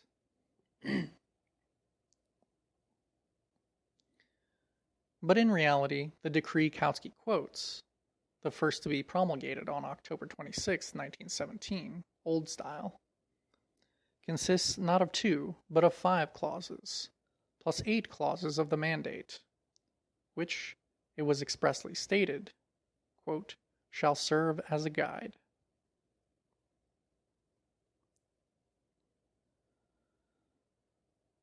Clause 3 of the decree states that the estates are transferred, quote, to the people, and the, quote, exact inventories of all property confiscated, quote, shall be, end quote, shall be drawn up and the property protected in the strictest revolutionary way. And the mandate declares that, quote, private ownership of land shall be abolished forever. That, quote, lands on which high-level scientific farming is practiced shall not be divided up. That, quote, all livestock and farm implements of the confiscated estates shall pass into the exclusive use of the state or a commune, depending on size and importance, and no compensation shall be paid for this, and that, quote, all land shall become part of the National Land Fund, end quote.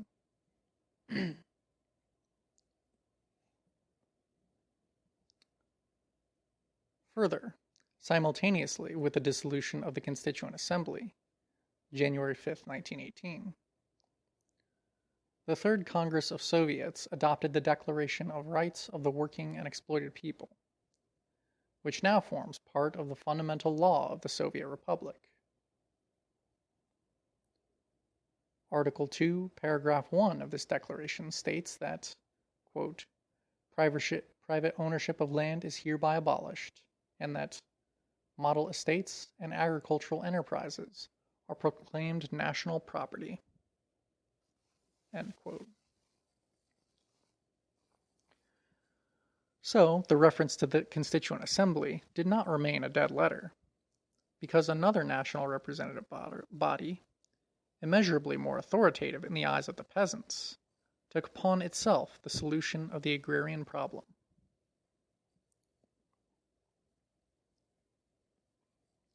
Again, on February 6, 1918, the Land Socialization Law was promulgated, which once more confirmed the abolition of all private ownership of land, and placed the land and all private stock and implements at the disposal of the Soviet authorities under the control of the Federal Soviet government. Among the duties connected with the disposal of land, the law prescribed, quote, the development of collective farming as more advantageous from the point of view of economy of labor and produce, at the expense of individual farming, with a view to transition to socialist farming. Article 11, paragraph E. End of quote. The same law, in establishing the principle of equal land tenure, replied to the fundamental question, who has a right to the use of the land, in the following manner. Article 20, quote, plots of land surface within the borders of the Russian Soviet Federative Republic may be used for public and private needs. A. For cultural and educational purposes. 1. By the state as represented by the organs of Soviet power. Federal as well as in regions. Guberniyas, uyezds, volosts, and villages. And 2. By public bodies, under the control and with the permission of the local Soviet authorities. B. For agricultural purposes. 3. By agricultural communes. 4. By agricultural cooperative societies. 5. By village communities. 6. By individual families and persons. End quote.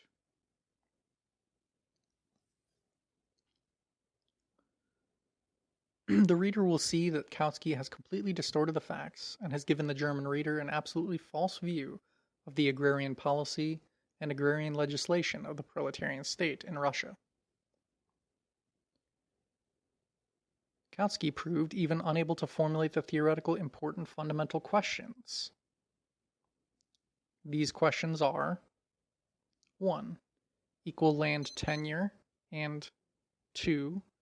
Nationalization of the land, the relation of these two measures to socialism in general, and to the transition from capitalism to communism in particular. 3. Farming in common as a transition from small, scattered farming to large-scale collective farming. Does the manner in which this question is dealt with in Soviet legislation meet the requirements of socialism?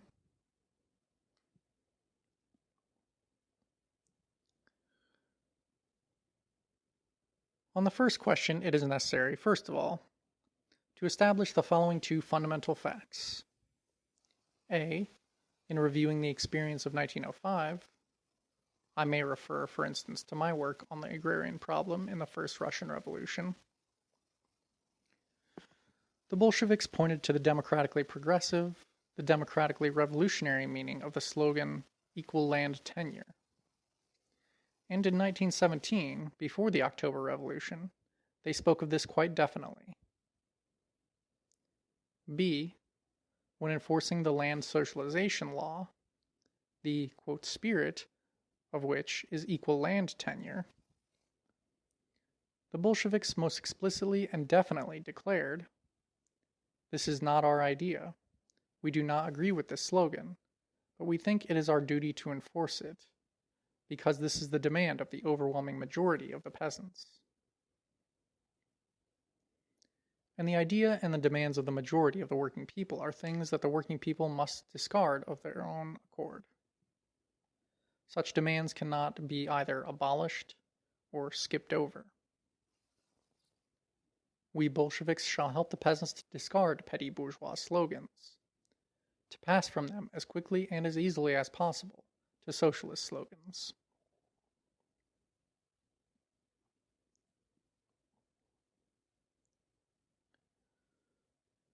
A Marxist theoretician who wanted to help the working class revolution by his scientific analysis should have answered the following questions.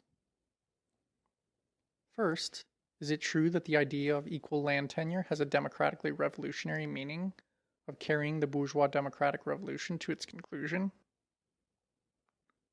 Secondly, did the Bolsheviks act rightly in helping to pass by their votes, and in most loyally observing, the petty bourgeois equal land tenure law?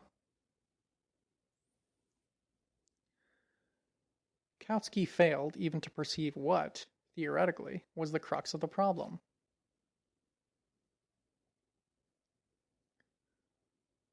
Kautsky will never be able to refute the view that the idea of equal land tenure has a progressive and revolutionary value in the bourgeois democratic revolution. Such a revolution cannot go beyond this. By reaching its limit, it all the more clearly, rapidly, and easily reveals to the people the inadequacy of bourgeois democratic solutions, and the necessity of proceeding beyond their limits, of passing on to socialism.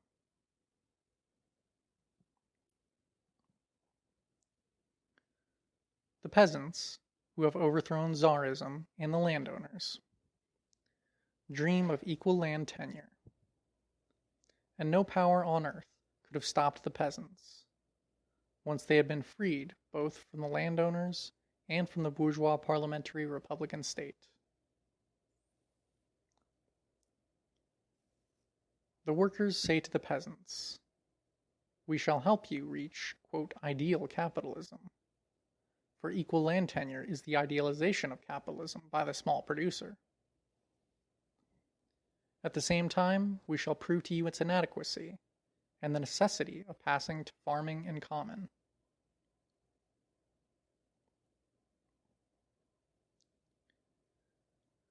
It would be interesting to see Kautsky's attempt to disprove that this kind of leadership of the peasant struggle by the proletariat was right. Kautsky, however, preferred to evade the question altogether. Next, Kautsky deliberately deceived his German readers by withholding from them the fact that in its land law, the Soviet government gave direct preference to communes and cooperative societies.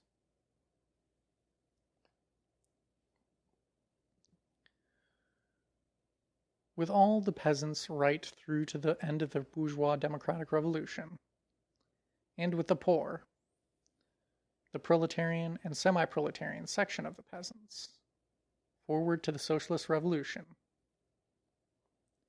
That has been the policy of the Bolsheviks, and it is the only Marxist policy.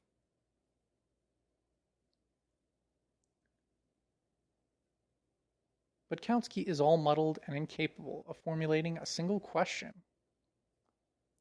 On the one hand, he dare not say that the workers should have parted company with the peasants over the question of equal land tenure, for he realizes that it would have been absurd, and, moreover, in 1905, when he was not yet a renegade, he himself clearly and explicitly advocated an alliance between the workers and peasants as a condition for the victory of the revolution. On the other hand, he sympathetically quotes the liberal platitudes of the Menshevik Maslov, who, quote, proves that petty bourgeois equal land tenure is utopian and reactionary from the point of view of socialism, but hushes up the progressive and revolutionary character of the petty bourgeois struggle for equality and equal tenure from the point of view of the bourgeois democratic revolution.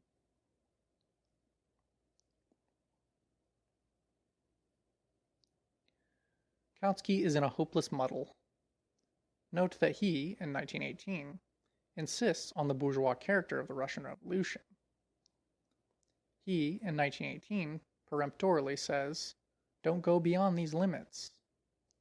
Yet this very same Kautsky sees, quote, something socialistic for a bourgeois revolution in the petty bourgeois reform of renting out small plots of land to the poor peasants, which is an approximation to equal land tenure. Understand this if you can.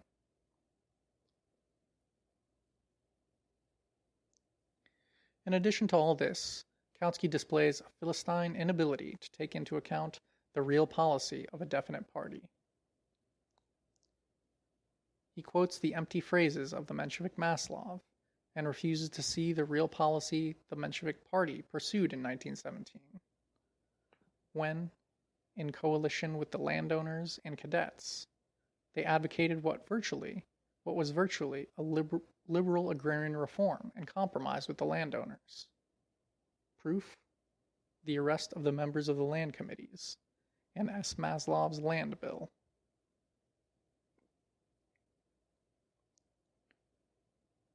Kautsky failed to notice that P. Maslow's phrases about the reactionary and utopian character of petty bourgeois equality are really a screen to conceal the Menshevik policy of compromise between the peasants and the landowners, i.e., of supporting the landowners in duping the peasants, instead of the revolutionary overthrow of the landowners by the peasants.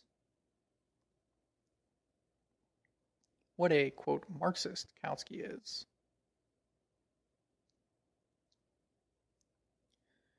It was the Bolsheviks who strictly differentiated between the bourgeois democratic revolution and the socialist revolution. By carrying the former through, they opened the door for the transition to the latter. This was the only policy that was revolutionary and Marxist. It would have been wiser for Kautsky not to repeat the feeble liberal witticism, quote, "Never yet have the small peasants anywhere adopted collective farming under the influence of theoretical convictions." End quote. But how very smart. But never as yet, and nowhere, have the small peasants of any large country been under the influence of a proletarian state. Never as yet, and nowhere, have the small peasants engaged in an open class struggle, reaching the extent of a civil war between the poor peasants and the rich peasants, with the propagandist, political, economic, and military support given to the poor by a proletarian state. Never as yet and nowhere have the profiteers and the rich amassed such wealth out of war, while the mass of peasants have been so utterly ruined. Kautsky just reiterates the old stuff. He just chews the old cud, afraid even to give thought to the new tasks of the proletarian dictatorship.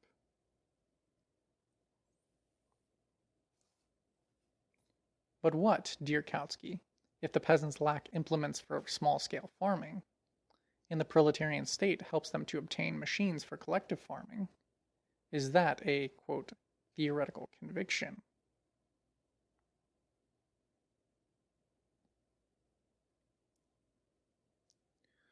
We shall now pass to the question of nationalization of the land. Our Narodniks, including all the left socialist revolutionaries, deny that the measure we have adopted is nationalization of the land. They are wrong in theory. Insofar as we remain within the framework of commodity production and capitalism, the abolition of private ownership of land is nationalization of the land. The term socialization merely expresses a tendency, a desire, the preparation for the transition to socialism. What should be the attitude of Marxists towards nationalization of the land?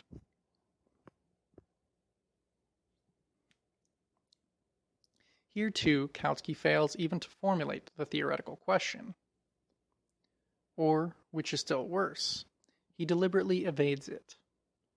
Although one knows from Russian literature that Kautsky is aware of the old controversies among the Russian Marxists on the question of nationalization, municipalization, i.e., the transfer of the large estates to the local self-government authorities, or division of the land.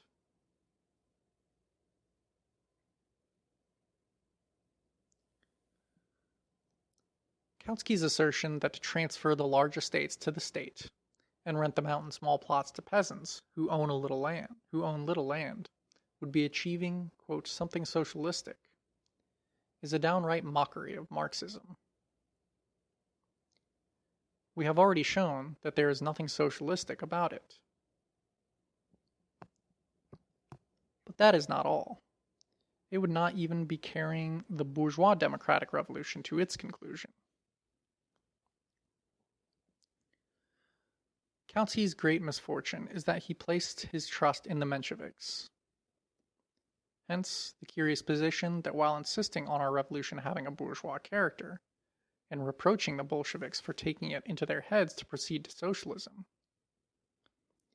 he himself proposes a liberal reform under the guise of socialism, without carrying this reform to the point of completely clearing away all the survivals of medievalism in agrarian relations. The arguments of Kautsky, as of his Menshevik advisers, amount to a defense of the liberal bourgeoisie, who fear revolution, instead of defense of consistent bourgeois democratic revolution.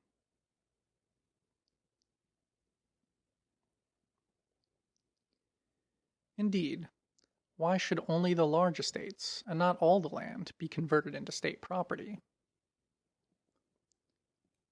The liberal bourgeoisie thereby achieve the maximum preservation of the old conditions, i.e., the least consistency in revolution, and the maximum facility for a reversion to the old conditions. The radical bourgeoisie, i.e., the bourgeoisie that want to carry the bourgeois revolution to its conclusion, put forward the slogan of nationalization of the land. Kautsky, who in the dim and distant past, some 20 years ago, wrote an excellent Marxist work on the agrarian question, cannot but know that Marx declared that land nationalization is in fact a consistent slogan of the bourgeoisie. Kautsky cannot but be aware of Marx's controversy with Rodbertus, and Marx's remarkable passage in his Theories of Surplus Value, where the revolutionary significance, in the bourgeois democratic sense, of land nationalization is explained with particular clarity.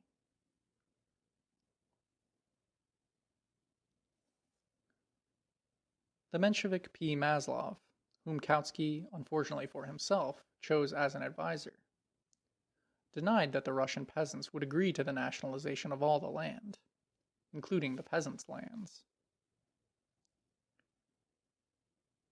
To a certain extent, this view of Maslov's could be connected with his, quote, original theory, which merely parrots the bourgeois critics of Marx, namely his repudiation of absolute rent and his recognition of the law, or fact, as Maslov expressed it, of diminishing returns.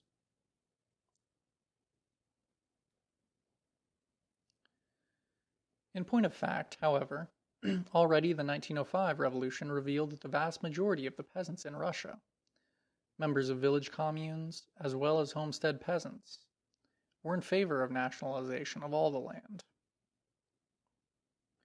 The 1917 revolution confirmed this, and after the assumption of power by the proletariat, this was done. The Bolsheviks remained loyal to Marxism, and never tried, in spite of Kautsky, who, without a scrap of evidence, accuses us of doing so, to skip the bourgeois democratic revolution. The Bolsheviks, first of all, helped the most radical, most revolutionary of the bourgeois democratic ideologists of the peasants, those who stood closest to the proletariat, namely the left socialist revolutionaries, to carry out what was in effect nationalization of the land. On October 20th, 1917, i.e., on the very first day of the proletarian socialist revolution, private ownership of land was abolished in Russia.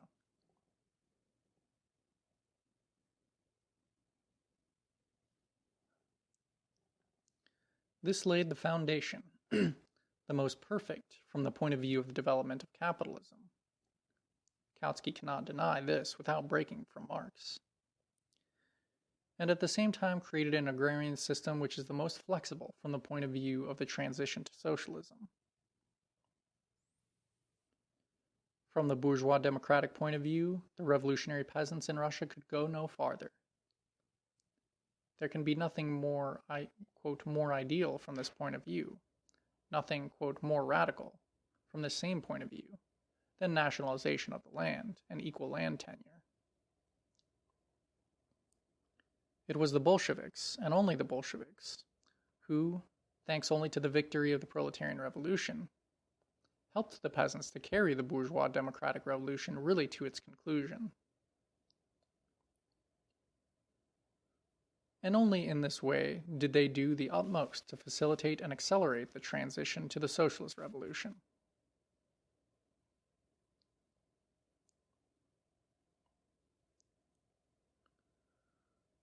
One can judge from this what an incredible muddle Kautsky offers to his readers when he accuses the Bolsheviks of failing to understand the bourgeois character of the revolution.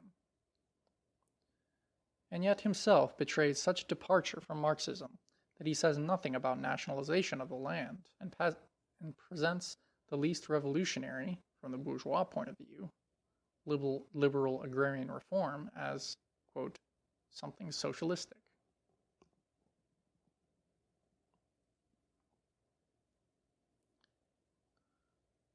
We have now come to the third question formulated above, namely, to what extent the proletarian dictatorship in Russia has taken into account the necessity of passing to farming in common.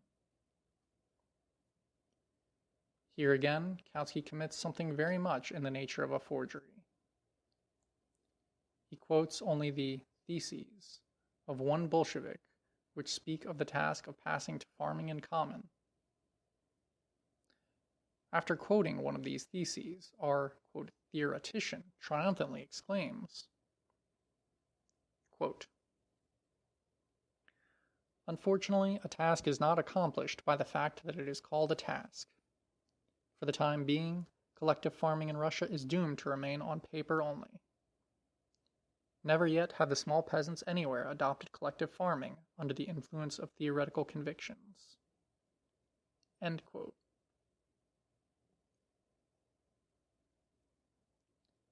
Never as yet and nowhere has a literary swindle been perpetrated equal to that as which Kautsky has stooped. He quotes theses, but says nothing about the law of Soviet government. He talks about theoretical convictions, but says nothing about the proletarian state power, which holds in its hands the factories and goods.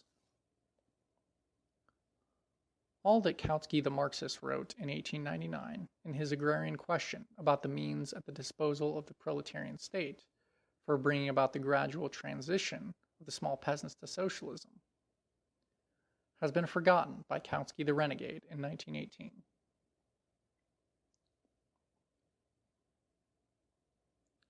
Of course, a few hundred state-supported agricultural communes and state farms, i.e., large farms cultivated by associations of workers at the expense of the state, are very little. But can Kautsky ignoring of this fact be called criticism?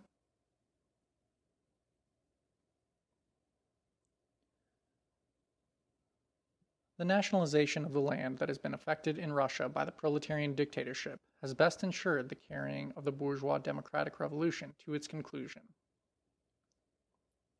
Even in the event of a victory of the counter-revolution, causing a reversion from land nationalization to land division, I made a special examination of this possibility in my pamphlet on the agrarian program of Marxists in the 1905 revolution.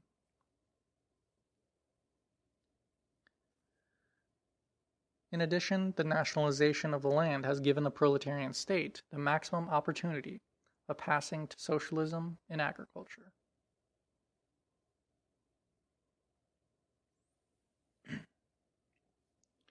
To sum up, Kautsky has presented us, as far as theory is concerned, with an incredible hodgepodge which is a complete renunciation of Marxism, and, as far as practice is concerned, with a policy of servility to the bourgeoisie and their reformism. A fine criticism indeed.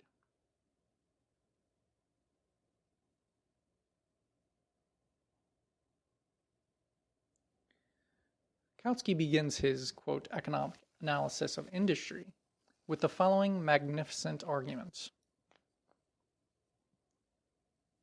Russia has a large-scale capitalist industry. Cannot a socialist system of production be built upon this foundation? Quote, one might think so if socialism meant that the workers of the separate factories and mines made these their property, literally appropriated for these for themselves, in order to carry on production separately at each factory. This very day, August 5th, as I am writing these lines, Kautsky adds, a speech is reported from Moscow delivered by Lenin on August the 2nd, in which he is stated to have declared, the workers are holding the factories firmly in their hands, and the peasants will not return the land to the landowners. Up till now, the slogan, the factories to the workers, and the land to the peasants, has been an anarcho-syndicalist slogan, not a social democratic one. End quote.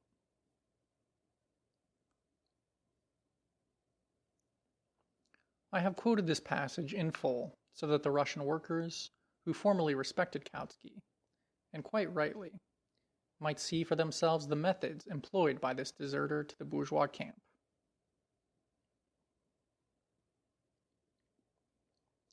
Just think, on August 5th, when numerous decrees on the nationalization of factories in Russia had been issued, and not a single factory had been appropriated by the workers, but had all been converted into the property of the Republic, on August 5th, Kautsky, on the strength of an obviously crooked interpretation of one sentence in my speech, tries to make the German readers believe that in Russia, the factories are being turned over to individual groups of workers.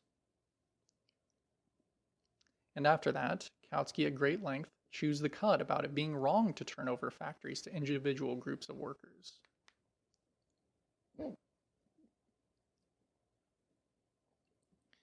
This is not criticism. It is the trick of a lackey of the bourgeoisie, whom the capitalists have hired to slander the workers' revolution.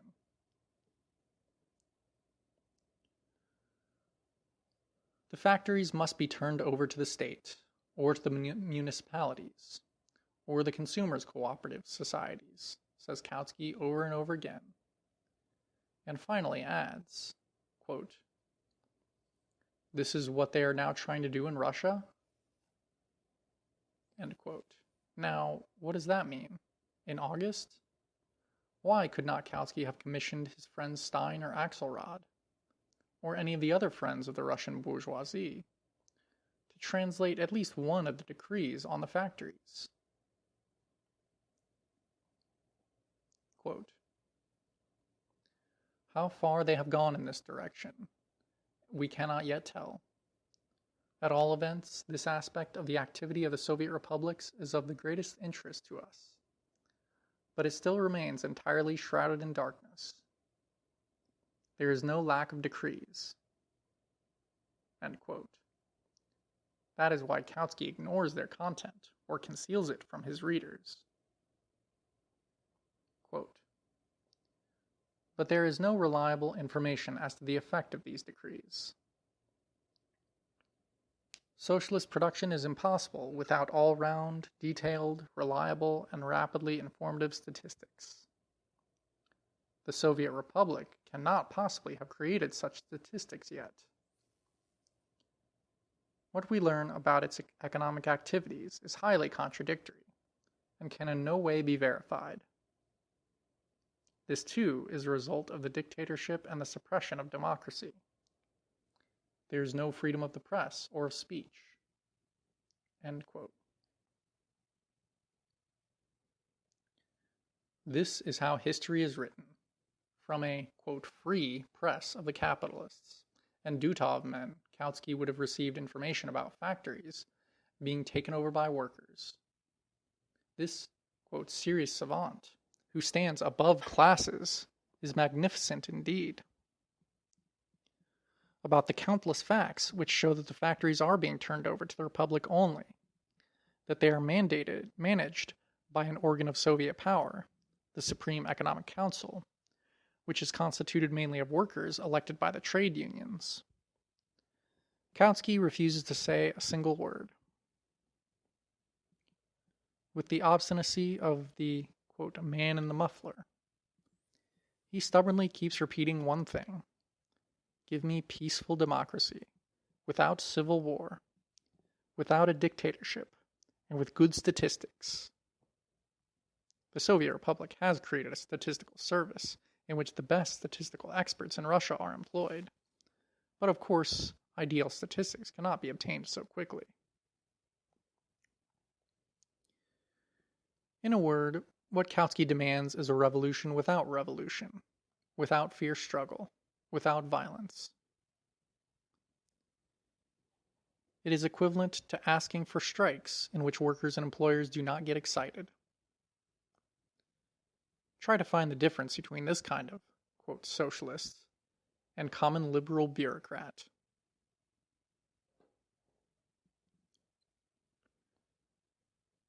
So, relying upon such, quote, factual material, i.e., deliberately and contemptuously ignoring the innumerable facts, Kautsky concludes, quote, "It is doubtful whether the Russian proletariat has obtained more in the sense of real practical gains, and not of mere decrees, under the Soviet Republic, than it would have obtained from a constituent assembly, in which, as in the Soviets, socialists, although of a different hue, predominated." End quote. A gem, is it not? We would advise Kautsky's admirers to circulate this utterance as widely as possible among the Russian workers. For Kautsky could not have provided better material for gauging the depth of his political degradation. Comrade workers, Kerensky, too, was a socialist, only of a different hue. Kautsky, the historian, is satisfied with the name, the title which the right socialist revolutionaries and Mensheviks, quote, appropriated to themselves.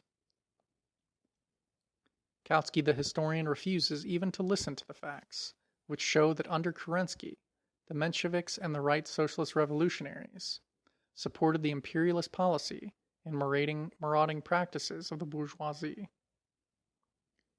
He is discreetly silent about the fact that the majority in the Constituent Assembly consisted of these very champions of the imperialist war and bourgeois dictatorship.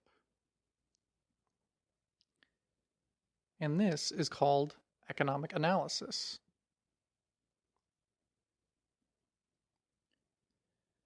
In conclusion, let me quote another sample of this economic analysis.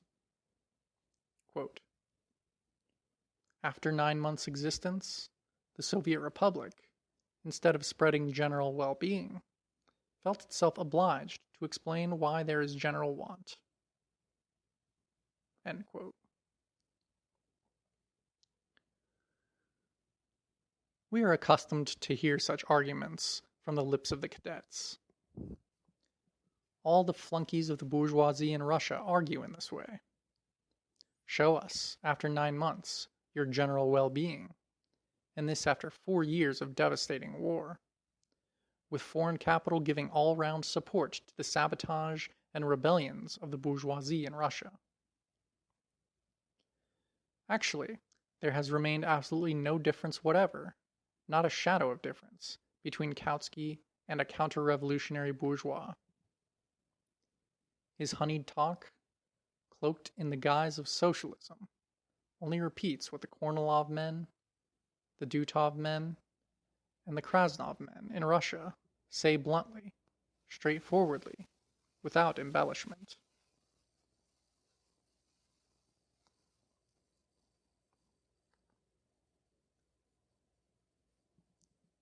The above lines were written on November 9th, 1918.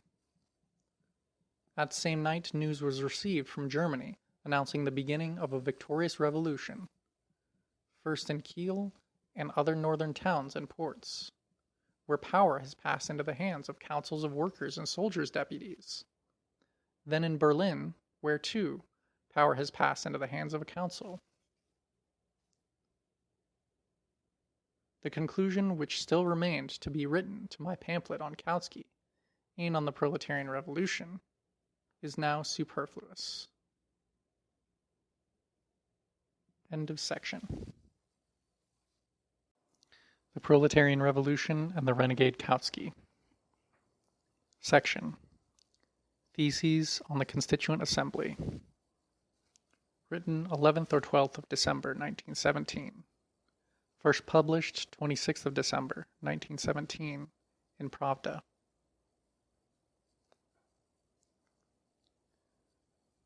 One.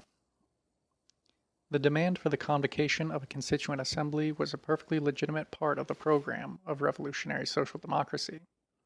Because in a bourgeois republic, the constituent assembly represents the highest form of democracy, and because, in setting up a pre-parliament, the imperialist republic, headed by Kerensky, was preparing to rig the elections and violate democracy in a number of ways.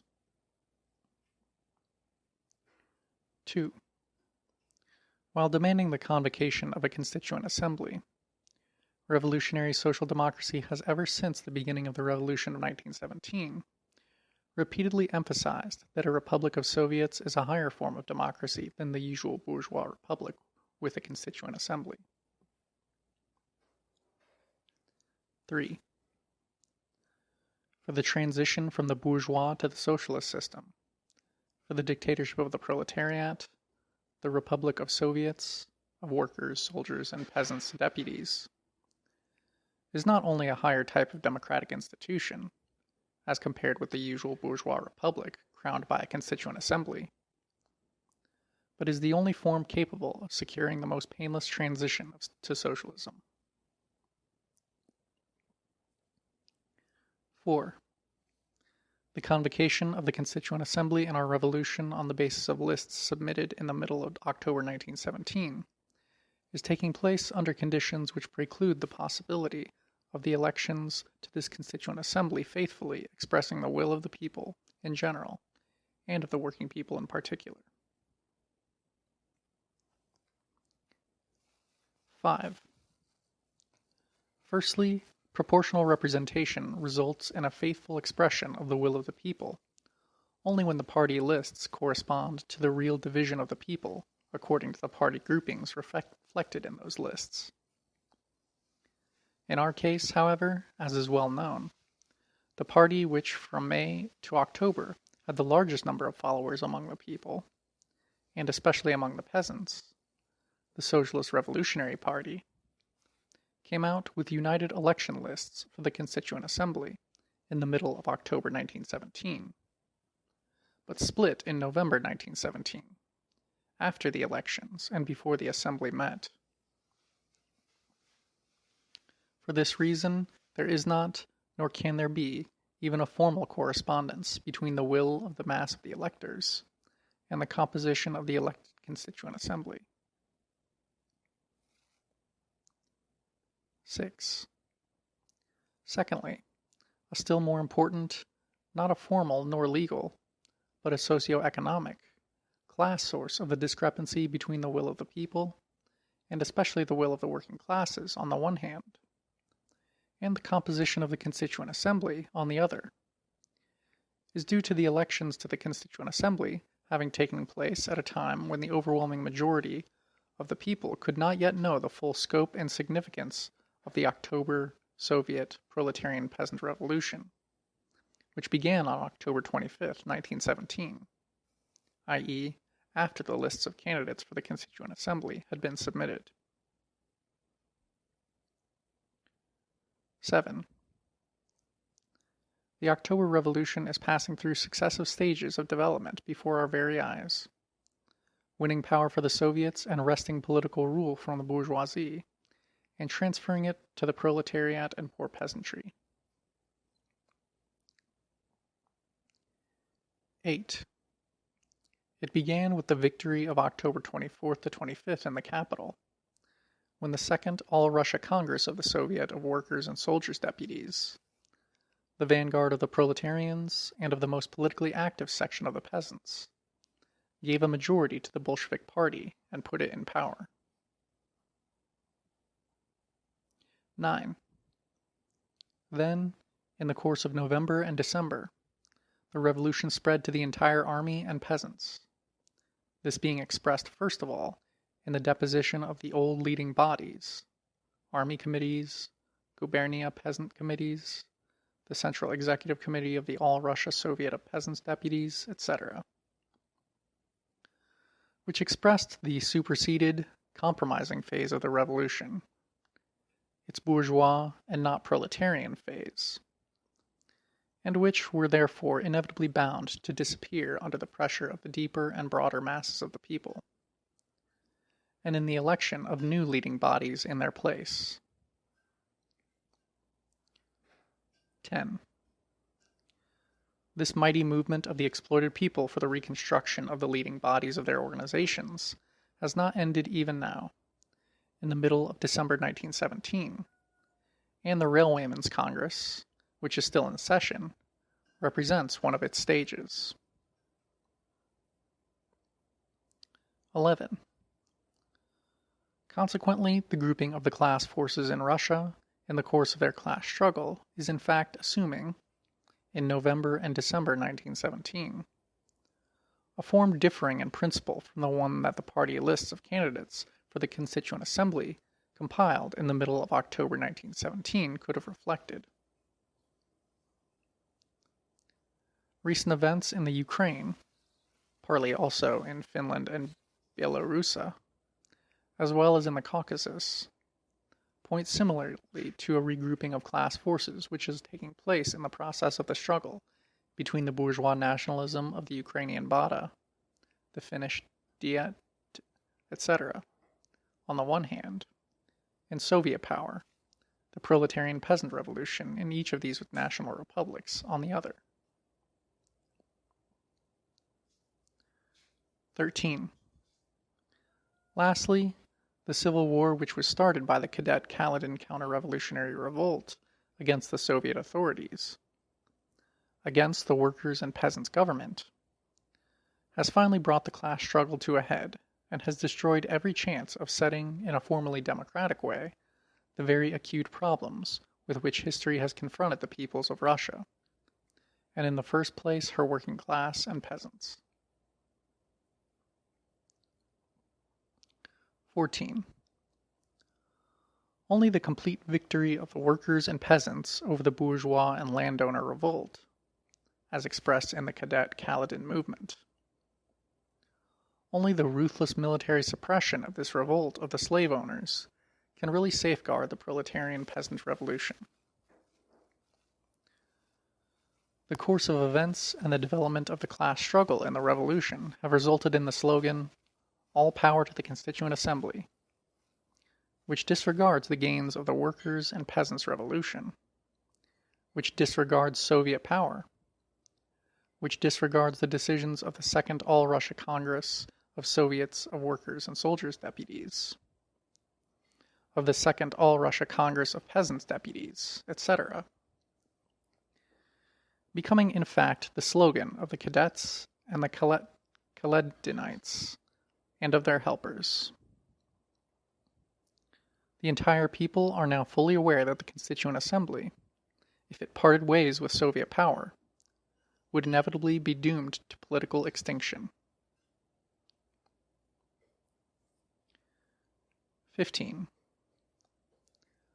One of the particularly acute problems of national life is the problem of peace. A really revolutionary struggle for peace began in Russia only after the victory of the October 25th Revolution, and the first fruits of this victory were the publication of the secret treaties, the conclusion of an armistice, and the beginning of open negotiations for a general peace without annexations and indemnities.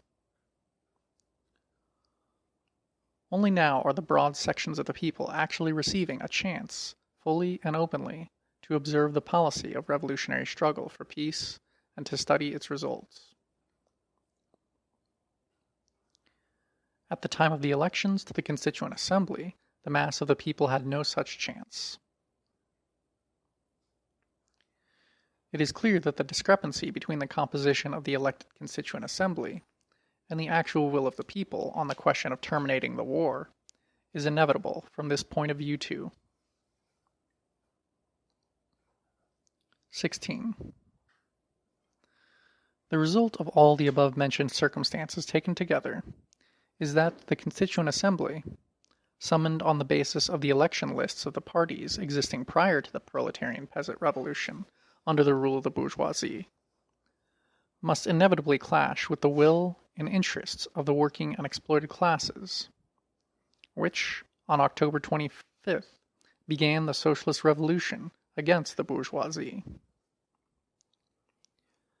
Naturally, the interests of this revolution stand higher than the formal rights of the Constituent Assembly, even if those formal rights were not undermined by the absence, in the law on the Constituent Assembly, of a provision recognizing the right of the people to recall their deputies and hold new elections at any moment. 17. Every direct or indirect attempt to consider the question of the Constituent Assembly from a formal, legal point of view, within the framework of ordinary bourgeois democracy, and disregarding the class struggle and civil war, would be a betrayal of the proletariat's cause, and the adoption of the bourgeois standpoint. The revolutionary Social Democrats are duty-bound to warn all and sundry against this error, into which a few Bolshevik leaders, who have been unable to appreciate the significance of the October uprising and the tasks of the dictatorship of the proletariat, have strayed. 18. The only chance of securing a painless solution to the crisis which has arisen owing to the divergence between the elections to the Constituent Assembly, on the one hand, and the will of the people and the interests of the working and exploited classes, on the other, is for the people to exercise as broadly and as rapidly as possible the right to elect the members of the Constituent Assembly anew, and for the Constituent Assembly to accept the law of the Central Executive Committee on these new elections, to proclaim that it unreservedly recognizes Soviet power, the Soviet Revolution, and its policy on the questions of peace, the land, and workers' control, and to resolutely join the camp of the enemies of the Cadet-Kaledin counter-revolution.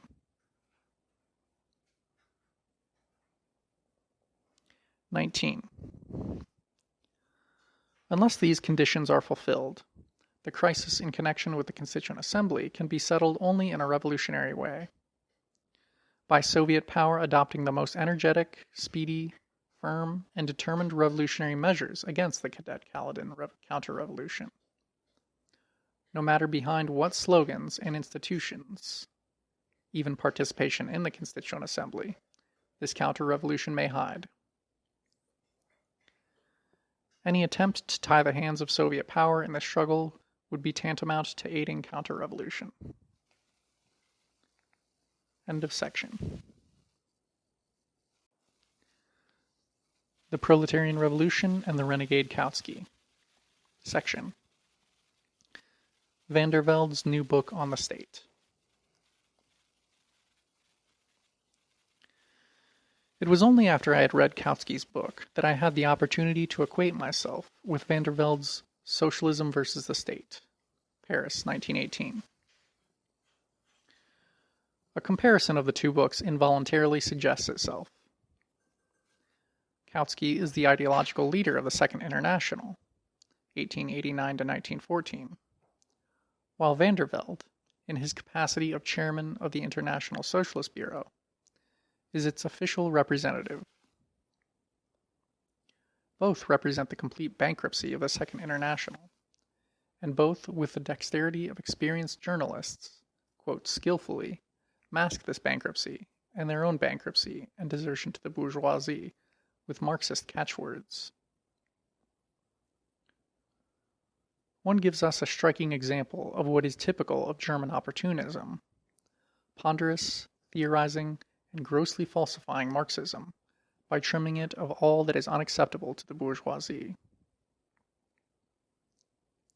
The other is typical of the Latin, to a certain extent, one may say, of the West European, that is, west of Germany, variety of prevailing opportunism, which is more flexible, less ponderous, and which falsifies Marxism by the same fundamental method, but in a more subtle manner.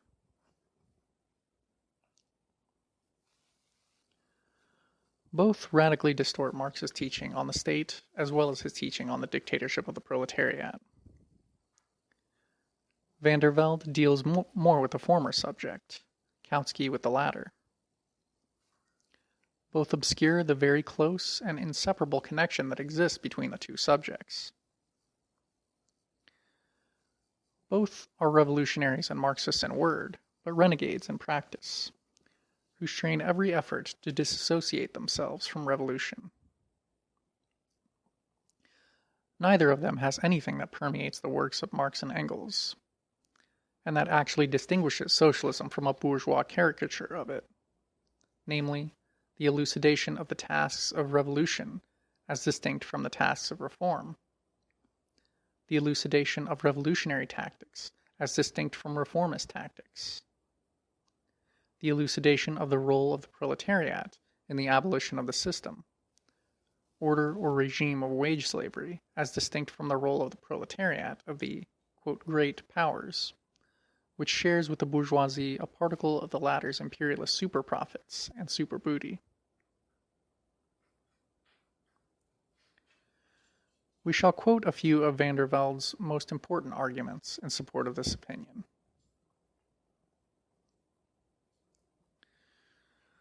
Like Kautsky, van der Velde quotes Marx and Engels with great zeal, and like Kautsky, he quotes from Marx and Engels anything you like, except what is absolutely unacceptable to the bourgeoisie, and what distinguishes a revolutionary from a reformist. He speaks volubly about the conquest of political power by the proletariat, since practice has already confined this within strictly parliamentary limits. But as regards the fact that after the experience of the Paris Commune, Marx and Engels found it necessary to supplement the partially obsolete Communist Manifesto with an elucidation of the truth that the working class cannot simply lay hold of the ready-made state machinery, but must smash it. Not a single word has he to say about that. Van der Velde and Kautsky, as if by agreement, pass over in complete silence what is most essential in the experience of the proletarian revolution. Precisely that which distinguishes proletarian revolution from bourgeois reforms.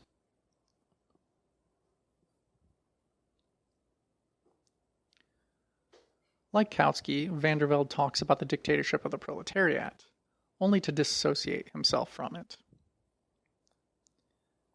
Kautsky did it by gross falsifications.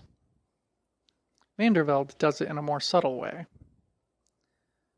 In the part of his book, Section 4, on the subject of the, quote, conquest of political power by the proletariat, he devotes subsection B to the question of the, quote, collective dictatorship of the proletariat, quotes Marx and Engels, I repeat, omitting precisely what pertains to the main point, namely the smashing of the old bourgeois democratic state machine, and concludes, quote,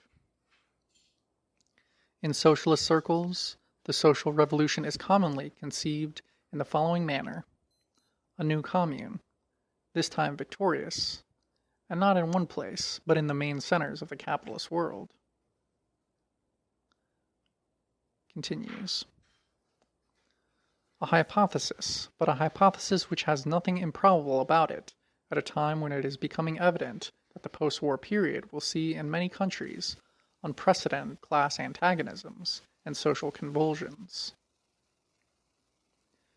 But if the failure of the Paris Commune, not to speak of the difficulties of the Russian Revolution, proves anything at all, it proves that it is impossible to put an end to the capitalist system until the proletariat has sufficiently prepared itself to make proper use of the power the force of circumstances may place into its hands. End of quote. And absolutely nothing more on the point at issue. Here they are, the leaders and representatives of the Second International. In 1912, they signed the Basel Manifesto, which explicitly speaks of the connection between that very war which broke out in 1914 and a proletarian revolution, and actually holds it up as a threat. And when the war broke out and a revolutionary situation arose, the Kautskys and van der Veldes began to disassociate themselves from revolution, a revolution of the Paris Commune type is only a not improbable hypothesis. This is quite analogous to Kautsky's argument about the possible role of the Soviets in Europe.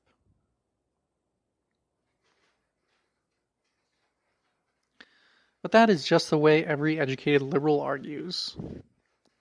He will, no doubt, agree now that a new commune is, quote, not improbable, that the Soviets have a great role to play, etc. The proletarian revolution differs from the liberal precisely in that he, as a theoretician, analyzes the new significance of the commune and the Soviets as a state.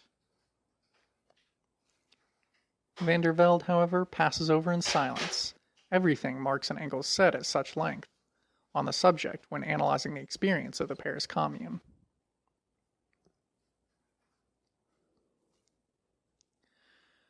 As a practical worker, as a politician, a Marxist should have made it clear that only traitors to socialism can now evade the task of elucidating the need for a proletarian revolution, of the commune type, the Soviet type, or perhaps of some third type, of explaining the necessity of preparing for it, of conducting propaganda for revolution among the people, of refuting the petty bourgeois prejudices against it, etc.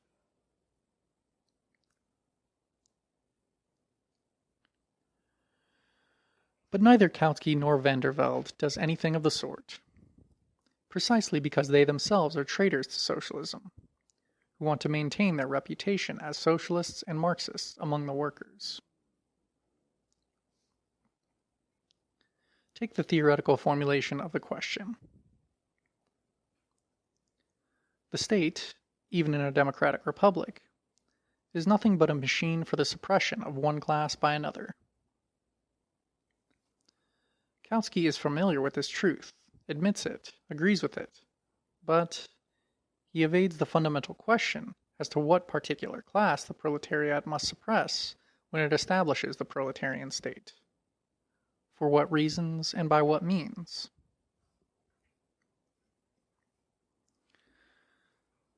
Van der Velde is familiar with, admits, agrees with, and quotes this fundamental proposition of Marxism, but he does not say a single word on the, quote, unpleasant, for the capitalist gentleman, subject of the suppression of the resistance of the exploiters.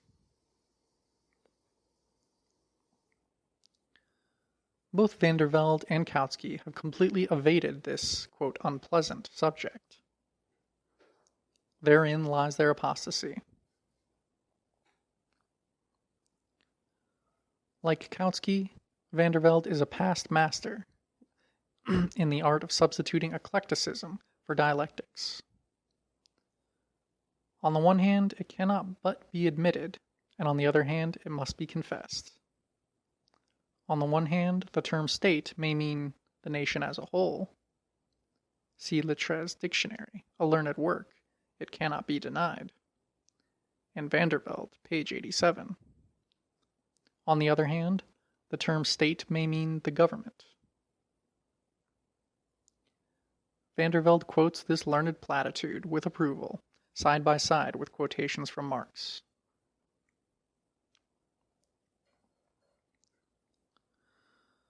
The Marxist meaning of the word state differs from the ordinary meaning, writes Van der Velde. Hence, quote, misunderstandings may arise. Quote, Marx and Engels regard the state not as the state in the broad sense, not as an organ of guidance, as the representative of the general interests of society. It is the state as the power, the state as the organ of authority, the state as the instrument of the rule of one class over another. End of quote.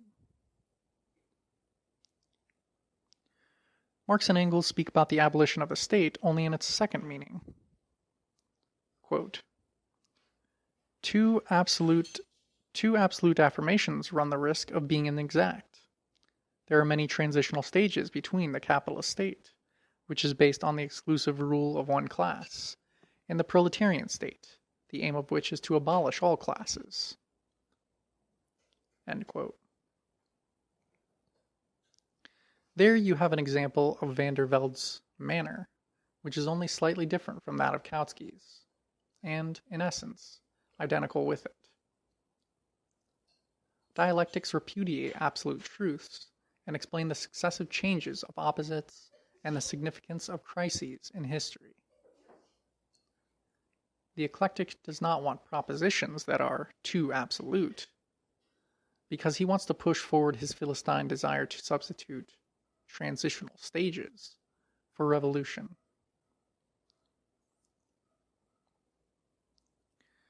The Kautskys and van der Veldes say nothing about the fact that the transitional stage between the state as an organ of the rule of the capitalist class and the state as an organ of the rule of the proletariat is revolution, which means overthrowing the bourgeoisie and breaking up, smashing their state machine.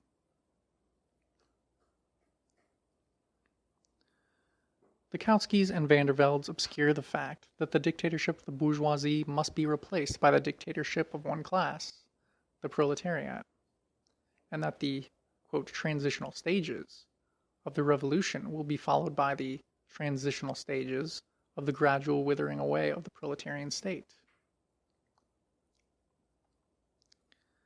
Therein lies their political apostasy. Therein, theoretically, philosophically, lies their substitution of eclecticism and sophistry for dialectics. Dialectics are concrete and revolutionary, and distinguish between the transition from the dictatorship of one class to the dictatorship of another, and transition from the democratic proletarian state to the non-state, i.e., the withering away of the state. To please the bourgeoisie, the eclecticism and sophistry of the Kautskys and van der Veldes blur all that is concrete and precise in the class struggle, and advance instead the general concept transition, under which they may hide, as 9/10 of the official social democrats of our time do, their renunciation of revolution.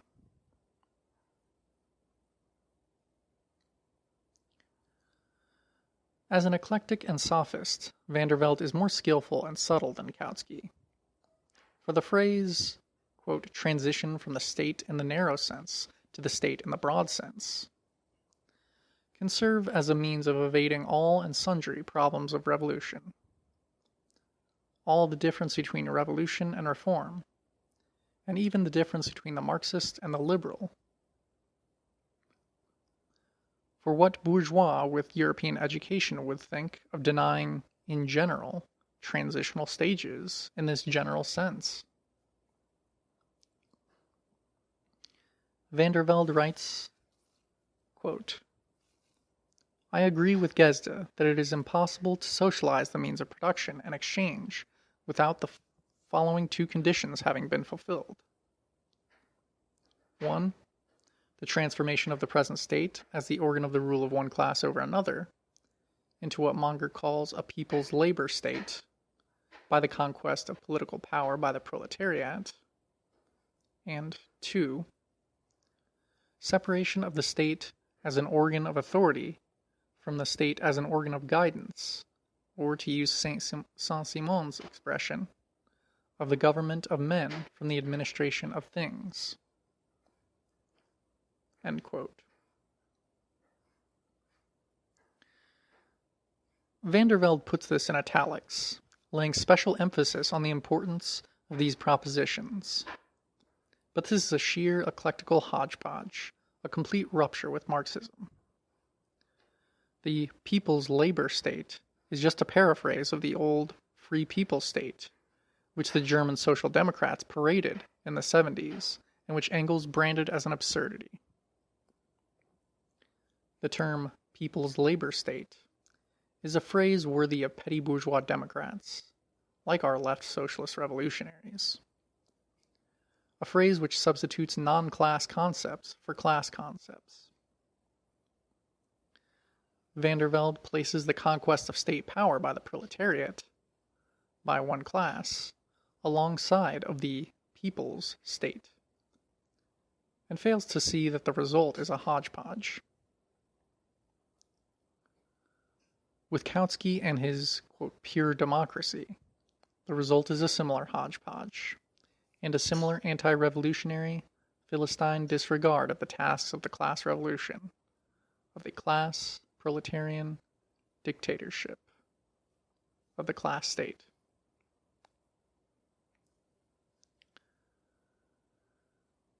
Further, the government of men will disappear and give way to the administration of things only when the state in all forms withers away. But talking about this relatively distant future, Vandervelde obscures the tasks of tomorrow, namely the overthrow of the bourgeoisie.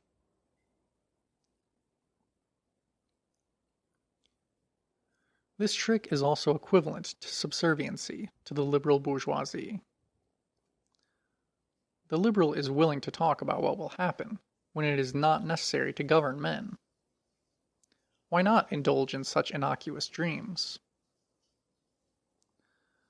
But about the proletariat having to crush the bourgeoisie's resistance to their expropriation, not a word.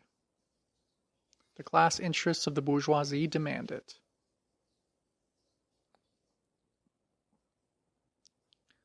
Socialism versus the state. This is Vandervelde's bow to the proletariat. It is not difficult to make a bow. Every, quote, democratic politician knows how to make a bow to his electors. And under cover of a bow, an anti-revolutionary, anti-proletarian meaning is insinuated.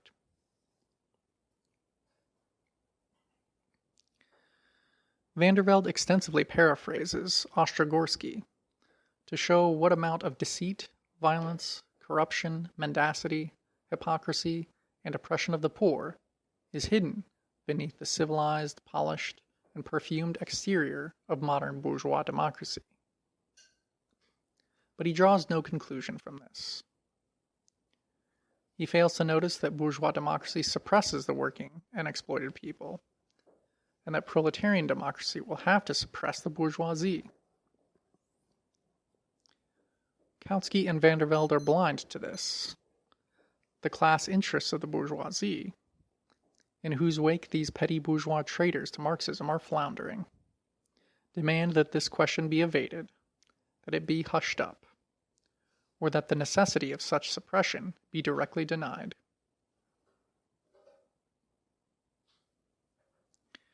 Petty bourgeois eclecticism versus Marxism. Sophistry versus dialectics. Philistine reformism versus proletarian revolution. That should have been the title of Vandervelde's book. End of section, and end of the proletarian revolution and the renegade Kautsky.